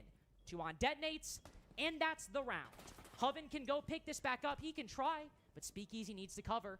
Needs to get all 3 as he's worried about the vert. Hoven actually should be able to get this diffuser down as Enterprise, instead of directly challenging the diffuser, go to retake the vertical instead. Speakeasy sprinting into the garage will actually spot the Goyo for Boppin spots him. How lucky are you? The first of potentially 3 as another walks down the corner. It's now just Jigsaw and Speakeasy. This might be their 3rd 1v1 so far, but Weibo need any round He's to get their hands on. diffusing! Are you Speakeasy gotta kidding me? push. Speakeasy needs to push, and he'll push all too late. Enterprise have been consistent. It's their first clutch of the series, but it's another knife to Weibo's heart. Even when things start to look like they are going right for Weibo, they go wrong. The post plant. Where's the post plant? I've drilled this into you. Please don't let me down. Where is the post plant for storage? It's in garage. Outside of the window. Get yourself outside. All you've got to do is get yourself outside. It's outside garage in the window. I don't even think the wall was open. No, I don't think the wall was open, to be fair. It's always going to be tough, isn't it? And that was one of the worst... Was it one of the worst examples? It was one of the examples where Enterprise kind of throw himself at the problem. We got people jumping over the top rope inside a warehouse and maybe just flooding. Some mistakes. The door was open. Speakeasy very much had the opportunity there, but he'd just given too much space to Jigsaw, and I think the call was brilliant. Because the player was not downed and not finished, there was a lot of information that Bappin could exchange. Oh, that was bad. Didn't get finished straight away. Now, oftentimes we'll say sometimes you don't need to chase after kills, sometimes you do need to chase after kills. It's a varying standard. That was an occasion where you need to chase after the kill, and you need to get him gone quickly, because all Bappin's doing is just looking at Speakeasy. He's just killed him, and he can give all the information in the world and say, hey, Jig, he's still not moved. He's still not... And if Jigsaw's already started to disable that diffuser, you just got to stick it at that point. Crazy kills from Brendo to start, by the way.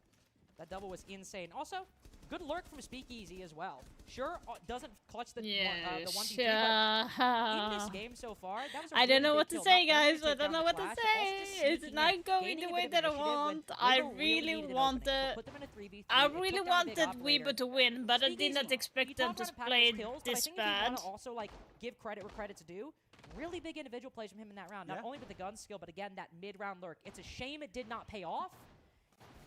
And I'm still thinking about that C4. I mean, when I first noticed it, was like 30 to 40 seconds before the diffuser went down, and it was already pre-placed. Yeah. I cannot imagine how long it was there. It's been there for a while. It's been there for ages. Which is a big risk, because... It is a dry-age C4.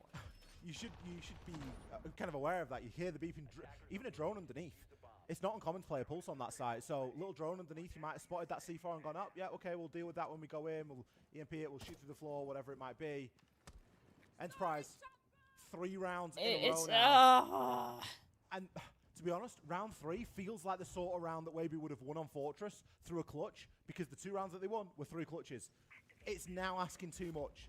That isn't going to be a consistent theme here. We can't constantly be asking for players to clutch up so that Weibo can win a couple of rounds. They're going to need to dig a little bit deeper than that. They've still got a timeout, which I'm kind of surprised they've not used yet. Time will tell. Oh. I was about to say, if 2-on is winning engagements like that, we might be in rough shape. Just a little one-tap SMG-12 at the single window. Not today. All 5 scanned for these Deathmark trackers. Really great information that Hoven has at his fingertips. Line really not even necessary at that point. Could freeze people, of course, but for scanning, you've already got that job done. Be helpful alongside the Blackbeard. Zoto canisters. Again, a good bit of insight into Enterprise's mentality. Waste some time, but also you're up 3-0. They do have direct information on this Two-Brow. I was going to say, that's the easiest pre-fire of Turret's career. Winning the battles we need to. That's what's important. 5v4 now. Taking garage control at the back of it. Again, I like this as well. With the Azami ban, it's going to be easier. Brendo throws out a C4. That takes down the Blackbeard. That's unfortunate. We still have the Deathmark trackers as well. Hoven can go below. Use some of that verticality. Maybe clear the mirror window. Maybe clear the players on B. We've still got a minute 20 seconds. So much time to work with. There is enough time here. Enough time for both teams, really. Enough time for Weibo to continue to tighten this net, and enough time for Enterprise This is scaring me. Just reposition ever so slightly. 2-on and Brendo both dug quite deep. Weibo needs to win the last 2 rounds. To congregate at the bottom of these fish stairs. Hoven thinking about a bit of a walk-up. For me, he's got a minute and he's got everyone available on a Deathmark. He should probably try and make that happen a little bit. A little bit of vert through the floor. Now look at this with the fish player falling. I think Weibo correctly identifying that this side is completely exposed. Brendo taking an angle. You got to be careful, but you can play the trades on this side. Bappin and Cairo can only do so much. Double swing, good trade. Weibo playing this very well fundamentally. Reaps now moving in with the diffuser. Bappin with his back turned. That is unfortunate timing on the ARX. They've got this player locked in IT. They've moved into the post. Bappin on low HP as well. Okay, off A tagged up a little bit. But they've also spotted the backside player. Cairo running straight into the air jab, flashed as well. This might be Weibo's first clean round in a while. Yes, thank you. No 1vx necessary. The first Genuine, on. full We victory got from this. Weibo coming exactly when they needed it. Round 4 of Labs. A big pivotal moment there for Weibo. Is that going to be the sign of the momentum starting to break here in this game? We're already starting to see some Can it be, cracks guys? starting to show on Enterprise. Now, that might sound strange. They have won 3 rounds. 1 came very close. Came down to a 1 versus 1. Turd, 3 came round 1 as well, but a good recovery from Brendo. A player that isn't stepping up at the moment for Enterprise, who has been not only a big talker, but also a big performer, is Jigsaw. And it's the games where Jigsaw lacks behind that we see this team struggle. Now, Brendo's 7-2. He's doing a reasonable job of carrying his buddy there. But who's carrying Cairo at 0-4? Because between Jig and Cairo, they've got 1 kill between them in 5 rounds. Okay, we've not seen all of round 5 yet, but you get the picture, you get the premise. Get the idea. There's a game here if Weibo won it. Just depends how badly they want it. Depends how badly they want it. Depends what they can find, what they can do for themselves. They've got the first, and they played very good trades in that late round. I think also, we always talk about playing the team in front of them. When Enterprise slipped up, gave them a little bit of an opening. They were ready to take it. There's a lot of good we can look to in that round. And think about for Weibo going forward. One thing that we'll need to see here. If Weaver is Build smart his enough, vertical they play. should We literally did like not see a single player, take a the single bit of vert. utility from Weibo last They time. this really site need to take was the vert, attacked otherwise they're going to have deal some with that player up issues. top, inside of storage. We need to see it this time. With the Solus there, she simply cannot be allowed to survive. Or, at an absolute minimum, cannot be allowed to play in that position. They've gone for a slightly different approach as well. They've got the Dokkaebi and the Deimos this time. No Lion to round it out as a trifecta, but also no Ram. Going for Hoven on Book instead of the Ram. So they're going for a Maybe gonna horizontal be a little take bit more precise, a with little clearing bit out more the aromas from above. Accurate with where they are making those Is, rotations or making that vert. the impression that I get. But either way, it's going to have to be done. The better clear of the top floor is going to be required, but that also needs to transition into a successful clear down below. Brendo caught out on the remnants of the Logic Bomb, and Reaps doesn't know which way to turn. Cairo putting him in a blender right there as he finally gets his first kill. Panic Smoke just trying to disappear out of that engagement. Cairo blind will fire 1 shot with the Boss G, hoping he gets lucky. Not today, unfortunately. Jigsaw, they're trying to deal with him inside his storage. We give them credit for that. But he takes 1 in the process, and it's the Deimos to be taken down. Be such a good player. Jigsaw to literally hunt down any died of because these he was remaining busy defenders down typing. below, but as he falls and Speakeasy's out of Dokkaebi canisters, or Dokkaebi calls. Again, in a position where Weibo are lacking tools when they need every advantage they can get. And a 3v4 to bring things back. Oh, Boppin. Oh, the long flank. And he's playing it patient, too. Sitting behind the pillar, waiting.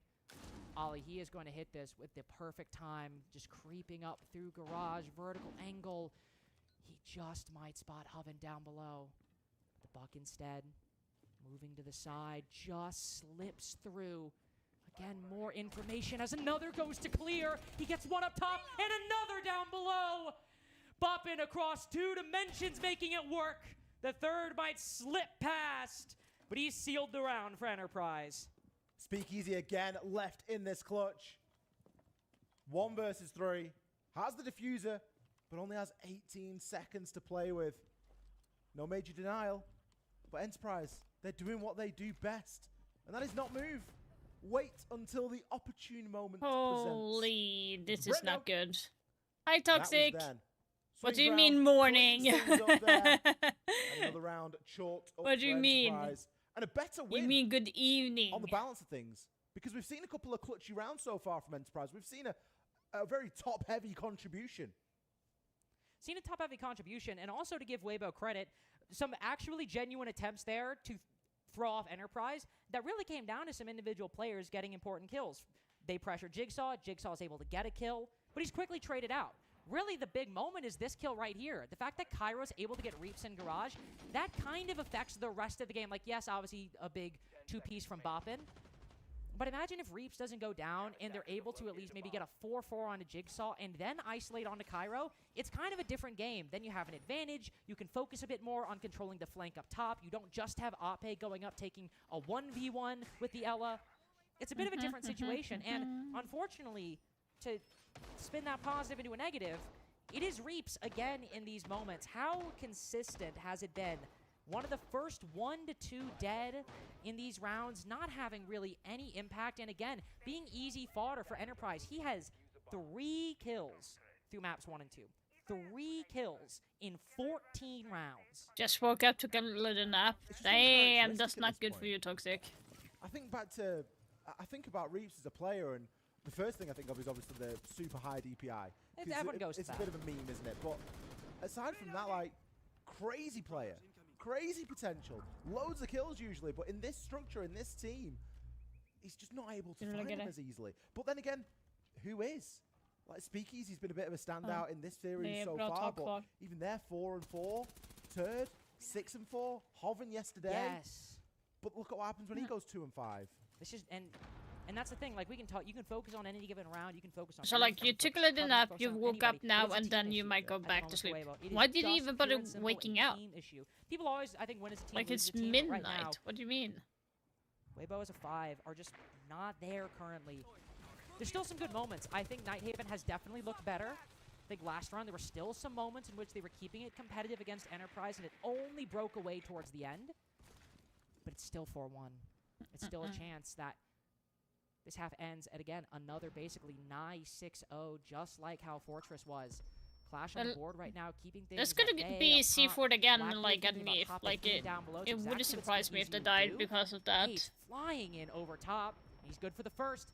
But again, the Blackbeard traded very quickly. Boppin with another. Jigsaw winning his fight Yeah, on IT. they are And slaughtered. literally in less than 10 seconds, it goes from a 5v5 to another Enterprise dominant advantage. We have seen so many 5v1s. Yeah, 4v1s, Weibo and it is, feels the worst throwing right Enterprise now. can do at any given moment is a 3v1. They can't do anything Maybe against around here, Enterprise. maybe around there for Weibo, but they are still at only 3 rounds over 2 maps, and there's no other way of putting it.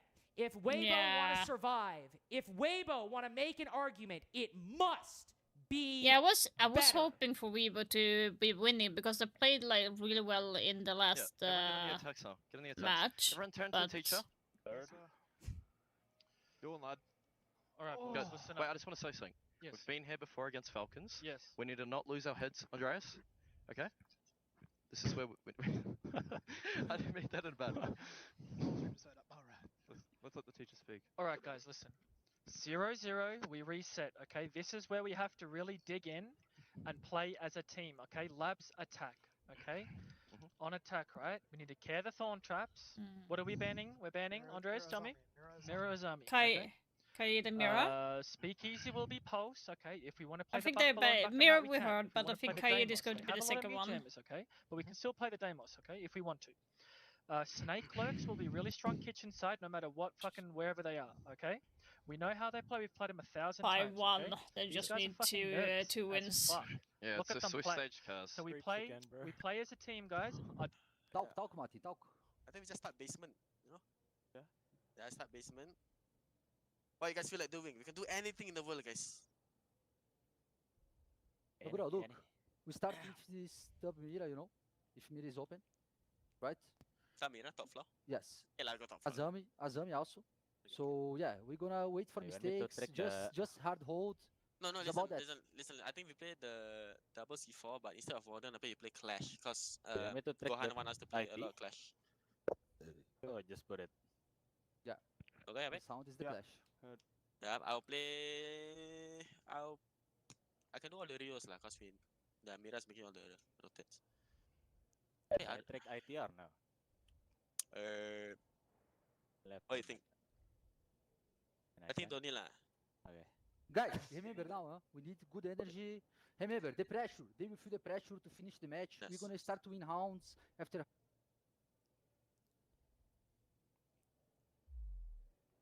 Trying to bring the mental back, trying to get Weibo locked in, and also Enterprise being quite deferential to authority. Listening to the teacher, all sitting around listening. Turn to the teacher. Turn to the teacher.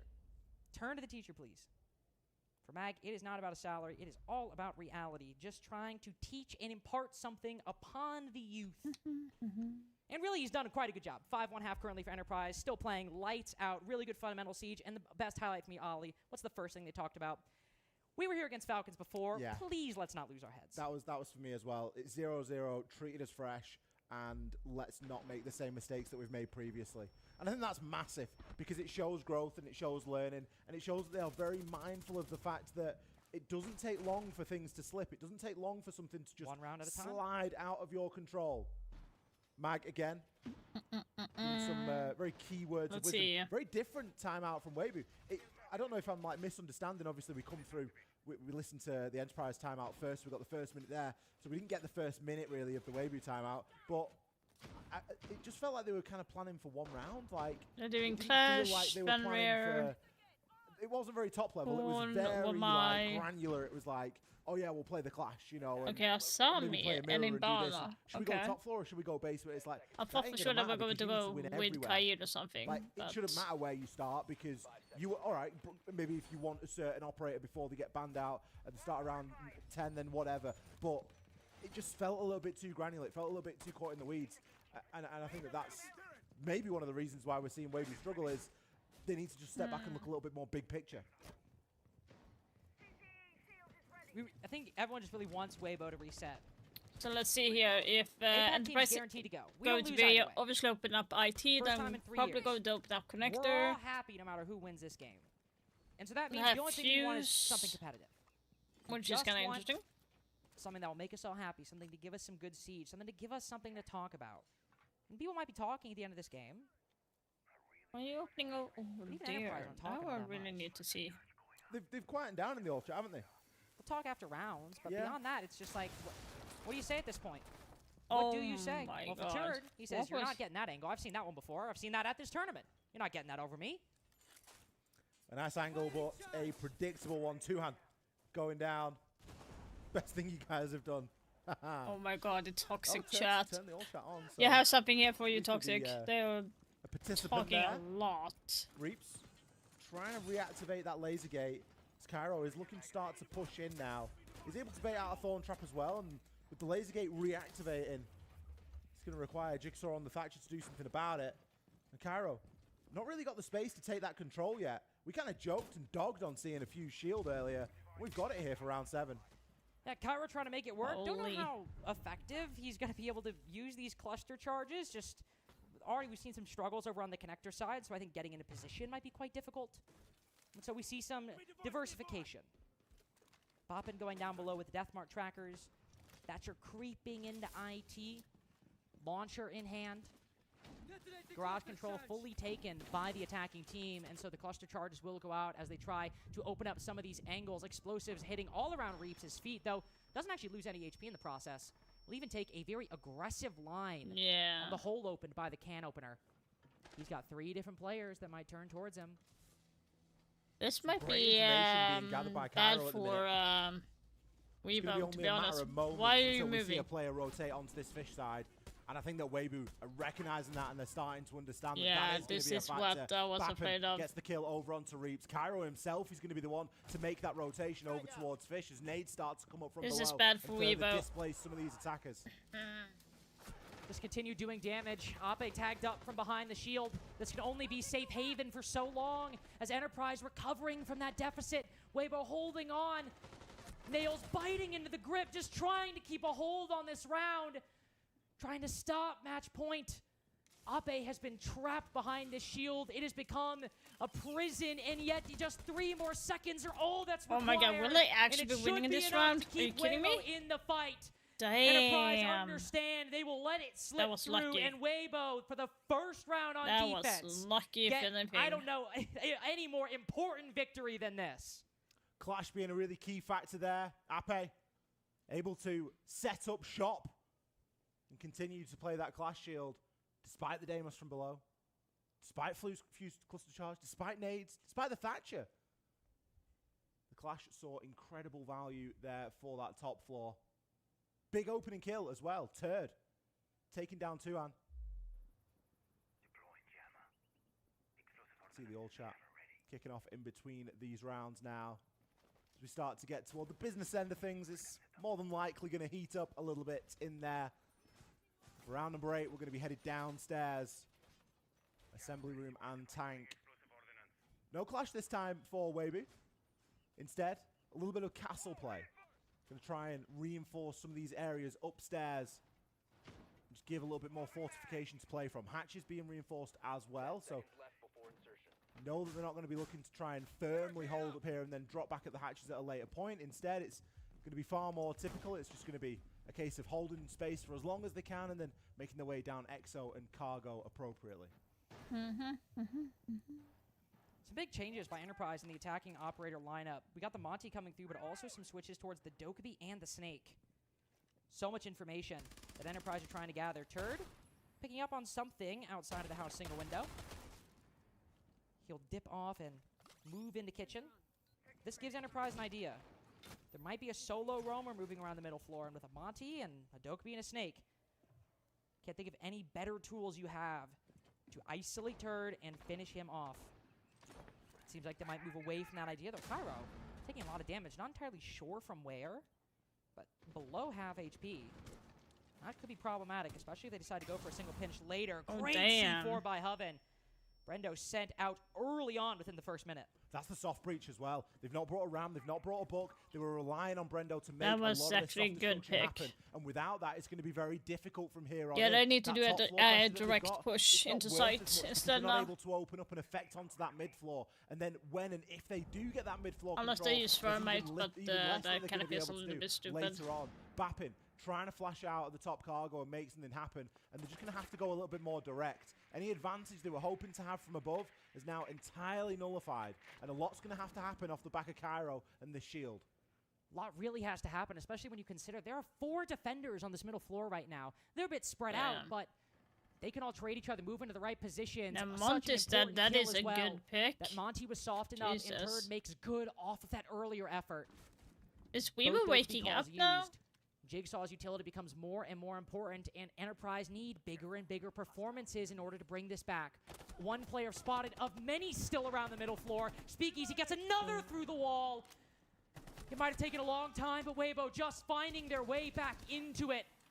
Could have been a flawless round if Tuhan in a 1v5 didn't get that kill. But so long as Weibo don't give engagement after engagement to this Thermite, they are beginning to claw things back. And if they can close this out, round 9 might be the moment, might be the 3 minutes that Nighthaven hinges on. Yeah. Another big round there for Weibo. They are starting to fight Two- back a little bit here. 2 rounds Two win. successful rounds on the defense. And all that was banging around my head as we were listening and watching to the close of that round was Mag's first words in the timeout. Obviously, aside from look at me and, you know, look at me when I'm talking to you. 0-0. This is Nighthaven. Oh, this is Labs attack.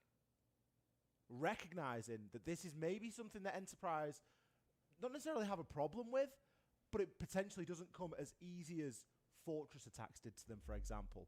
Because they are coming up against considerable opposition right now. That is not a complicated hold that Weibo have just pulled out by any stretch. Fairly straightforward to deal with. This gets a lot more techie. It got a Scopos and a Thorn. That's true, it does. But also keep in mind, they played SR yesterday, who have been running a Scopos kitchen dining strat basically since Spoit joined the team, who was playing that up when he was also on M80 on this exact site. When Maya was on Liquid, they ran a similar strat. This is not new either. Maybe it's new for Weibo, who knows. But Enterprise have literally ran into this exact strategy or something very similar to it in the past day. Clash and Thorn, as you pointed out, they are added variables you have to consider. They're going to complicate things. But even then, Enterprise, they've been in something comparable before. Even if it's more complicated, there is a core that they've experienced within the past 24 hours. If here they still really struggle, Mag's definitely going to call that tactical timeout, but Weibo might be fully back in it. Just a quick push as Boppin moving in with the Bearing 9, Maybe moving a That's bit more gonna hurt comfortable. them. Just creeping up, hoping that castle pushes through. Doesn't even need to do it. As Cairo instead, with the M762, gets his man. Boppin as well, just pop Turret's head. Speakeasy down for the count as well. Enterprise just needed a reminder, needed some indicator to jog their memory, to knock things loose. And again, it's a clash. Stuck behind her shield, it's again Reaps. We're 2 players on Weibo with so much to do. He's got an important pick. But Ape now creeping around the staircase could catch the Capitao off guard. It's a good flick. He needs to get another, but Boppin's ready for it. Not surprised. Reaps now marching back down Fish Stairs. Information on one at the end of the hallway, but using the Clash's own shield against the defense. What is he to do? As Enterprise keep moving in, Cairo now down. Information on another. Reaps has struggled so much this whole series. He's damaging them so much. Sophia down, Glass 1 HP. Just something needs to break his way as he spots the Ram. They are all tucked in one corner. A C4 would have done so much. No. But a Thorn with no hope to do. It is now 6 rounds. Promotion point for Enterprise. Enterprise just needed a little bit of a brief reminder. A slap around the face from Weibo with those 2 rounds, 7 and 8. And round 9, Enterprise come out swinging. Very quick entry into the map. Very quick entry toward that first kill. Holy moly. That is not gonna be easy. Hoping that there's a comeback on the cards. Trying to manifest something in the all chat. There's only been one king of the all chat so far, and it's been pretty much everyone on Enterprise. Mainly Jig, as he comes out with some of the funnier stuff, but they sit now on promotion point. Game on Friday at the live stage. Only a couple of minutes away.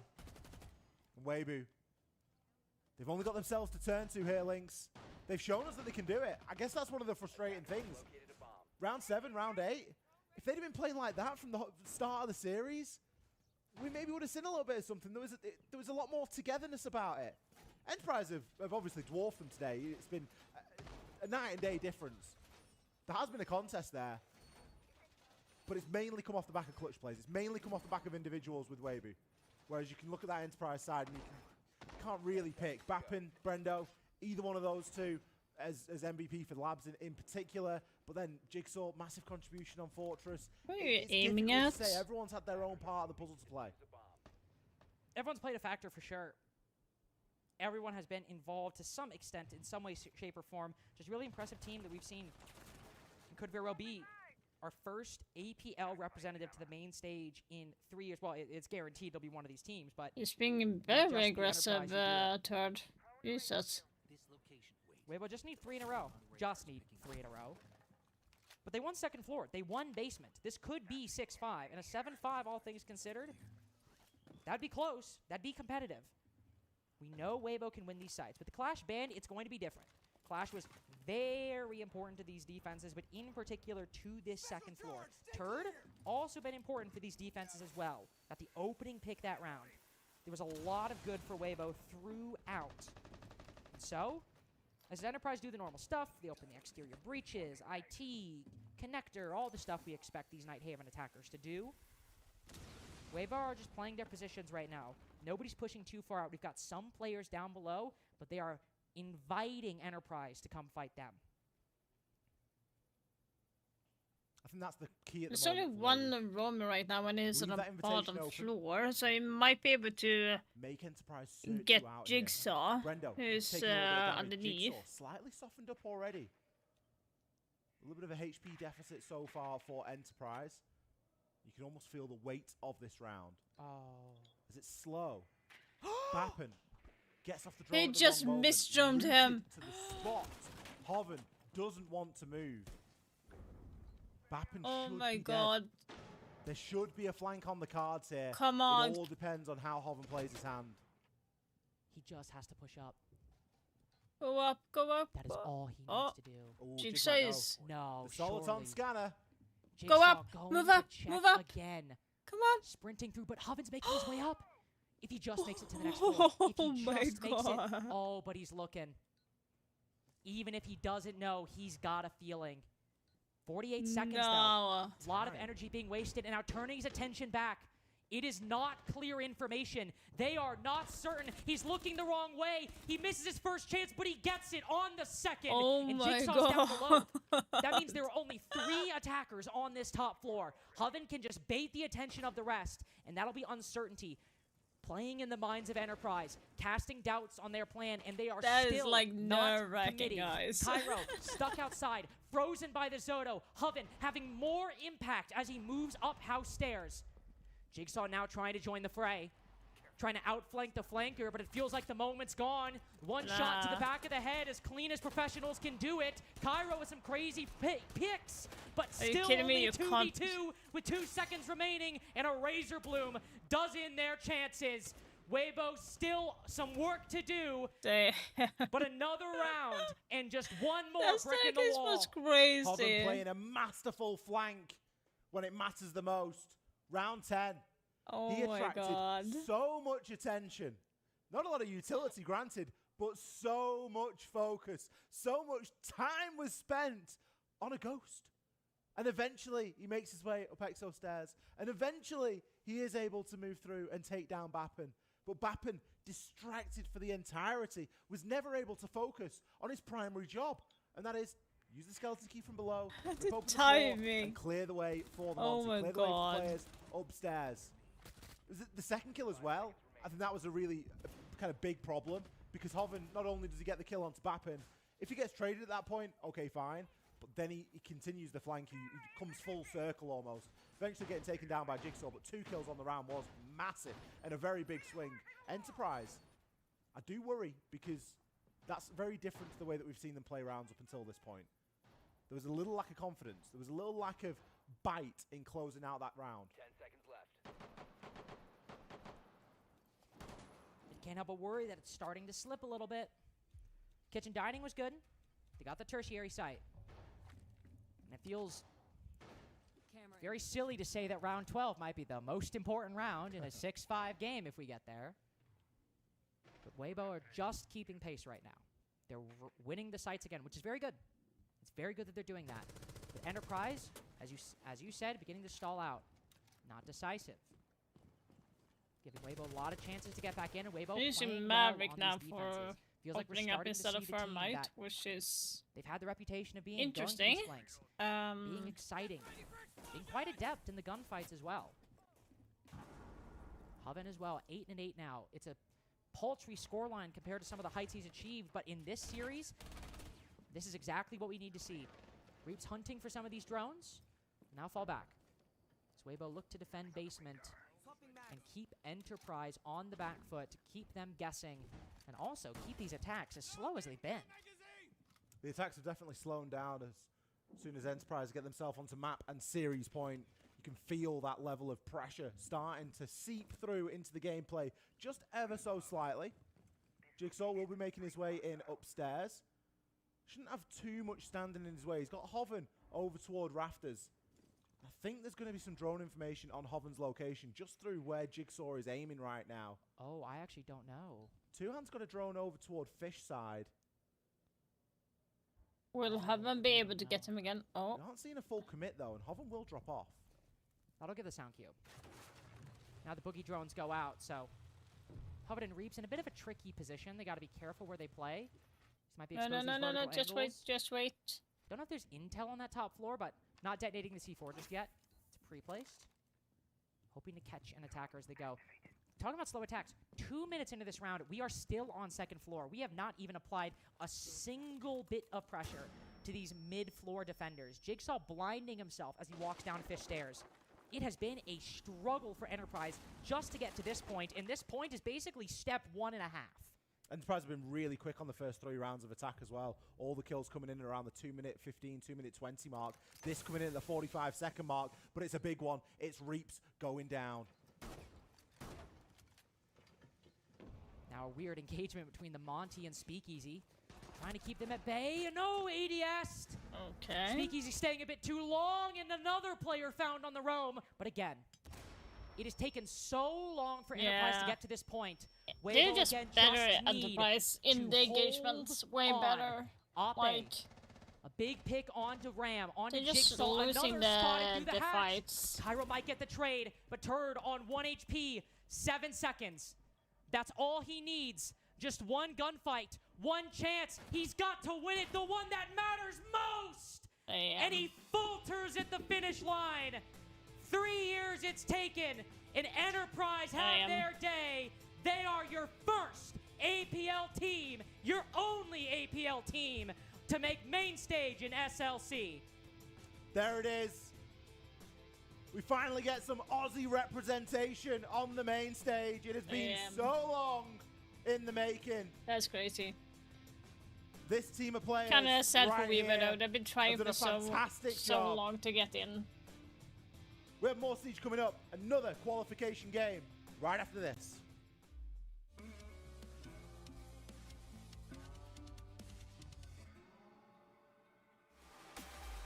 They are like 1 hour earlier than they said. The last game was supposed to start 1:45, but it's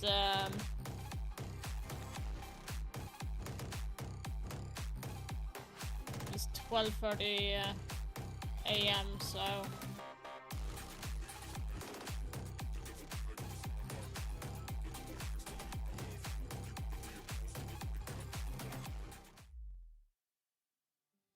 Holy moly, that was crazy. That was crazy. Vitas. Oh well. So tomorrow there is not going to be any stream. There is not going to be any games tomorrow because tomorrow is a rest day in for the finals on Friday. So I will be back on Friday at 6 p.m. I will be back. And we will continue on to play watching the games.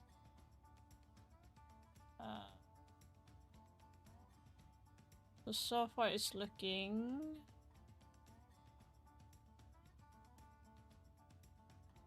Let's see here.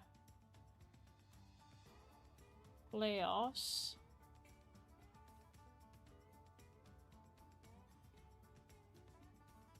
So the playoffs of Friday is going to be FaZe Clan versus Falcons, Dark Zero versus Wildcard of 5 Fears.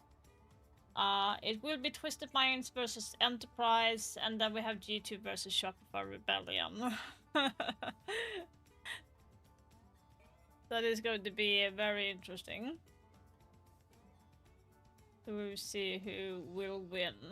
So those are the matches for Friday.